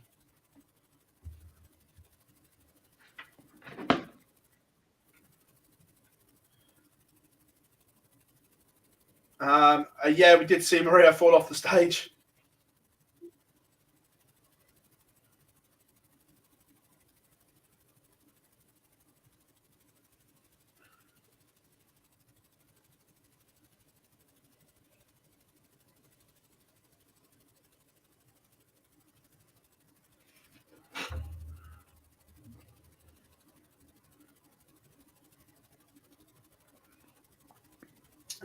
So shouldn't be too long. Who do you fancy from here, chat room? Who are you going for to win from here? The last 8. Gordon Mathers, Michael Smith, Simon Whitlock, Van Dyvenbode, Johnny Clayton, Damon Heta, Jose Justicia, or Ryan Searle. It's an interesting dynamic.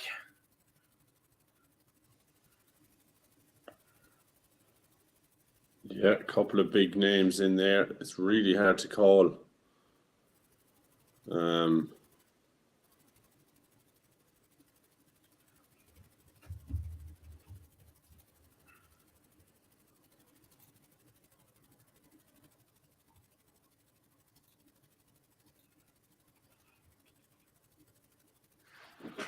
Heavy ball.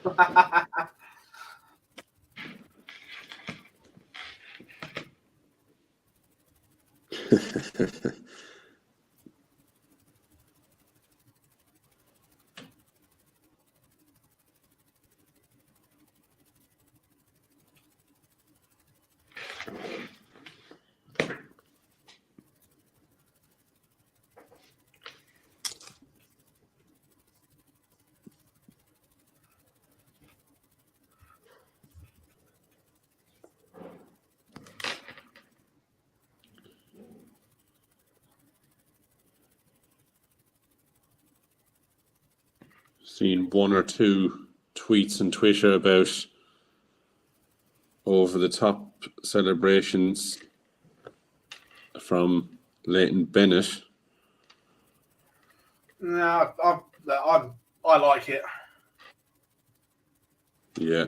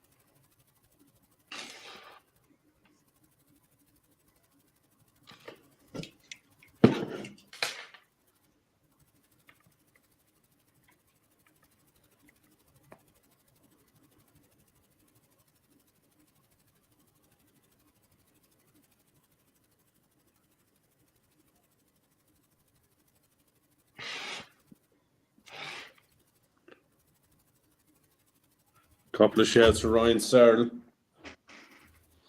Yeah. Damon Hetta. Interestingly, no one's gone for Smith or Johnny Clayton yet. The two highest ranked players left.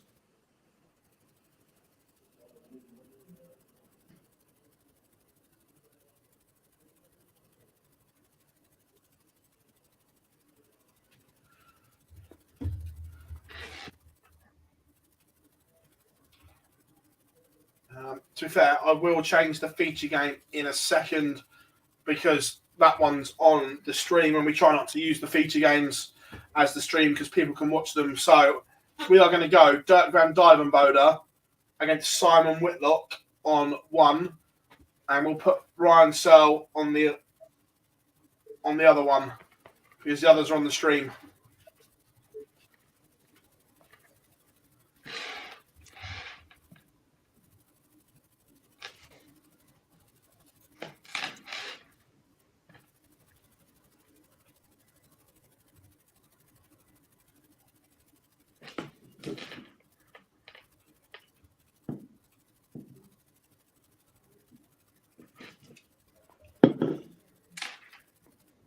We are underway.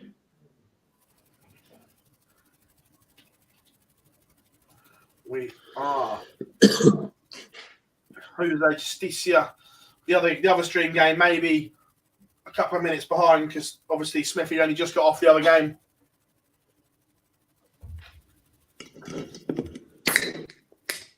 But he does like to get on with it, Smithy, so.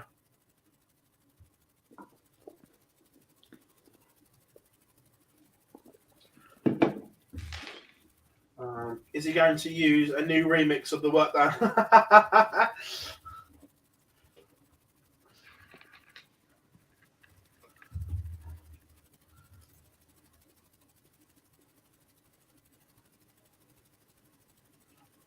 What is your favourite walk-on song, Liam?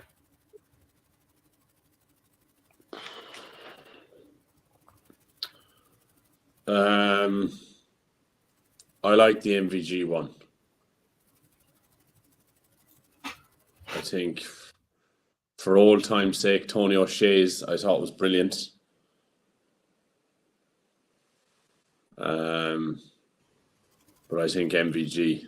Just there's a couple of the big boys that have great walk-on sounds. The Power was good as well. But I think MVG. You? Fez? Currently, like, I actually really like Michael Smith's.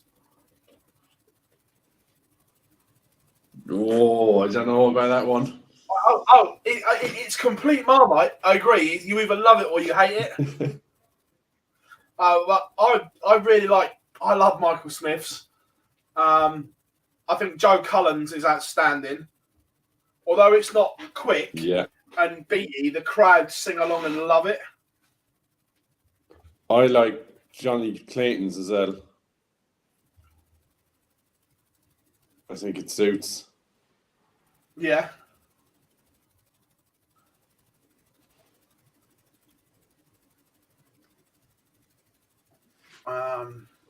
Trying to think what else. Well, the other stream game's starting as well. Right, so. I'll tell you who has an absolute horrific walk on. Dirk van Dijvenbode. Not a fan of that one bit. Dirk van Dijvenbode and Jules van Dongen used something similar at Lakeside as well. All my days.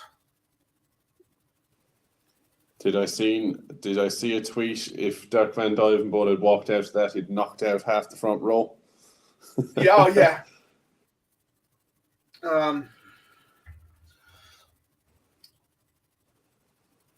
Right, so we're going to put the two non-stream games up as feature games, everyone. And then the two stream games we can keep an eye on as well.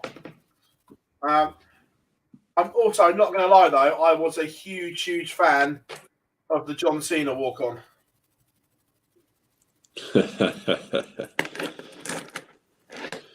I can see why, if as a wrestling fan, the attraction to that. Yeah. We said it before, we were talking about it last week. There's a few wrestling songs that would be immense darts walk-ons.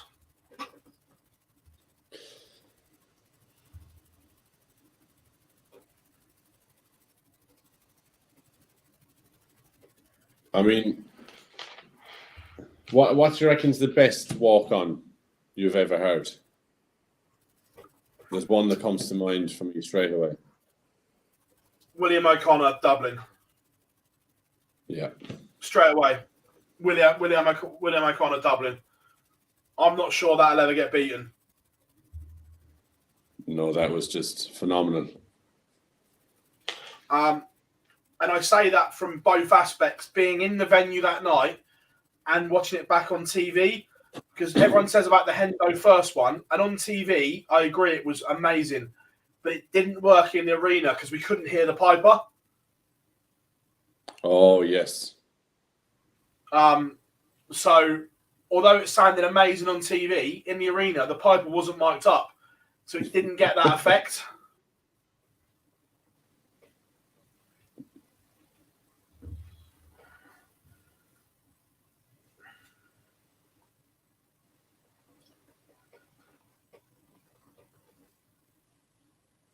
The most unusual has to be the horse from Bob Anderson in the Circus Tavern. Yeah. Could you imagine health and safety if that was if that was allowed today? Also, as well, Chris Dobie's in Newcastle was good as well when he walked on to Local Hero. Yeah. That's the one they play when Newcastle walk out to all their football games. So that was wicked as well. Some of the Barney ones in Rotterdam. The Barney one in Rotterdam. Yeah. Was a good one. No, agreed. To be fair, I still love Eye of the Tiger as a walk-on. Yeah, I think it's the best. As a motivational song. A few of the other Rocky songs, because there's loads of good songs in the Rocky soundtracks. I'm surprised that no one else has used one of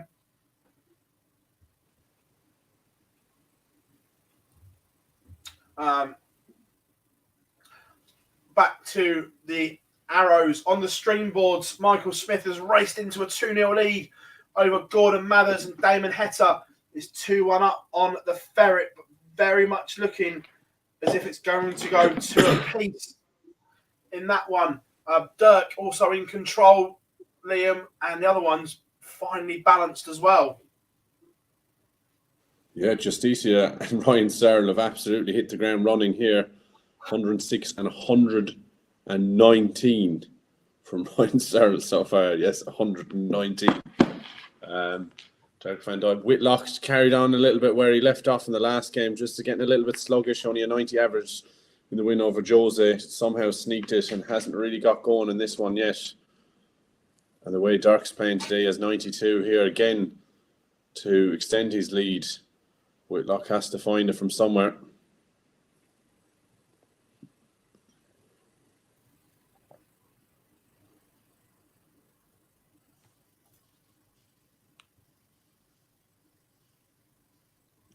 And he does. Johnny Clayton levels up against Damon Hetta.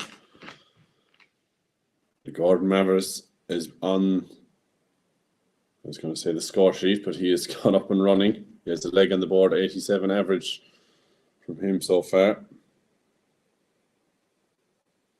Searle just dipped a little bit, only 100 and nearly 15 after 5 legs of darts. And leads by just 1 leg.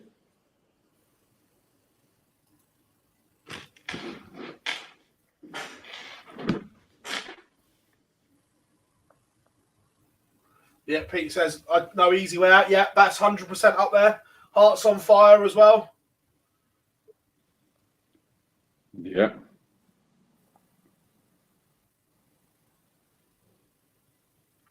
Daryl Gurney's is a good walk on. Yeah, I forgot about that one.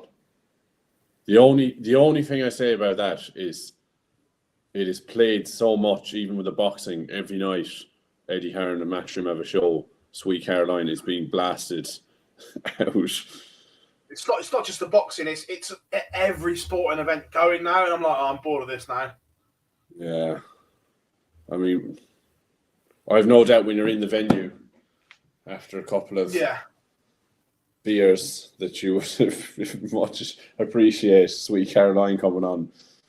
But when you hear about 3 times a week, it gets a bit repetitive. Yeah.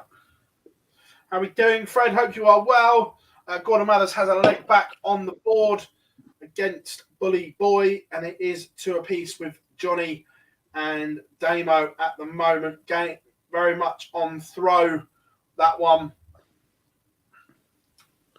Pete started off a bit of a trend in the comments. What song would you all choose if you were walking out?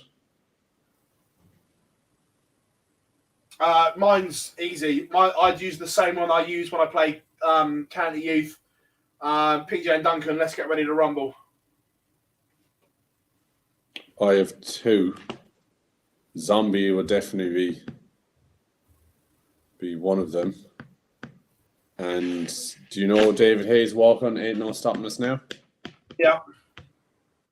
I like that one. Yeah, I'm with you on that one.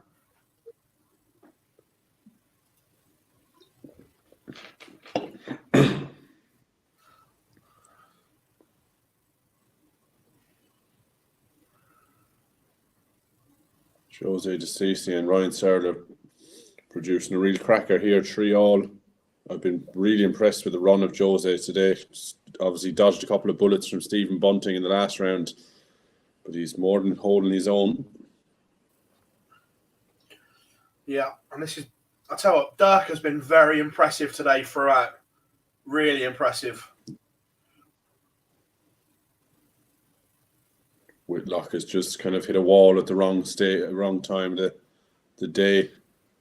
Gordon Mathers is going to have to up his average if he's to get back into this. Only averaging 87. Won't cut it against Michael Smith. As well, it says Sweet Caroline has been used for the Boston Red Sox tune for decades, even used on the betting adverts. Yeah, it's just everywhere, isn't it now? Look, I get it, it works. But not for me, Clive.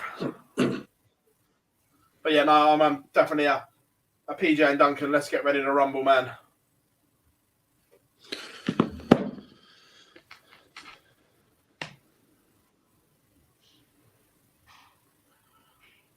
Michael Smith going through the gears. Now 4-1 up, and Dirk is only 1 away.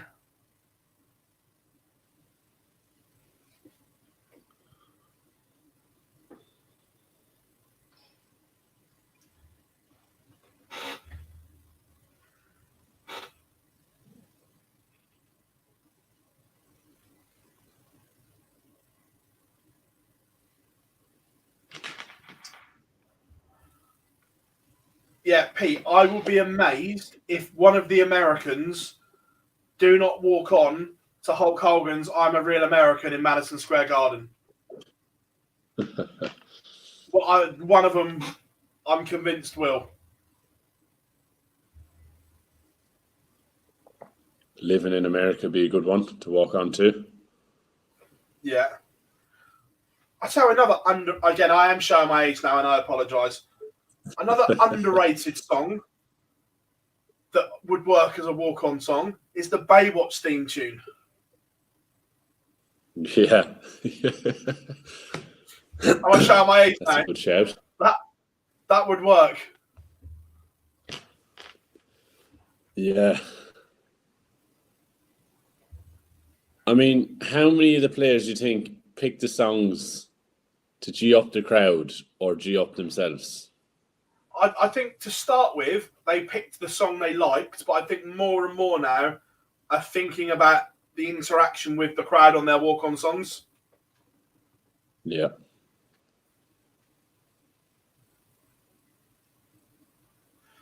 one born in the USA. Yeah, no, agreed. Yeah, that's a good one.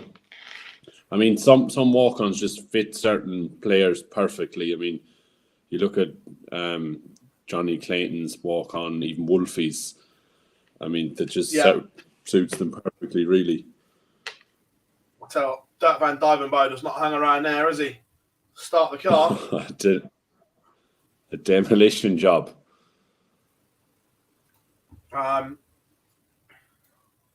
There's a couple of really good wrestling ones that would work.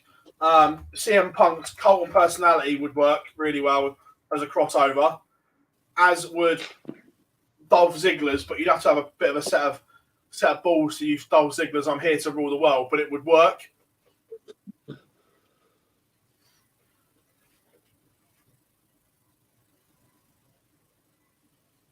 Top Gun, yeah, Top Gun would be amazing. I'm sure someone has used Danger Zone.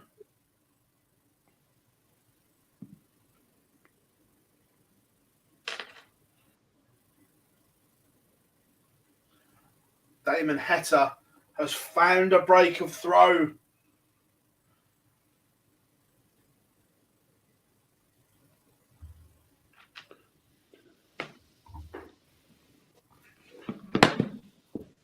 Adrian Lewis is a good walk on as well. I forgot about that one.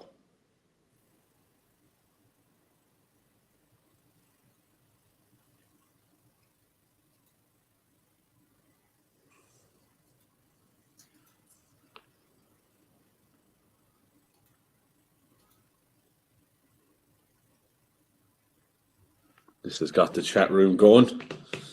Yeah, that's what we like.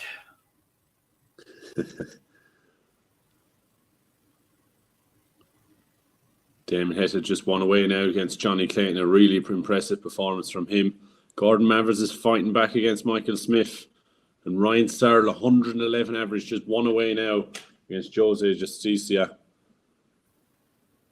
As Justicia just level up, so we're going all the way in that one. So I'll just keep an eye on that.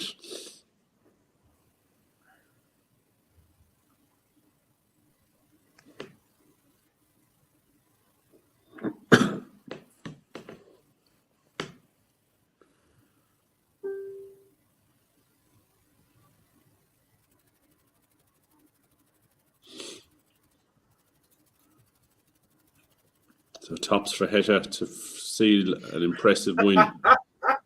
And Jamie's suggestion in the chat room, I actually quite like that. Someone coming on to Miley Cyrus Wrecking Ball.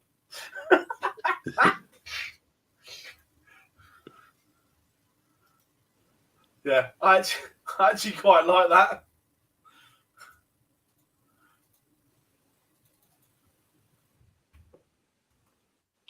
Damon Hetta's got the job done.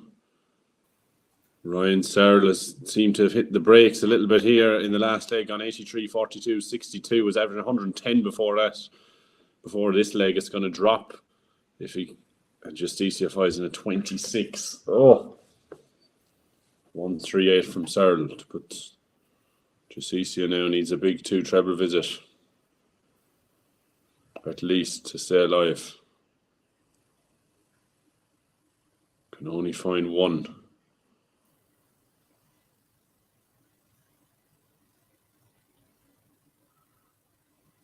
Only a 66 from Searle to leave 110, so 195 for Jose.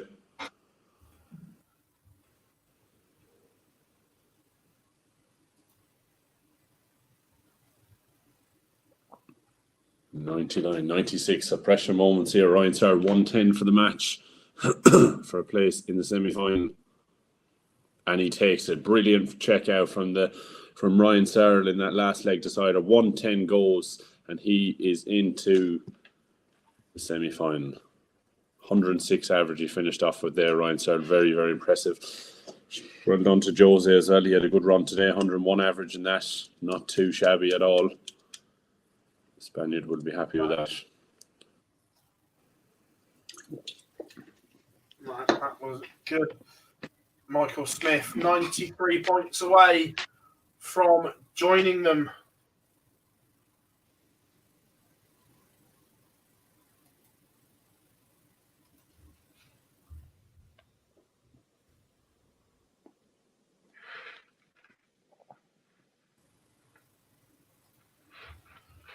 And it does go. So that completes the lineup. I can tell you what, they're not hanging around today, are they? I was just about to say it. We absolutely flew through them quarterfinals. Hey, anyone who think they want to watch the National or something?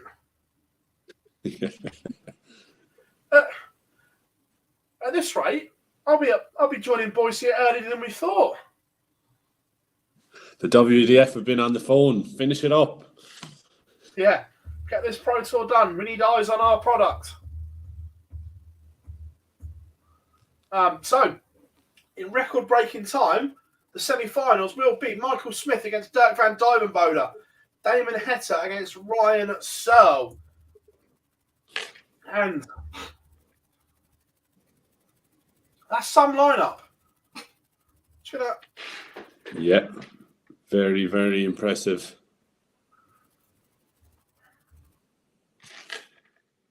Have a look at Dirk van Dijvenbode's averages today, because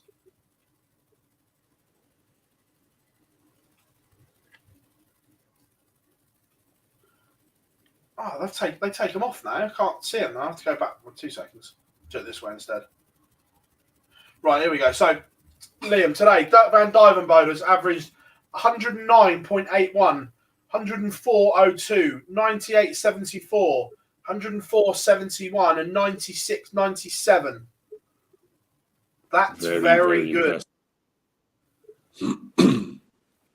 He's been fantastic all day long. Looks like he's no sign of slowing down either.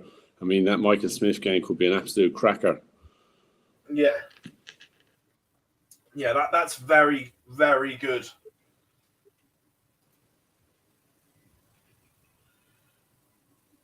To be fair, let's have a look at Heta's averages for the day. So Heta, not as explosive, but just as consistent. 95.07, 98.93, 96.87, 102.09, 99.17.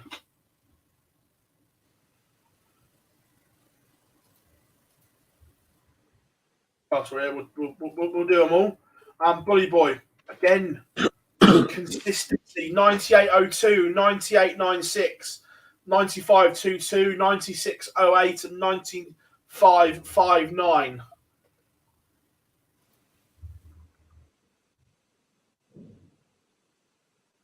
And Ryan Searles.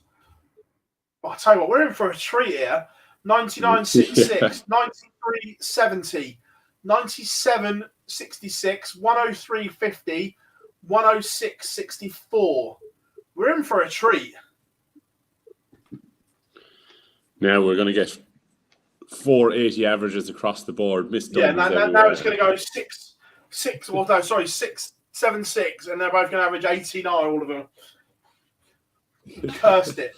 But this is a very, very good standard.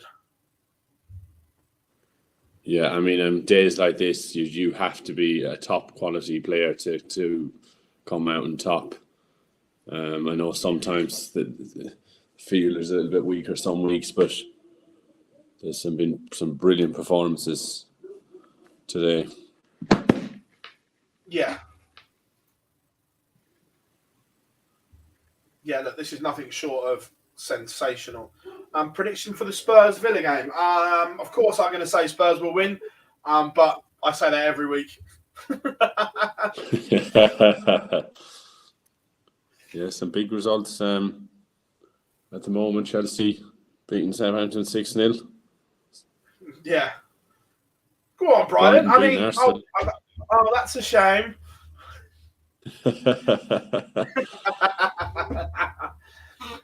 To be fair, the race for fourth has been a little embarrassing because we've been horrific this year. Don't get me wrong, since Conte's taken over, there's been huge improvement, but look, we're still not great. And the first half of the season, some of our performances, we've got no right to be there. Manchester United, horrific. I genuinely don't think Arsenal are a good side. I think they punch massively above what their squad is. Yeah, and as a West Ham fan, for us to have stayed so close as we have done, considering how small our squad is, also. I was about to say, not a great- arguably for me, West Ham, his achievements have been the biggest this year under the squads and budgets. Yeah, but I mean, it's kind of the best of a bad bunch that'll get that fourth spot, really. Yeah. I think Spurs win later on. They're in a good position to push on. When Kane's in form, it will be tough to look past them in amongst them teams. Problem is, Kane's our best striker and best midfielder all at the same time.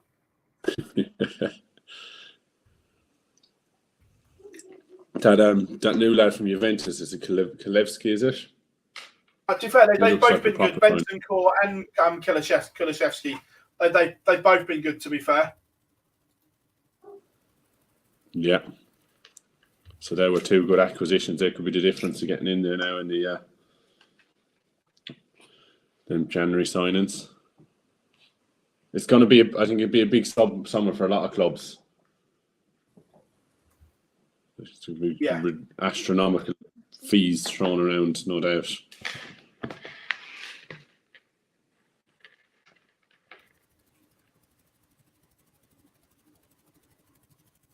Charles says it all comes down to who has the best B game. Oh, yeah, no, look, completely, Charles. Look, most of the players, their A games are insane.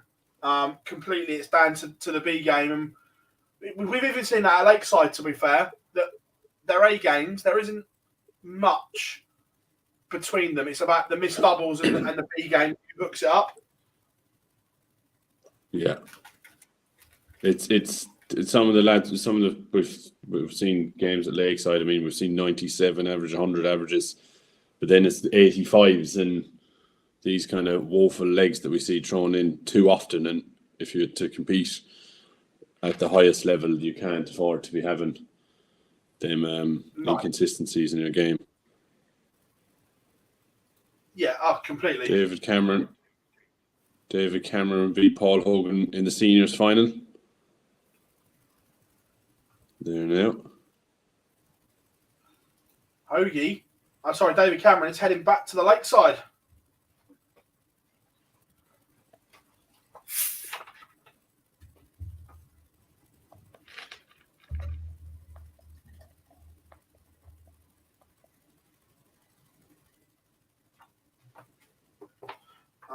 Cross has a good B game. Yeah, look, Cross is always tough to beat.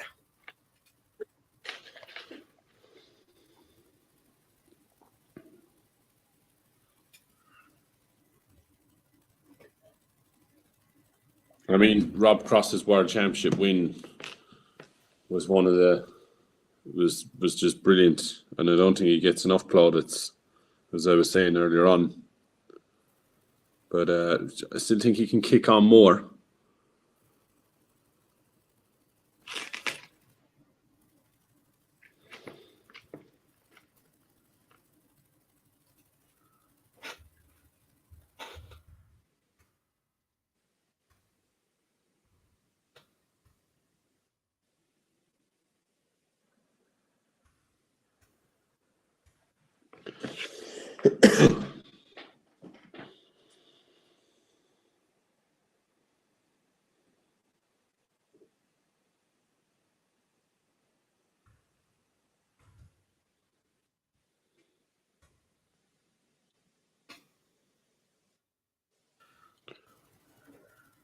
Any news on whether Mr. Philip Taylor has practiced a little bit more for the upcoming events now than he did for the World Championships?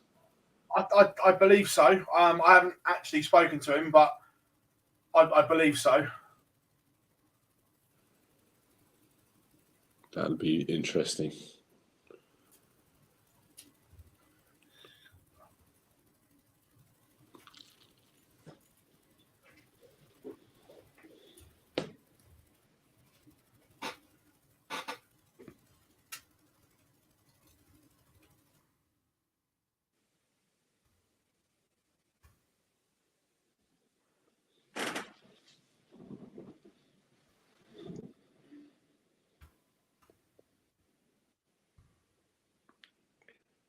Yeah, I agree, Charles. I do think whether it depends what kind of level will we see. I do expect it to improve, but will it improve to a mid-90s average? Will we see? I don't think we'll see ton plus averages over a long format. I could be proved wrong now. What kind of standard will we see? I'm not sure. Yeah, Juanita says, was that the first time there's been 3 Aussies in the last day of a Pro Tour thing? I can't remember it happening before.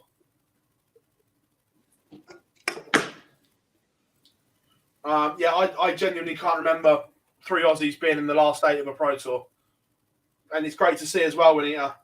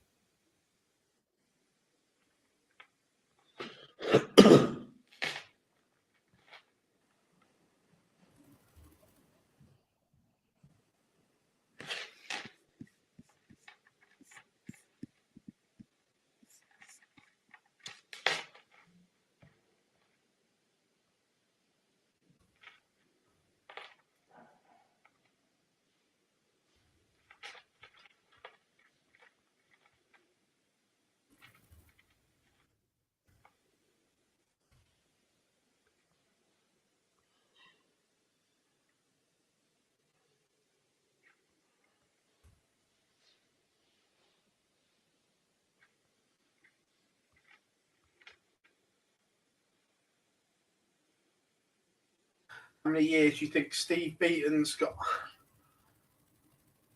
I don't want to retire anyone prematurely, but not too many. But I think he'll go and play. I think he'll drop down and go and play in the seniors.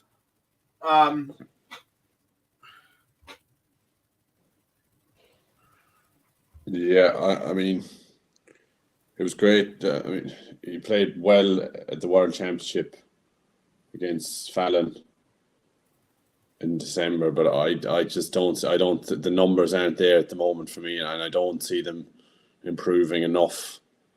Whether he'll call it a day himself or he'll drop off, I'm not too sure.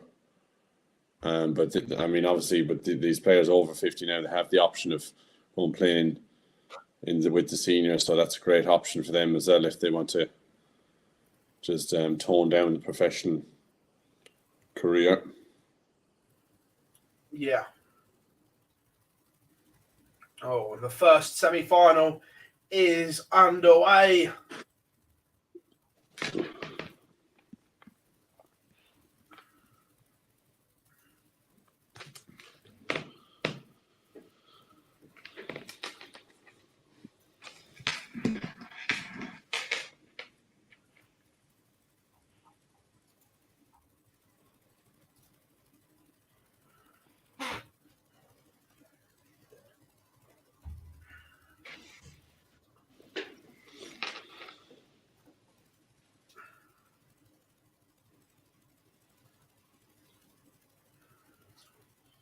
Just waiting for the other one to kick into life.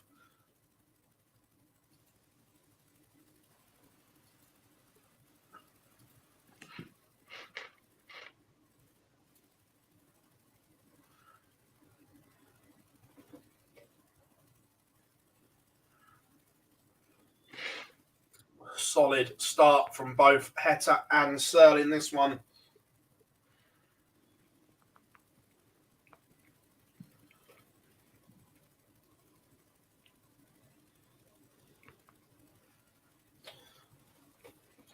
No, Matthew, we haven't done a sweepstake.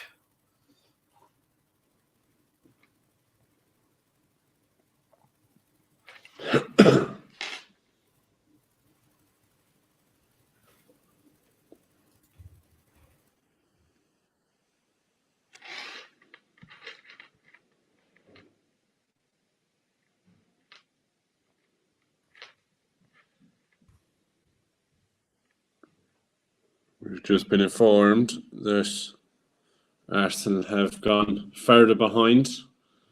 Just off topic, just drop it in there.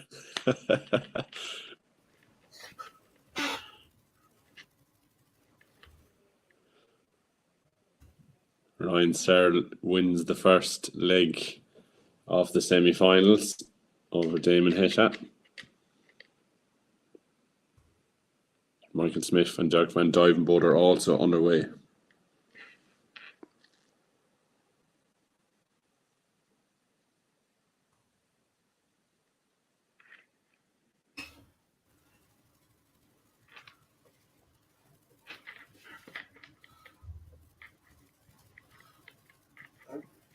Just get the other one up. They've changed what page it's on. Give me 2 seconds and we will have. There we go. And we have both games up on stream for you all now. Remember, this is it. The final four. Michael Smith, Dirk van Duivenbode, Damon Heta, Ryan Searle. First time we've seen Dirk on stream today. Let's just see if there's any equipment changes or anything like that. Nope. It's always nice for the first time we see him.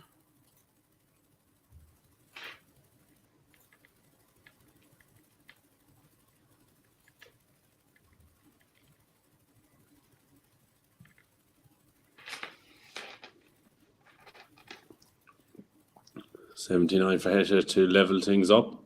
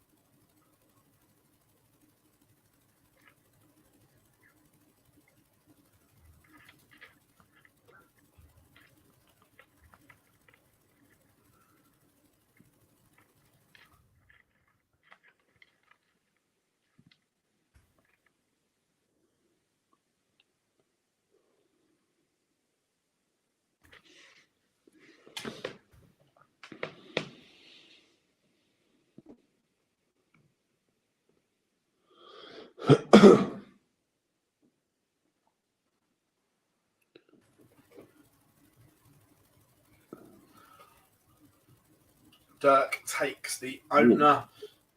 Spiffy having a bit of a slow start to this one. Searle having a stinker in this one as well. It looks like my Dark connects for the 42, 43. Yeah, the games are live on PDC TV, which is subscription service.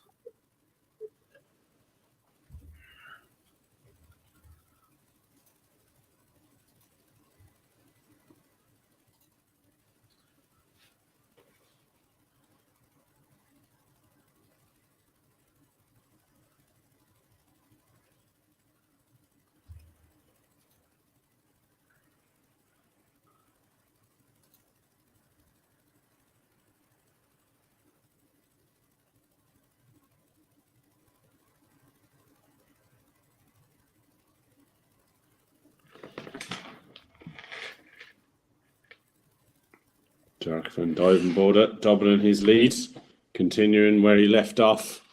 And in this type of form, Smith is going to have to up his game big time if he's going to stop the Ober Genius.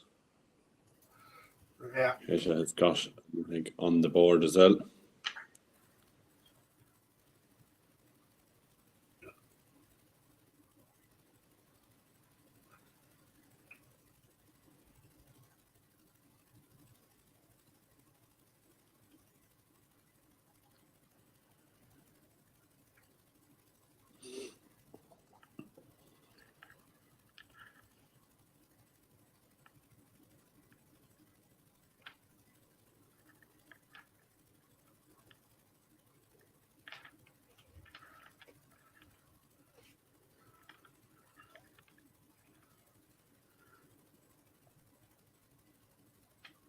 Finely poised right here, and It's a worrying thing for Michael Smith right now, especially with that 140. Dirk van Dijvenbode is in prime position for 3-0 and a double break-up throw. Could this semi-final be getting away from Bully Boy before it's even started? And the 117 goes. Big moments here. 4-0. You can't see Smith coming back, especially when the Aubergenius is averaging 107. Yeah, he's a wrecking machine at the moment, Dirk. This is the kind of form that's seen him have so much success a couple of years back.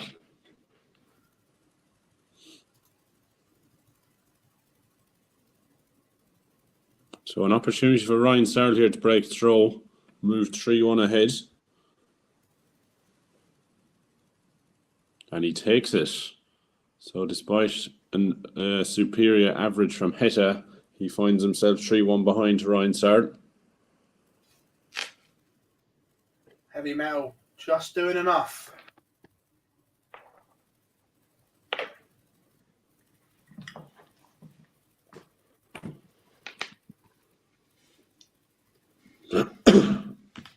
As for Dirk van Dijvenbode, he's left 81 after 9. He is definitely not slowing down. Not at all. Michael Smith unusually averaging low 80s. So Van Dijvenbode can't take it, but he sets it up.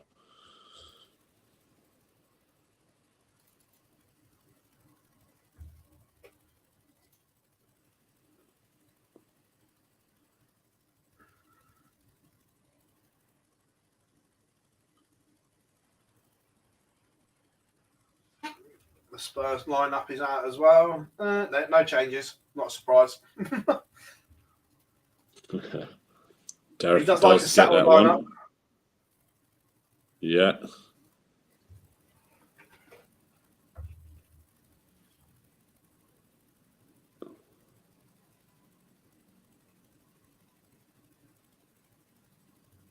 I can see, unless you're Pep, where you have the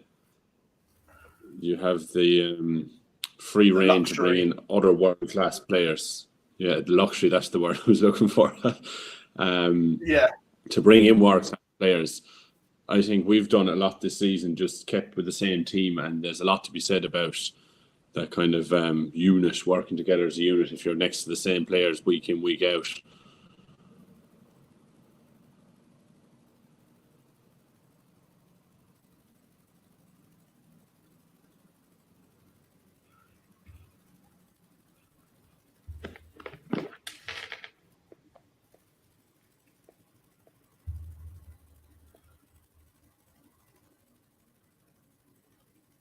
I'm a Spurs fan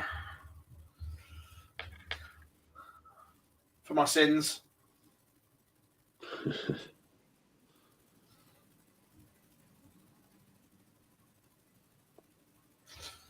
But Bully Boy, this 68 would only be a hold.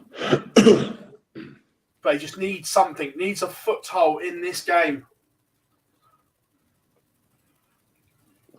Almost.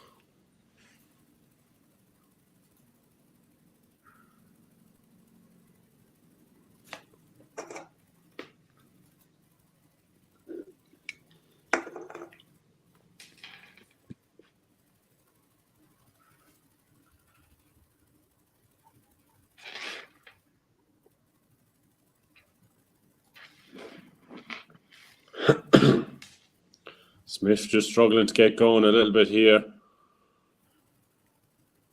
And the way Dirk's playing, the match will run away from him very, very quickly.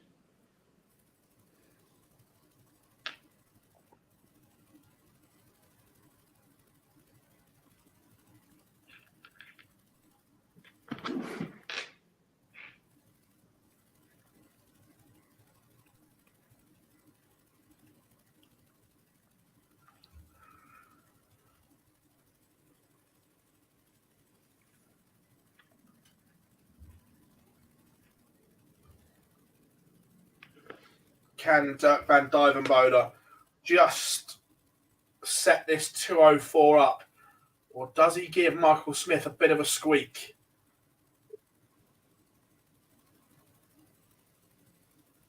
Ooh. That's a bit of a squeak. Yeah, a 2 treble visit here from Smith. Whoa. Oh, Not good enough. I would not be surprised if this goes. No, steady on.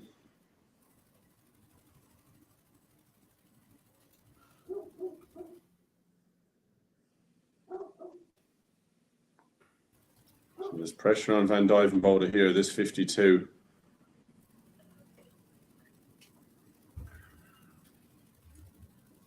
Oh, cool as a breeze. He takes it 5-1 ahead. That could have been an opportunity, Smith, if he got back in there. But Van Dijvenbode, solid as always today. the door was just ajar a little bit. And well, now, if this is 2 trebles, then still punished. Smith. Unusual from Smith. We don't really kind of see these kind of averages from him. He seems like he's struggling a little bit at the moment.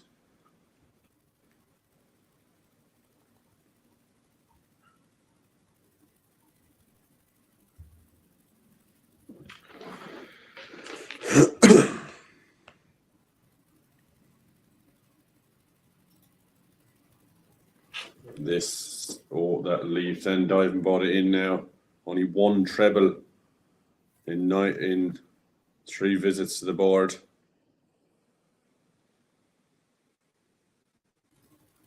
That's good from Dark again. Very good. Ton is not enough for Smith at this stage. So 176, can he tee it up?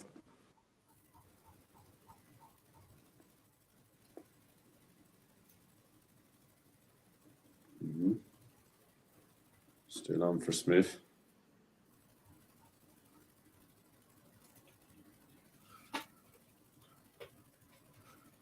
He's giving himself half a chance if this 116 doesn't go.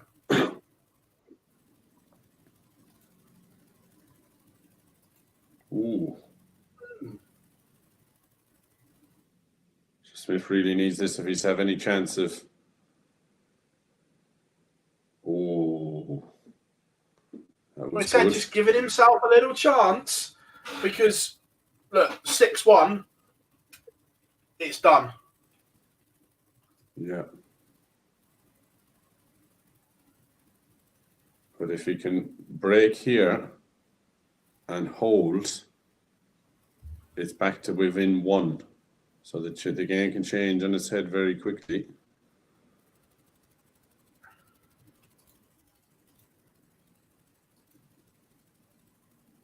But again, 60. Unusual from Smith. The lack of trebles. Yeah.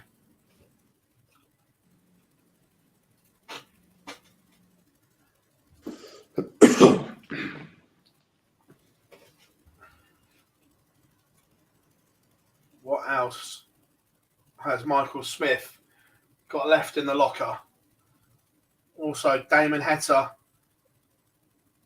That's not enough. Heta is also staring down the barrel of 6-2 here. This would be a darting disaster. And it does go. It is 6-2 to Ryan Searle.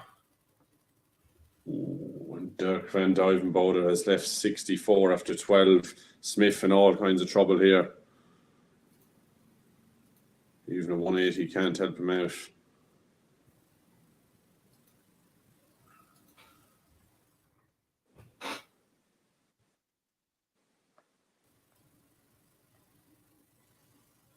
And it goes. So it's tough to see Heta or Smith coming back at this stage.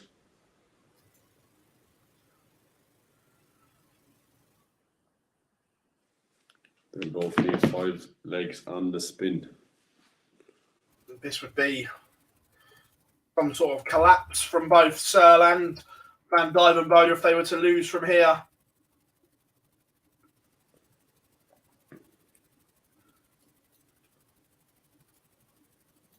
Smith scraping just to try and cling in there, but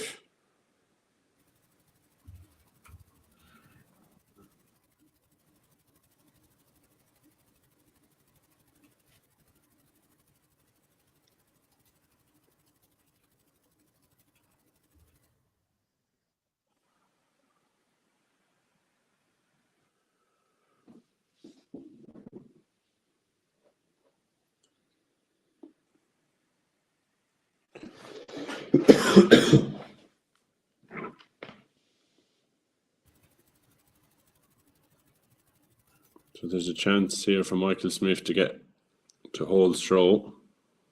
Ooh. That's poor miscounting there from Michael Smith. It's usually one of his solid points, but there is a result. I wonder, is he just starting to tire? Yeah. Also, Damon Heta departs. Ryan Searle is into another final.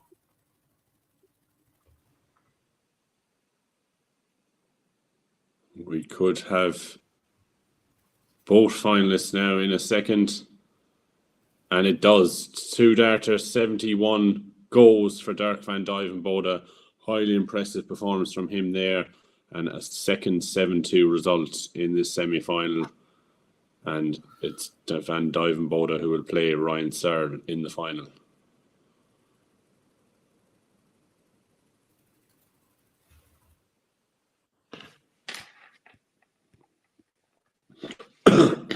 Only an 85 average from Michael Smith there. Wasn't quite at it.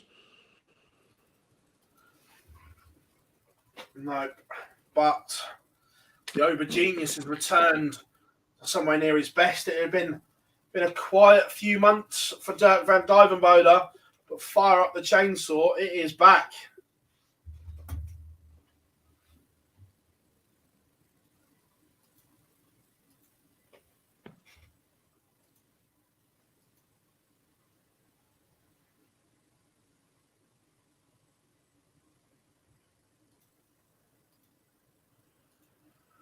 And David Cameron will be going to the World Seniors Masters at Lakeside after defeating Paul Hogan in the final.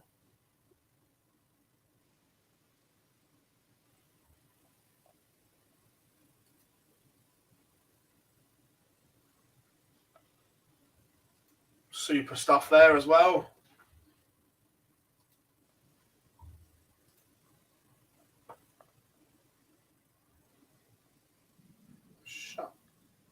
One down now. Give that one to there. And we have a final to look forward to. But who will it be? Dirk Van Dijvenbode or Ryan Searle? Who are you thinking, Liam? I'm going to go with Dirk. I just think he's been brilliant all day long today. Just went through his averages there earlier on. I mean, Searle has nearly been equally as good as him. But I'm just going to go with Van Dijvenbode. I agree. Sometimes it's one of those ones when it's your day, it's your day, and Dirk's been nothing short of sensational today. This is the old Dirk Van Dijvenbode.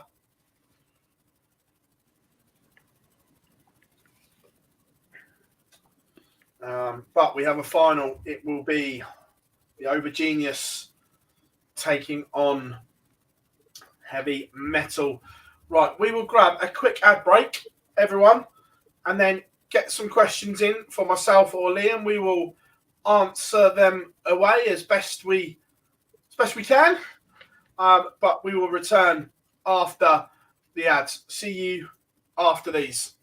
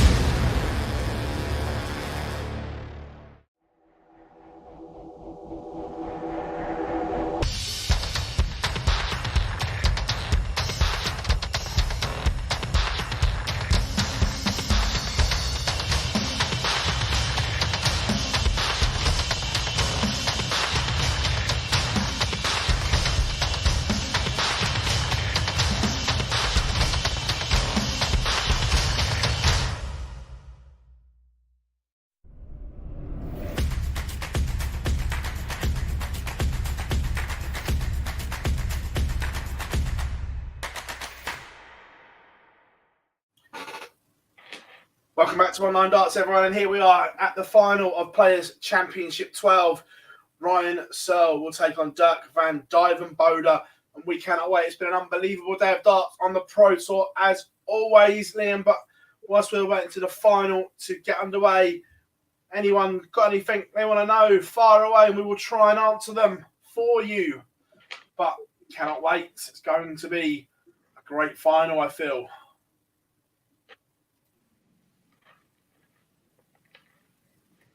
Just a matter of which way it goes. So, any questions? How late is the final to start? Normally, it's between 5 and 10 minutes after the semi-final. So, it won't be too long a wait, guys.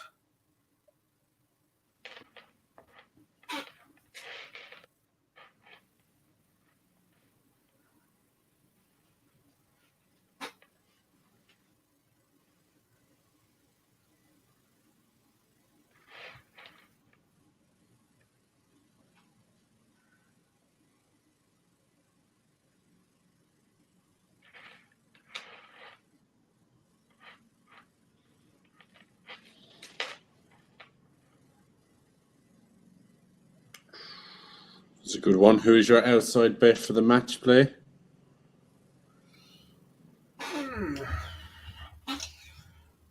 Outside bet for the match, but obviously there's still, I think, 18 qualifying events left. So look, the field can change dramatically, but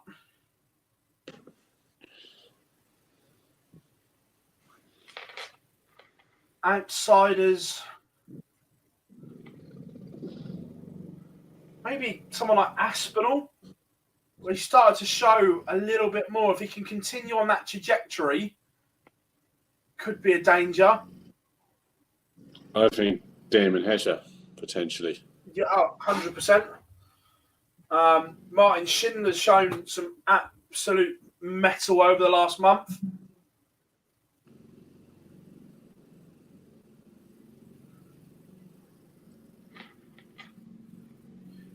Who do you think is going to win the WDF World Championships? I said Cammy before a dart was thrown.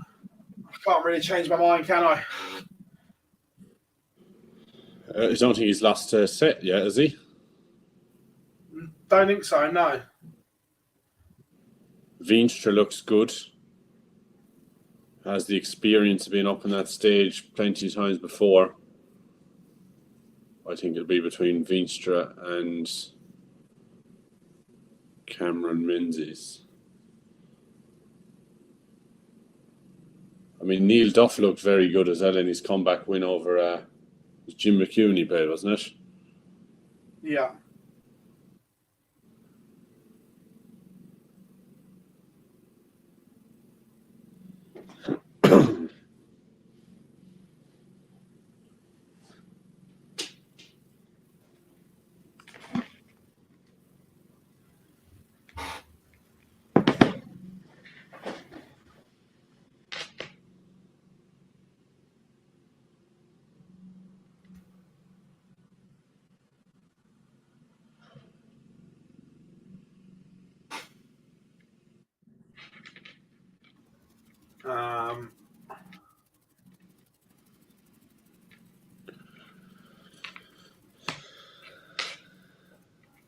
So which players do you think seem to struggle at the moment?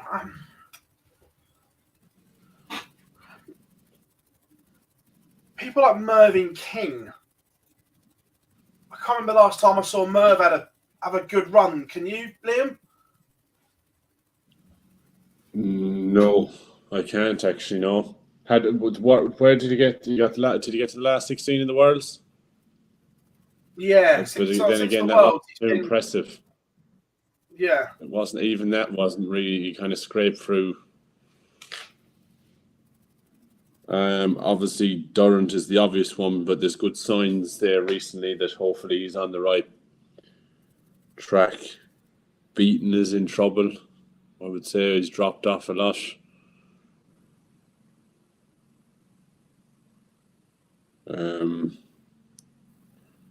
Jason Lowe is one that has not been great recently. for me.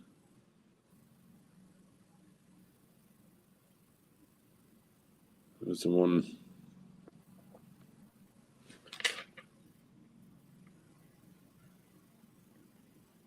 And Ian White is another one. Yeah.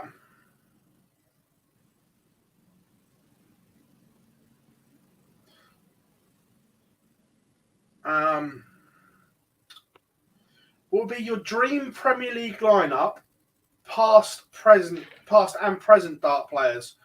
Are we doing it on the new format of 8, or are we going to do the old 10-man lineup?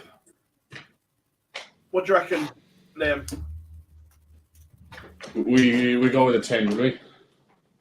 We do the 10-man lineup. More Right, scope. okay, let me... Gives us more scope to get players in. I need a 10. My dream team, or between us, our dream team 10-man lineup. Wow.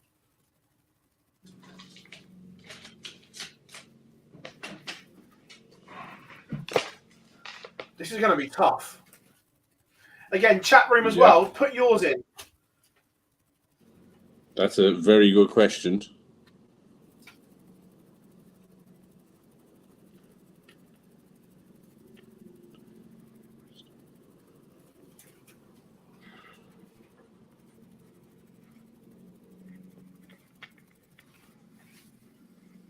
Is this, I suppose, any ever player we go with? Yeah. Not just PDC. Yeah.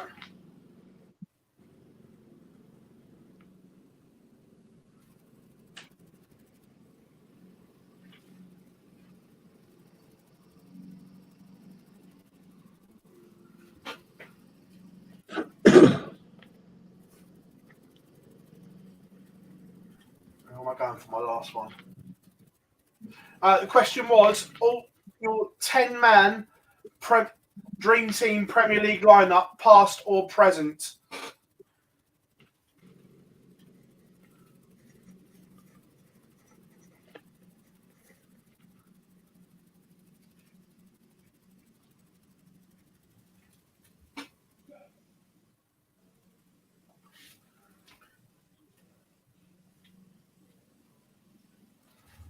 I've got my 10.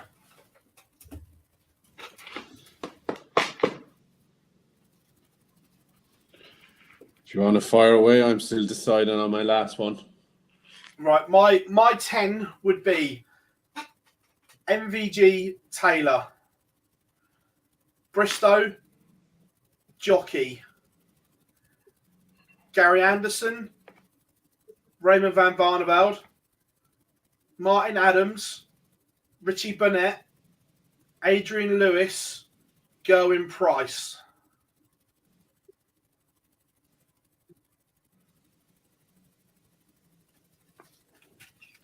Yeah, mine's not too different. I've gone with Phil Taylor, Barney, Bristow, MVG, Anderson, Adams, Price, Lewis, Jockey, and Peter Wright. Yeah, I think that there's always going to be a hardcore nucleus that everyone will agree on, and there's probably 3 or 4 that are going to rotate around. Will be in some, not in some, and yeah.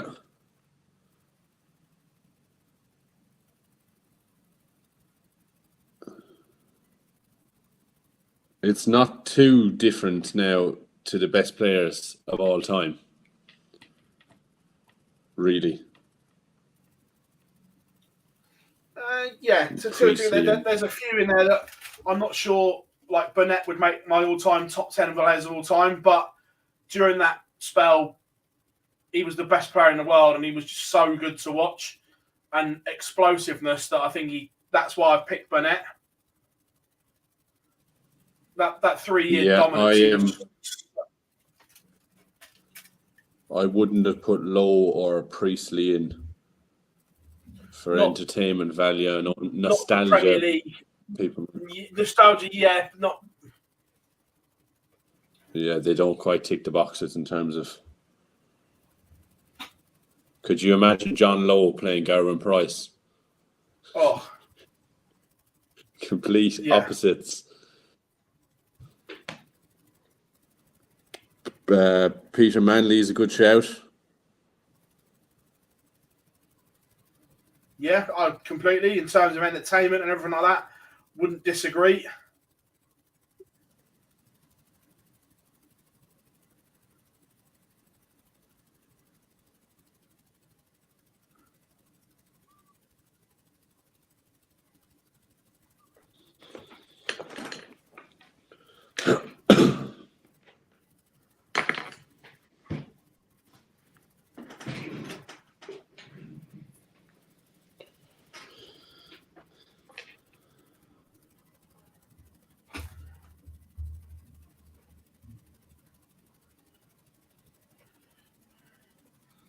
We are now We're warming really up, getting in which the means nitty-gritty. the final won't be too far away.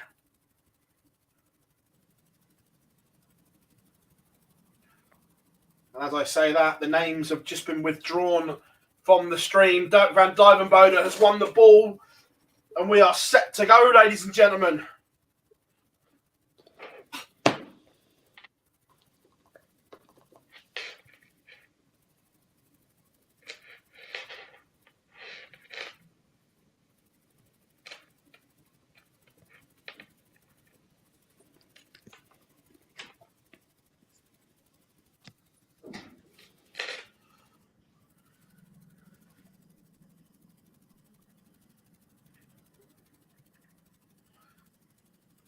Is the Grand National 5:15? I couldn't tell you, Phil.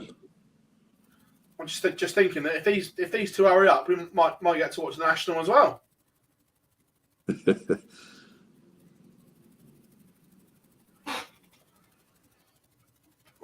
We are underway, and Ryan Searle is threatening a break of throw in the opening leg.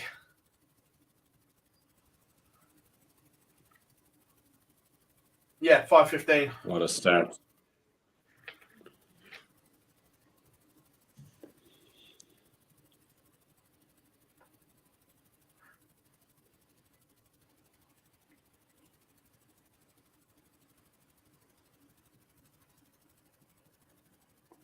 There's so much hype around the National. It's just one of those things as a kid, isn't it? That I always remember that my grandparents never used to bet on anything, but he always used to have a little bet on the National and things like that. I think it's just nostalgia and things.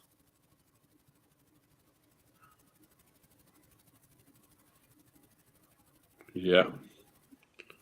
Ooh, Van Dijvenbode is off to a bit of a shaky start here, and Ryan Searle certainly isn't hanging about. Not at all.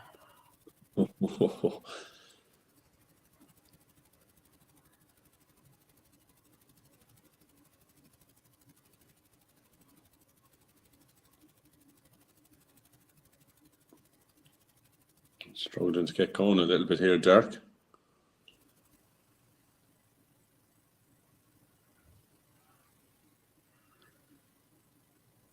At least with it being first to 8, though, Liam, it's not like that cutthroat best of 11, where if you lose a couple, you've still got a little bit of wiggle room. Not massive amount, but a little bit. As we saw with Peter Wright and Michael Van Gerwen last weekend, that you can get yourself out of a hole. Yeah, I mean, the first to 6 is just rapid, especially with the quality of the players. I mean, the games, most of these games are over in a blink of an eye. But you do have a little bit more. You can afford to maybe go a couple of legs behind.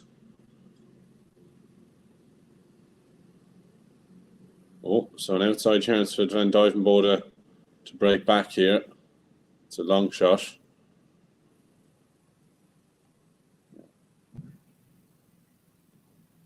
Ooh. That was big. That's a statement from Dirk van Dijvenbode. You're close, though. Liam's Irish, not Scottish. I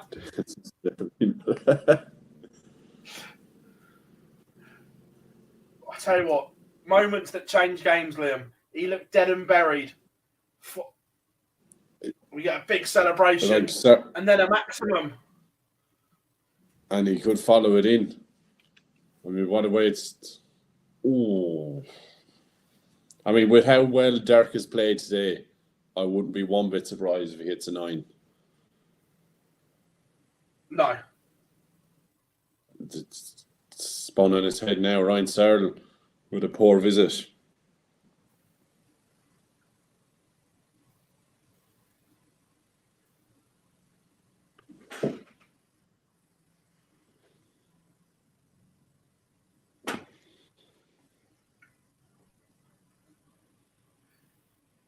Just amazing what darts can do. It's one of the rare sports that can literally swing in a heartbeat, Liam. Not many can, but this is one of them. And it's one of them that's never over until that last double is hit.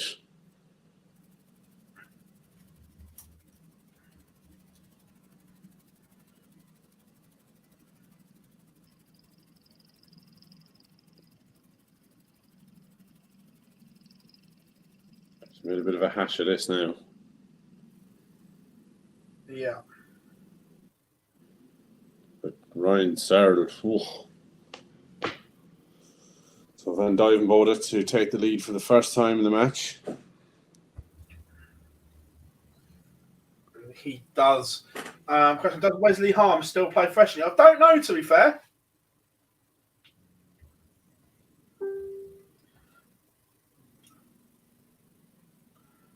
Liam, DC asks you, what county are you from? Liam, Wexford man here. I'll let you take a guess, DC. I'm not too far away from you now at all.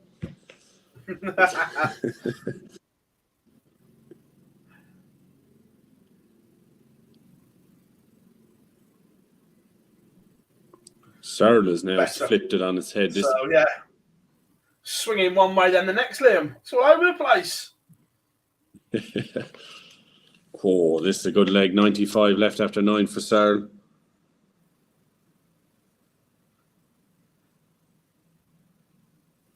It's Watford, DC. The other direction.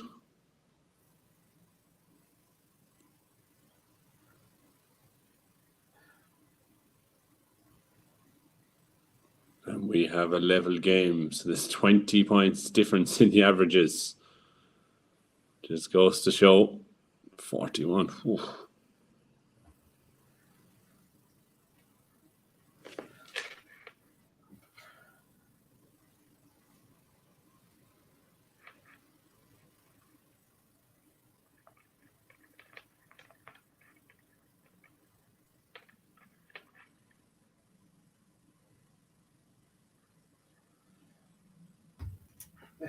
This is Dirk Van Duijvenbode all over. Looks unplayable 1 minute, and then the next he's up against it again.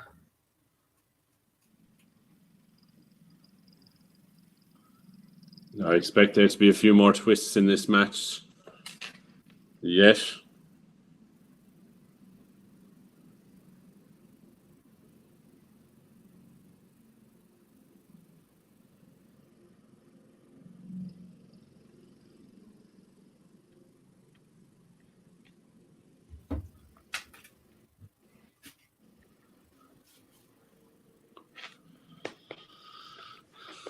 So some power scoring here from Ryan Searle.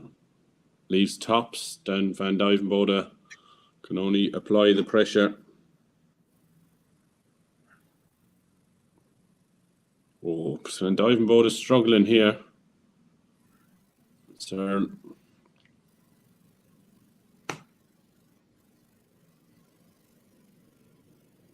And he takes it. So 21 points the difference in the averages between the pair, but there's only a leg between them. Yeah, you just feel if Searle's just going to do something eye-catchy at the moment, where Dirk, it's all a bit of a chore at the moment. Yeah, I mean, he had the 146 and the 180, followed by the 140 in back-to-back there was a couple of visits there that have kept him in the match, but other than that, he's been poor. Yeah. Considering the way he's played all day as well, it's been brilliant all day from Van Dijvenbode, but now he's gone off the boil. Searle has gone the other way. He is just completely firing in these massive scores. Yeah.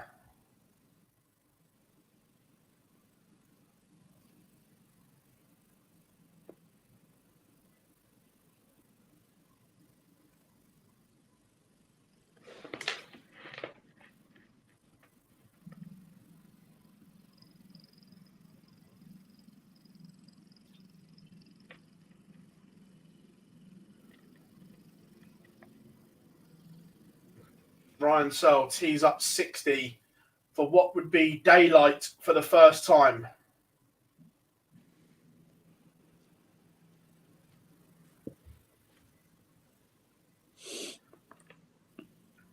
I've just done a couple of randomers, Georgia. No real logic to the Grand National.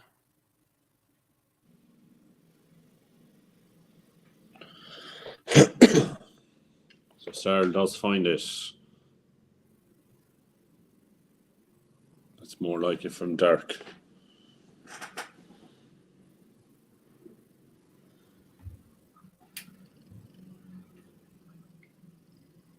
Just needs to make Ryan Searle think here, doesn't he, Liam? Can't let him just coast and get himself. Yeah, I mean, once he gets that buffer, he'll relax a little bit more and it'll become easier for Searle. But this is just ridiculous. Yeah. Solid from Dirk. If he can find another 2 treble visit, which he does. Very, very good from both. How can Searle set this up now? Oh, so it's a chance for Van Dijvenbode to stay in touch. Just makes that 86 a little bit easier.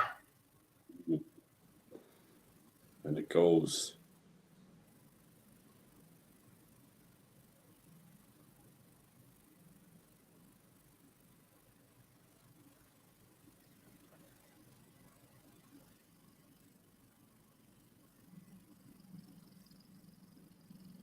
So again, just sprinkles of magic from Dirk here has kept him in touch now and then.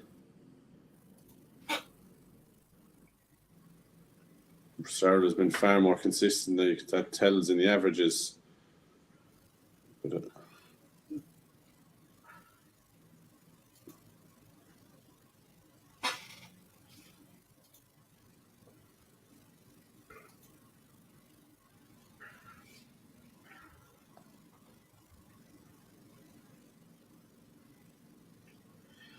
yeah, Ryan Searle won.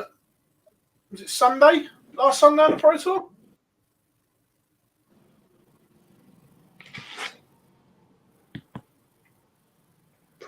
Did Price win? Let's have a look. I'm sure it was last Sunday.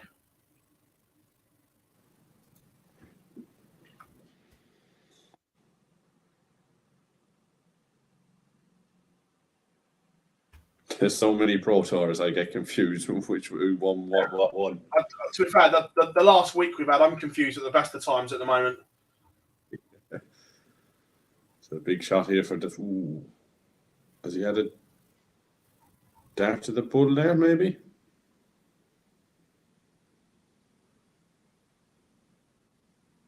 So Van Dijvenbode to level this up. Yeah, Ryan Searle won last week on the Sunday, beat Aspinall in the final.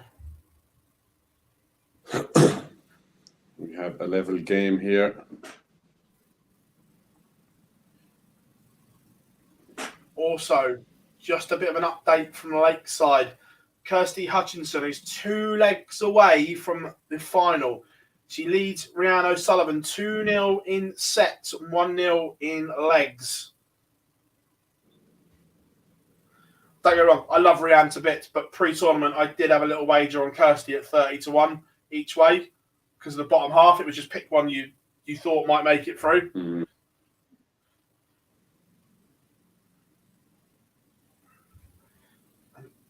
We are level again. Dirk just digging in, doing enough, and then Sel finds a 171.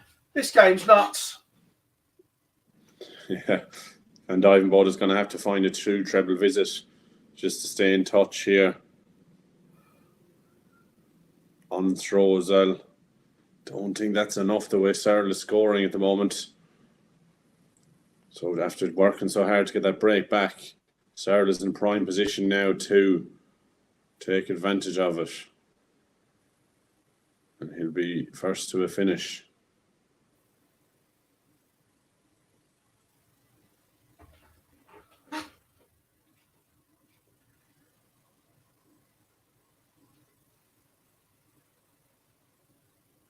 That's good from Devin Van Dyke. What a good pressure.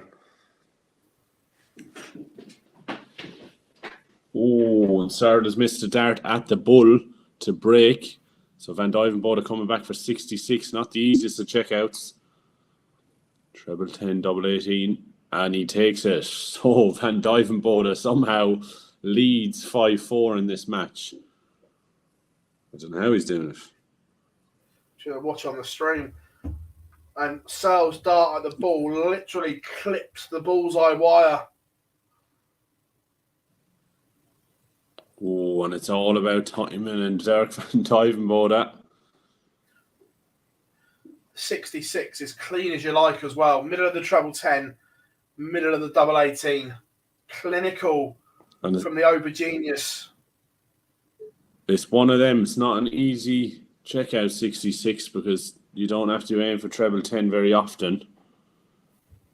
This is very, very go good. wrong as well. If you put it into the 45 or something like that, if you're too close. Yeah, you're scampering around the place then. Dirk can leave this very tidy after 9. That's not bad. There's a 2-dart finish. Oh, but Searle fires back, so can Van Dyvenbode get the break?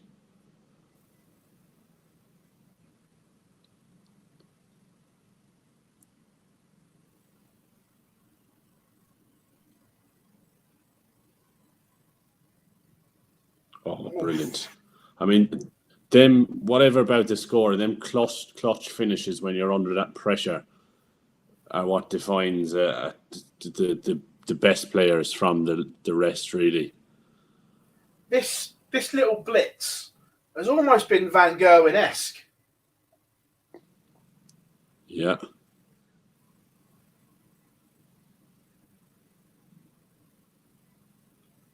I mean, Searle hasn't done an awful lot wrong in these legs he's lost. No. And Van Dyvenbode has gone from averaging 82 to 97. Yeah. Searle has always just been in around about the 102, 105 mark. So he's not doing much wrong.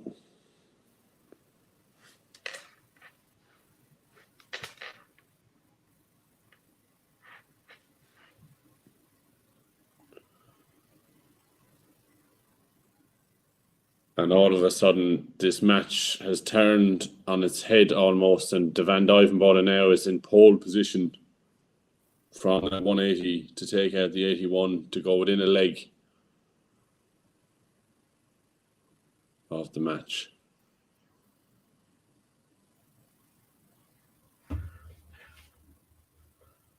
He misses.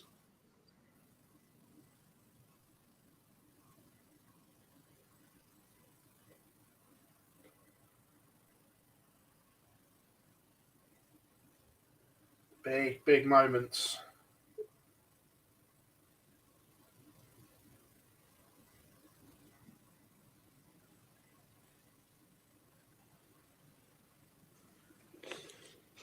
One away, Liam. I mean, this little blitz from Van Dyvenbode has just been Absolutely brilliant. Yeah. Fires the 180 in.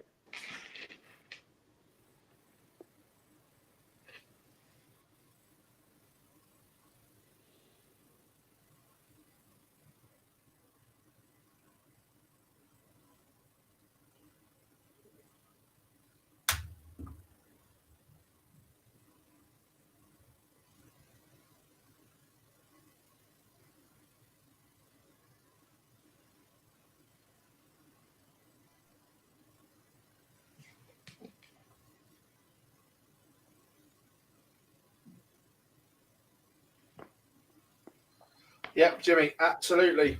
But Searle's not done, Liam. What a response. When you have to win 4 on the spin, it's not a bad way to start. No. Potential 11 darter coming up here now. Just tease it up his time.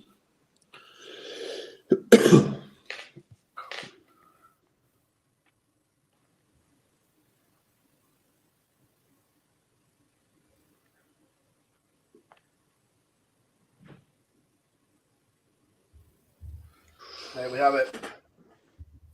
This leg is big.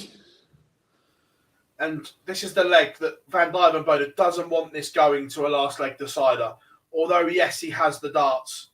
You don't want that pressure in a final leg. You want this done and dusted here to stop Ryan Searle in his tracks. Martin from Belgium, our pleasure and glad you could join us.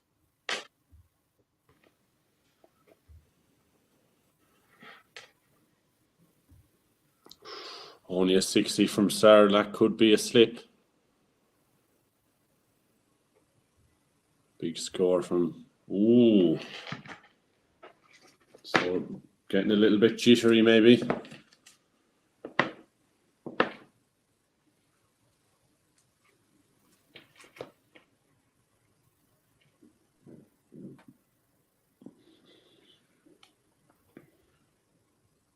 I mean, one big two or three treble visit could swing it for one of these players now.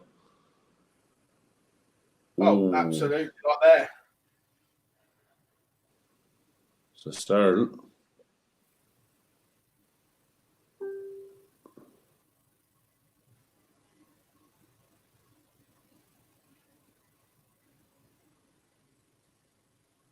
That's not bad, yet. but Searle probably still just try and set something up. If Van Dijvenbode doesn't take out the 114 for the match. Oh, that was poor. 46. Only leaves 119. So Van Dijvenbode for the match now. 114. Ooh. So Searle needs 119 to stay alive.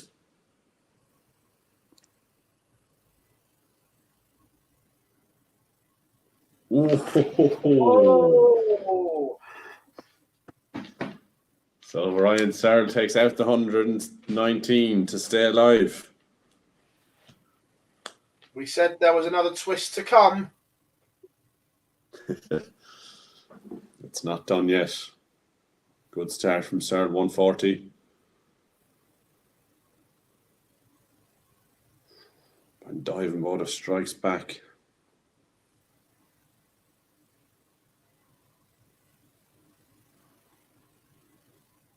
Oh, it looks like we could be going all the way.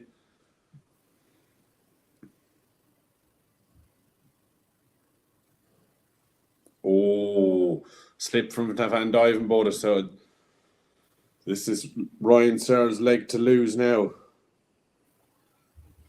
127, wow. Brilliant. He's 54 after 9. What a final. And it's going to come down.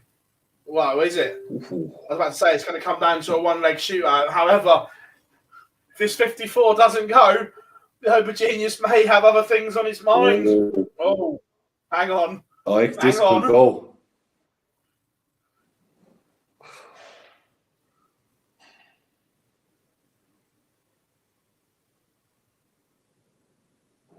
Oh, I think he's missed a match start. Yeah. I'm going to watch this on the stream in a second. We go. I think he misses going a all match the start. way. Let's have a look.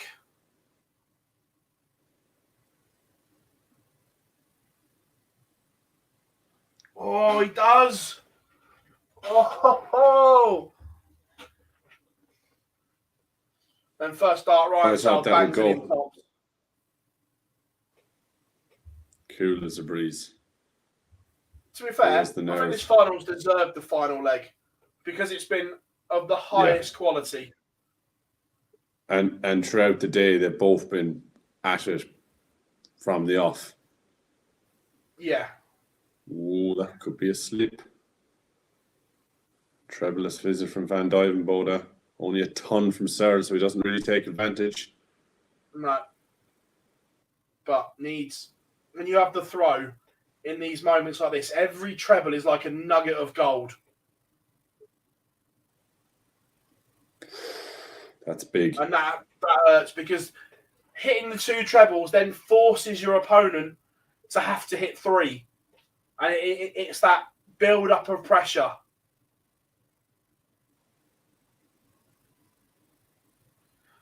See, look, the 98 now isn't enough. Yeah. So a big score here for Van Duijvenbode could really set himself up. Ooh, that's good. Under pressure, that's very, very good. 1-2-2 for Searle. No, probably not enough.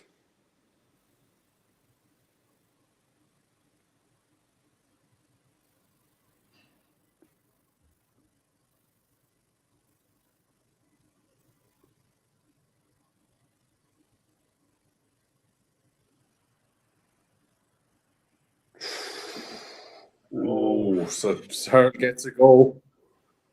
Big, big moments here. I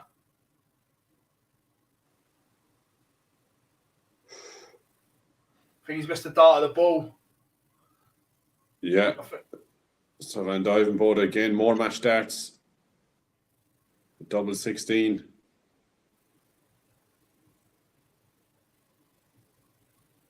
Oh. To be fair, both of them had match starts in that leg. Dirk's first start at 32 wasn't close, and Searle's dart of the ball wasn't close either. You can see Van Duijvenbode just composing himself and pings it at the first time of asking. Dirk Van Duijvenbode, everyone, is your Players' Championship 12 winner. What a final, Liam. What a final. Yeah, an absolute cracker. We so many twists and turns in that. It wasn't done right until the end. Even the missed shot of the bullseye from Searle just kept us on our toes. But yeah, fitting end to the day. It was a great final, and the two players played fantastic over the course of the day as well. Yeah, absolutely brilliant from both. Everyone, I want to thank you all so much for joining us across the last 5.5 hours here on the Pro Tour stream. We'll be back tomorrow with Players Championship 13. Myself and Dan will be in the seats. Liam, thank you very much for joining us as always, mate. It's been a pleasure to have you along. Have you enjoyed it? Yes, pleasure, Phil, as always. It was a great day of action. You can't beat a Pro Tour stream. Sitting through all the action in one day.